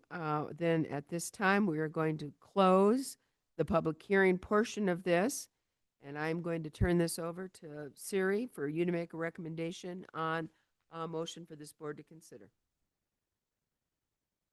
Thank you, Chair and members of the board. The staff recommends that the board adopt Resolution 2026-38, approving the fiscal year 2027 final budget for Coconino County in the amount of $460,432,590. Thank you for that. Do I have a motion? So move. We have a motion. Do I have a second? Second. I have a motion and a second for adopting this resolution. All those in favor, please signify by saying aye. Aye. Aye. And that doesn't have to be roll call. Roll call. This Okay. one we're okay. I know I get this mixed up too, so I'm glad, Sarah, you're keeping us straight on all of this. So, All right, members of the board, it was a unanimous vote for number 67. Thank you very much, and we are moving forward. We are now at number 68. This is also a public hearing. Consideration of possible action to adopt the fiscal year 2027 final budget for the Fire District Assistance Tax in the amount of $2,530,332. Siri, I'm turning this over to you again. Thank you, Chair and members of the board. In this case, there is a statute that directs the board activity. The statute says that the Board of Supervisors shall levy a fire district assistance tax at a maximum rate of 0.10 per $100 of assessed value. What this fire district assistance tax does is it collects additional funds that support the fire districts within Coconino County. We have 17 districts. The funds are then distributed back based on a formula of the proportional district levy with a max funding from this pot for any district of $400,000. So this is a requirement of the board, and we have gone through the proposed calculation of what that formula would look like for Coconino County at the maximum rate. It does still require prorating of the distributions to the districts, meaning that maximum amount will actually be adjusted downward based on the available funding. That is also noticed in statute as to how that process happens. And so we've arrived at the 10-cent maximum because it is not sufficient to meet the statutory formula, but it is the maximum in the statute. And so that is essentially required by this statute that the board take this action. Statutorily required to use the amount we are, and this is the maximum we can provide for the fire district assistance tax. Is that correct? And in fact, you are required to levy the maximum. There isn't really a choice. You run through the formula, determine the rate, and that is what is presented to the board. Very good. Thank you very much. And we certainly acknowledge the great work done by our fire district. So that's good to know. Members of the board, any questions to ask Siri before I open this to public hearing? Then I am going to go ahead and open this for public hearing, for public comment on the fire district assistance tax. And I'm going to turn this over to Lindsay Daly to explain how they can join us for this public hearing. If there's anyone here that would like to provide comment on this public hearing item, you can make your way up to the podium now, and we'll provide 3 minutes to speak. If you're watching on the YouTube stream, you can email your comment to boardcomments@coconino.az.gov. Members of the public, now is the time to be heard on this.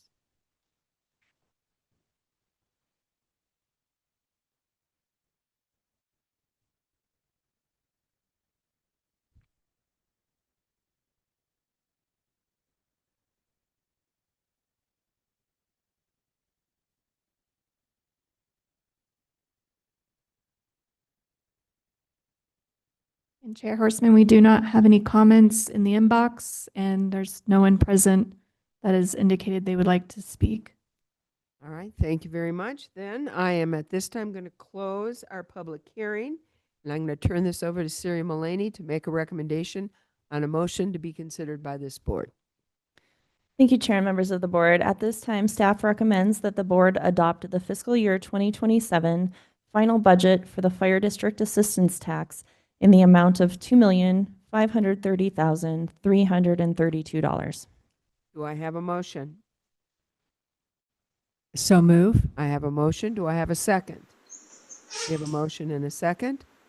All those in favor signify by saying aye. Aye. Aye. It is unanimous. Thank you. Moving forward, members of the board, we are now on number 69. This is a public truth in taxation hearing. Consideration of possible action to adopt the fiscal year 2027 Coconino County Flood Control District secondary tax. Excuse me, Chair. Yep.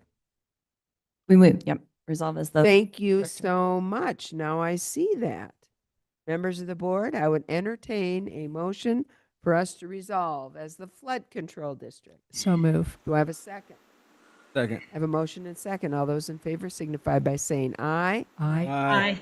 Now, as the flood control district, we do have a public truth and taxation hearing.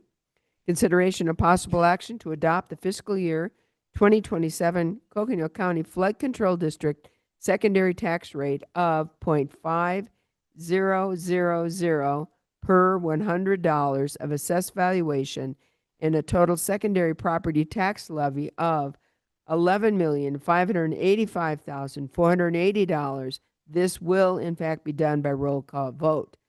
This continues the rate of 0.5000 per $100 of assessed valuation that we levied in fiscal year 2026. I am going to turn this, Siri, for you to present on this item. Thank you, Chair and members of the board. I'm actually going to speak to items 69 and 70 in my comments. We have our truth and taxation hearing, as well as then our formal adoption of the full flood control district budget. The flood control district, as we've noted, has a property tax rate of 50 cents. It also has significant dollars from external resources, including federal and state, well, primarily federal and state grants. So when we look at the budget for the flood control district, that tax of 11.6 million, along with some accumulated resources in the district, go to fund some operating in the district, so that the personnel of the district, as well as projects. For next year, they have budgeted 5.88 million of flood restoration projects. There is nearly $3 million to continue and finalize post-wildfire flood mitigation. And then NFIP project funding of $4.9 million. Also, as a special project in the budget is the Tucson floodplain mapping of $25,000. That will all be funded through this property tax. And then we also have 2 NRCS grants that are included as we look at the total flood control district of $53,974,000. So 16.8 I've talked about through the operating and the tax and the accumulated resources in terms of the forest restoration and the mitigation efforts and things. The remainder, that 37 million, is some NRCS funding.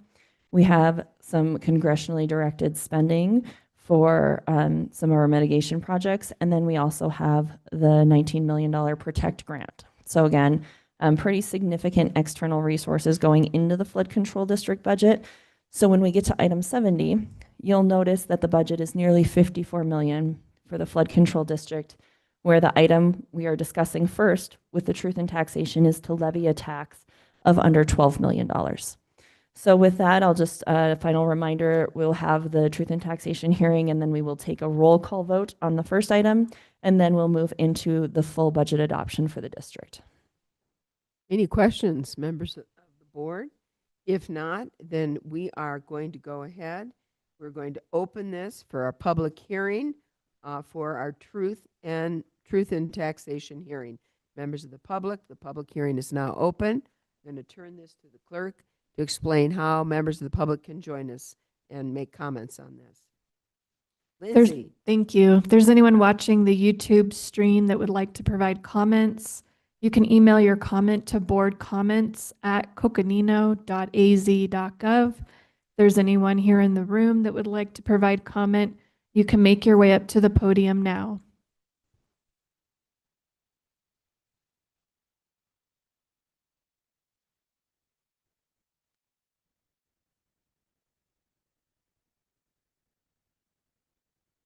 I don't see anyone rushing the mic. Is there anybody online? We do not have any comments in the inbox, Chair.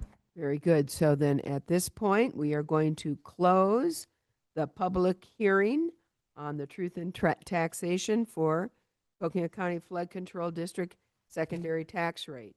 And with this, I'm going to turn it over to Siri Mullaney for a recommendation on a motion. Thank you, Chair and members of the board. At this time, staff recommends that the board approve an increase in the secondary property tax levy of the Coconino County Flood Control District by establishing a rate of 0.5000 per $100 of assessed valuation and a secondary tax levy of $11,585,480 by a roll call vote. I have a motion. So move. I have a motion. Do I have a second? Second. We have a motion and a second by Supervisor Fowler. And with that, it is a roll call vote. So District number 2, how do you vote? Aye. District 3, Aye. District 4, Aye. District 5. Aye. In District 1, I vote aye as well.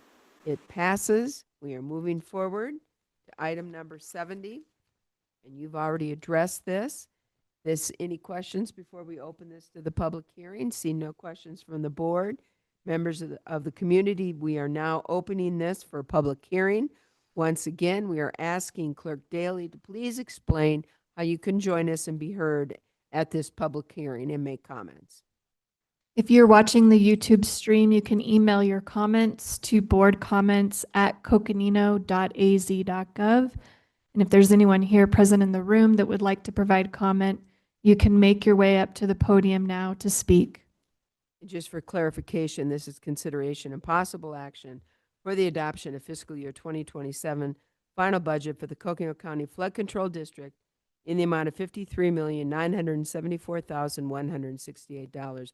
That is what the public hearing comments will be on. Members of the community, please, now is your time.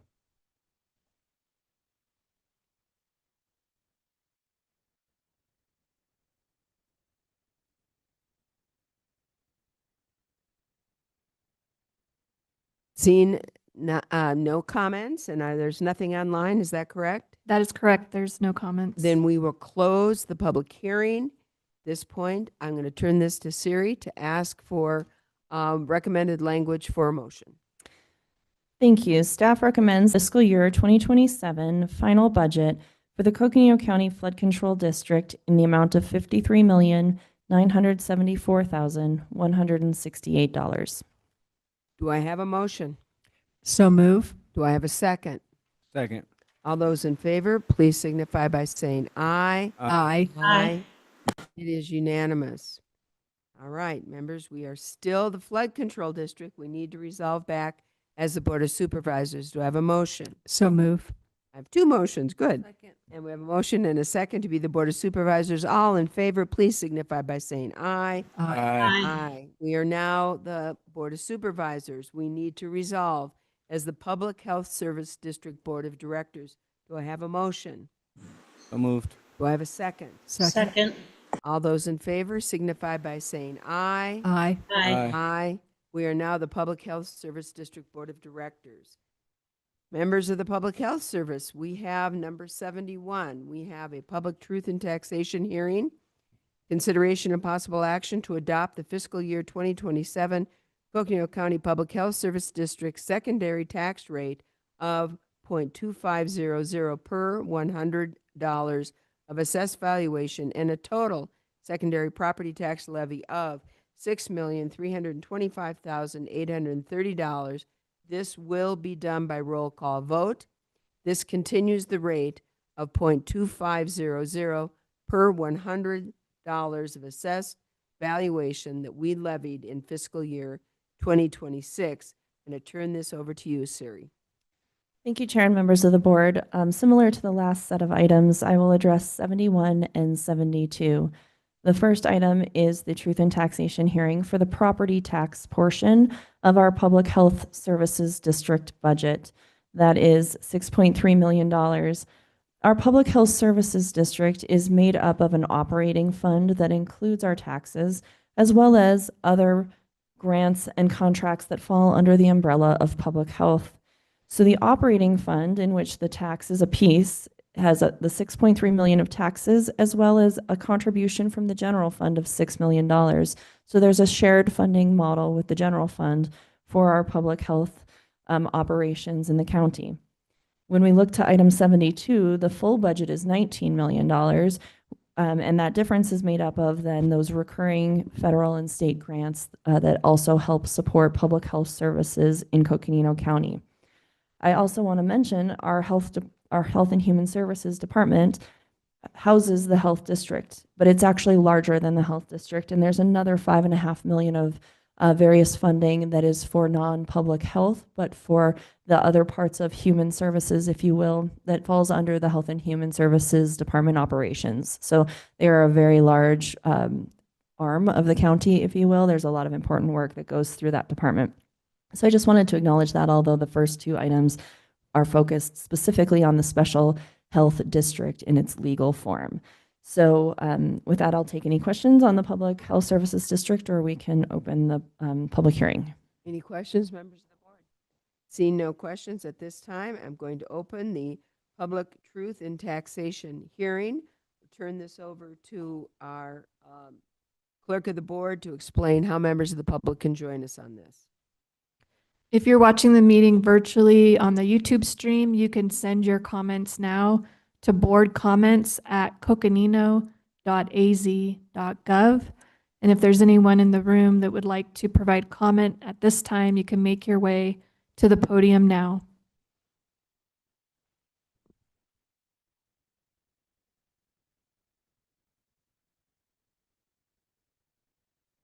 Is there anyone online to be heard? There are no comments online. I see no one here in the room and no one online, so I'm going to close the public hearing portion of this.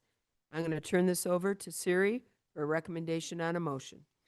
Thank you, Chair and members of the board. Staff recommends that the board approve an increase in the secondary property tax levy of the Coconino County Public Health Services District by establishing a rate of 0.2500 per $100 of assessed valuation and a secondary tax levy of $6,325,830 by roll call vote.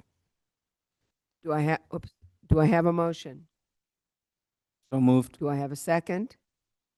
Second. We have a but we need a roll call vote on. I know. Oh, sorry. I still have to make a motion though. We have a motion and we have a second. With this will be decided by roll call vote. District 2. Aye. District 3. Aye. District 4. Aye. District 5. Aye. District 1, aye as well. So it is passed. We're moving on to 72. I know you went through that. Public hearing, consideration, and possible action to adopt the fiscal year 2027 final budget for the Coconino County Public Health Service District in the amount of $19,349,124. With that, I'm going to turn this over. Siri, anything further you have to present? All right. With that, members of the board, we're going to open this up to a public hearing. Please, Siri, can you, our county clerk of the board to please explain how members of the public can join us. If you'd like to provide comment and you're watching the meeting on the virtual YouTube stream, you can email your comments to boardcomments@coconino.az.gov. And if there's anyone present in the room that would like to provide comment, you can make your way up to the podium now.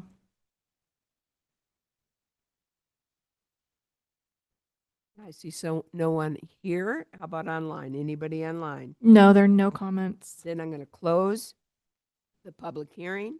I'm going to turn this over to Siri Mullaney to provide us a recommendation on a motion.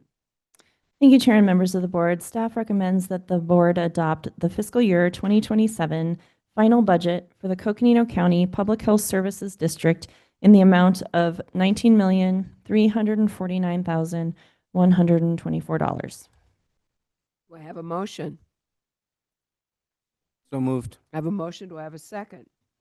I have a motion and a second. All those in favor signify by saying aye. Aye. Aye. Aye. Right, very good, members of the board. We now must resolve back as a Board of Supervisors. Do I have a motion? So move. I have a motion and a second. All those in favor signify by saying aye. Aye. Aye. We are now the Board of Supervisors. I need a motion to resolve as the Jail District Board. Do I have a motion? So move. Do I have a second? Second. Motion and second made. All those in favor signify by saying aye. Aye. Aye. We are now the Jail District Board. Members of the board, we are now on number 73, public hearing, consideration of possible action to adopt the fiscal year 2027 final budget for the Coconino County Jail District in the amount of $45,499,502. And I'm going to turn this over to Siri Mullaney. Thank you, Chair and members of the board. We only have one item for our jail district because our jail district is funded through a sales tax. So the property tax, the truth in taxation does not apply to this district. This district collects approximately $25 million in sales tax that fund the operating budget of around $30 million. Additionally, the general fund has a maintenance of effort contribution that helps fund the district, and then there's about $1 million of other sources in the jail as well. On the project side for this year, there were budget requests that were funded for some projects in the jail that include a jail management system of $1.2 million and some other capital renewal projects in the jail of around $1 million. The rest of the budget is made up of continuing that project for the medical redesign of the area that was a $20 million project, funded half with debt and half with fund balance. And so we have a corresponding debt service payment as well for the debt that was issued, but that project continues. It was estimated to be about 50% complete when budget estimates were done. So we continued 10 million of that project into next year's budget, which is why the budget is unusually high for the district compared to operations at $45 million. And so with that, I'll take any questions. Any questions, members of the board? Then we are going to go ahead and open this up to public hearing. And one more time, can you please explain to the members of the public how they can join us here for this public hearing? If there's anyone watching the virtual YouTube stream that would like to provide comment at this time, you can email your comment to boardcomments@coconino.az.gov. And if there's anyone present in the room that would like to provide comment, you can make your way up to the podium now. I don't see anyone in the room. And is there anyone online that would like to join us? No, there are no comments online. Then at this point, I will close the public hearing portion of this, and I'm going to turn this over to Siri for a recommendation on a motion. Thank you, Chair and members of the board. Staff recommends that the board adopt the fiscal year 2027 final budget for the Coconino County Jail District in the amount of $45,499,502. Do I have a motion? So move. Do I have a second? We have a motion and a second. All those in favor signify by saying aye. Aye. Aye. It is unanimous. We are moving forward. Members of the board, we need to resolve as the Board of Supervisors. Do I have a motion? So move. Do I have a second? Second. Motion is made and seconded. All those in favor signify by saying aye. Aye. Aye. We're now the Board of Supervisors, but I need a motion to resolve as the Library District Board of Directors. Do I have a motion? Do I have a second? Second. Motion and second made. All those in favor signify by saying aye. Aye. Aye. We are now the Library District Board of Directors. Members of the board, number 74 is Public Truth and Taxation Hearing. Consideration of possible action to adopt the fiscal year 2027 Coconino County Library District secondary tax rate of 0.3156 per $100 of assessed valuation and a total secondary property tax levy of $7,985,728. This will in fact be done by a roll call vote. I'm going to turn this over to Siri Mullaney. Thank you, Chair and members of the board. We did address the library district earlier in our presentation, but just a few reminders. So we have our 5 city libraries that are funded through this tax, as well as some county libraries, including Forest Lakes, Tuba City, Grand Canyon. This tax helps fund the law library and the jail library as well, and the bookmobile. So the comments for this budget really address items number 74 and 75. The budget for the library district is very consistent with the tax. The tax provides 100% of funding. The only difference is that the difference, it funds the law library, which is done through a transfer and is not reflected in the expense total. So it's just kind of a budget nuance there, but the full amount of the taxes will be distributed to the libraries or for the cost of administering the library contract with the city of Flagstaff. So the exciting update that we have on our bookmobile is that we received an email from the vendor who, by which the bookmobile was ordered, and they said that the unit showed a start date of June 5th. And I thought this was funny. The unit is currently at the bodybuilder, so if you want to visualize that's great. And the estimated completion is the end of August. So hopefully we will be able to see the bookmobile in action sometime this calendar year. That is excellent news. Yes, and so those are my comments on the library district. All right. So any questions for Siri? Otherwise, we're opening this up for a public truth and taxation hearing to members of the public, and to turn this over to our poor clerk, who's going to say one more time how people can join us here for our truth and taxation hearing. Thank you. At this time, if there's anyone watching the meeting virtually on the YouTube stream that would like to provide comment, you can email your comment to boardcomments@coconino.az.gov. And if there's anyone present in the room that would like to provide comment, you can make your way up to the podium now to speak. Don't see anyone here in person, and anybody online. No comments online. Very good. Then at this time, I'm going to, close our public truth and taxation hearing. And with that, I'm going to turn this to Siri for a recommendation on a motion.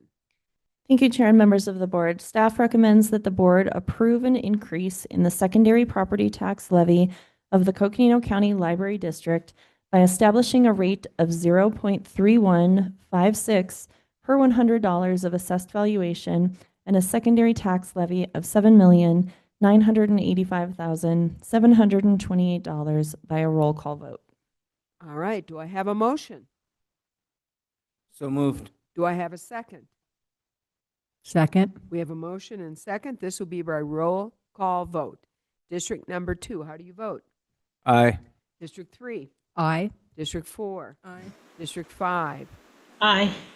And District number 1, I also vote aye. It passes. We're moving forward. We have item number 75. This is public hearing, consideration, and possible action to adopt the fiscal year 2027 final budget for the Coconino County Library District in the amount of $7,813,865.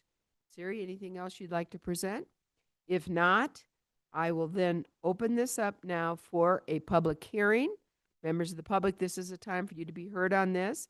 I'm going to ask again our clerk to please explain how members of the public can join us. Thank you. If there's anyone watching the meeting virtually on the YouTube stream, you can now email your comments to boardcomments@coconino.az.gov. And if there's anyone present in the room that would like to speak, you can make your way up to the podium now. Don't see anyone in the room. Is there any online comments? No online comments. Then at this time, I will close the public hearing portion of this, and I'm going to turn this over to Siri for recommended motion. Thank you, Chair and members of the board. Staff recommends that the board adopt the fiscal year 2027 final budget for the Coconino County Library District in the amount of $7,813,865. Do I have a motion? Have a motion. Do I have a second? Second. I have a motion and second made. All those in favor, please signify by saying aye. Aye. Aye. It is unanimous. We are moving forward. Members of the board, we are now needing to resolve back as the Board of Supervisors. Do I have a motion? So, second. I have a motion and a second. All those in favor signify by saying aye. Aye. Aye. Aye. It is unanimous. We now need to resolve as the Tusayan Special Streets Lighting District. Do I have a motion? So move. Do I have a second? All those in favor signify by saying aye. Aye. Aye. Aye. We are now the Tusayan Special Street Lighting District. We have item number 76. This is a public hearing, consideration of possible action to adopt the fiscal year 2027 final budget for the Tusayan Special Lighting District in the amount of $15,000. And I will turn this to you, Siri. Thank you, Chair and members of the board. So just a reminder on this district, this was actually enacted by the citizens who are part of the district and by which had approved a special assessment that is used to pay the utility bills for the lighting, which is along Highway 64. The special assessment for next year will continue to be $11,400. That has been the special assessment for probably 20 years for this district. But again, then the county receives utility bills and uses that assessment revenue to pay the bills to keep the lights on. So with that, if there's any questions, I'd be happy to take them. Otherwise, this is our last one. Any questions? All right, then we are opening this up for our last public hearing. And for the last time, we are going to hear from Lindsay Daly on how members of the public can join us. So Lindsay. Thank you. If there's anyone watching the meeting virtually on the YouTube stream, you can send your comments to boardcomments@coconino.az.gov. And if there's anyone present in the room that would like to speak, you can make your way up to the podium now. And Chair, there is no one present in the room that has indicated that they would like to speak, and we have not received any comments online. Very good. Then at this time, I am closing the public hearing, and I'm turning this to Siri Mullaney for recommendation on a motion. Thank you, Chair and members of the board. Staff recommends that the board adopt the fiscal year 2027 final budget for the Tucson Special Lighting District in the amount of $15,000. Do I have a motion? So move. Do I have a second? We have a motion and a second.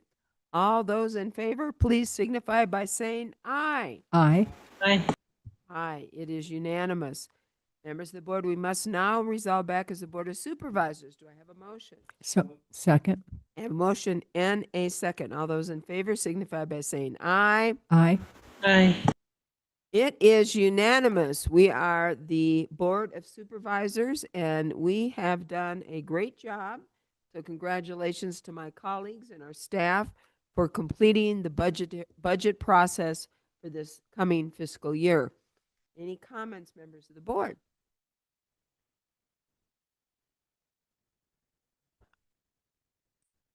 I think Supervisor Vasquez wants to get out of here. Job well done. Job well done. All right. With that, members of the board, we are adjourned. Thank you to our staff.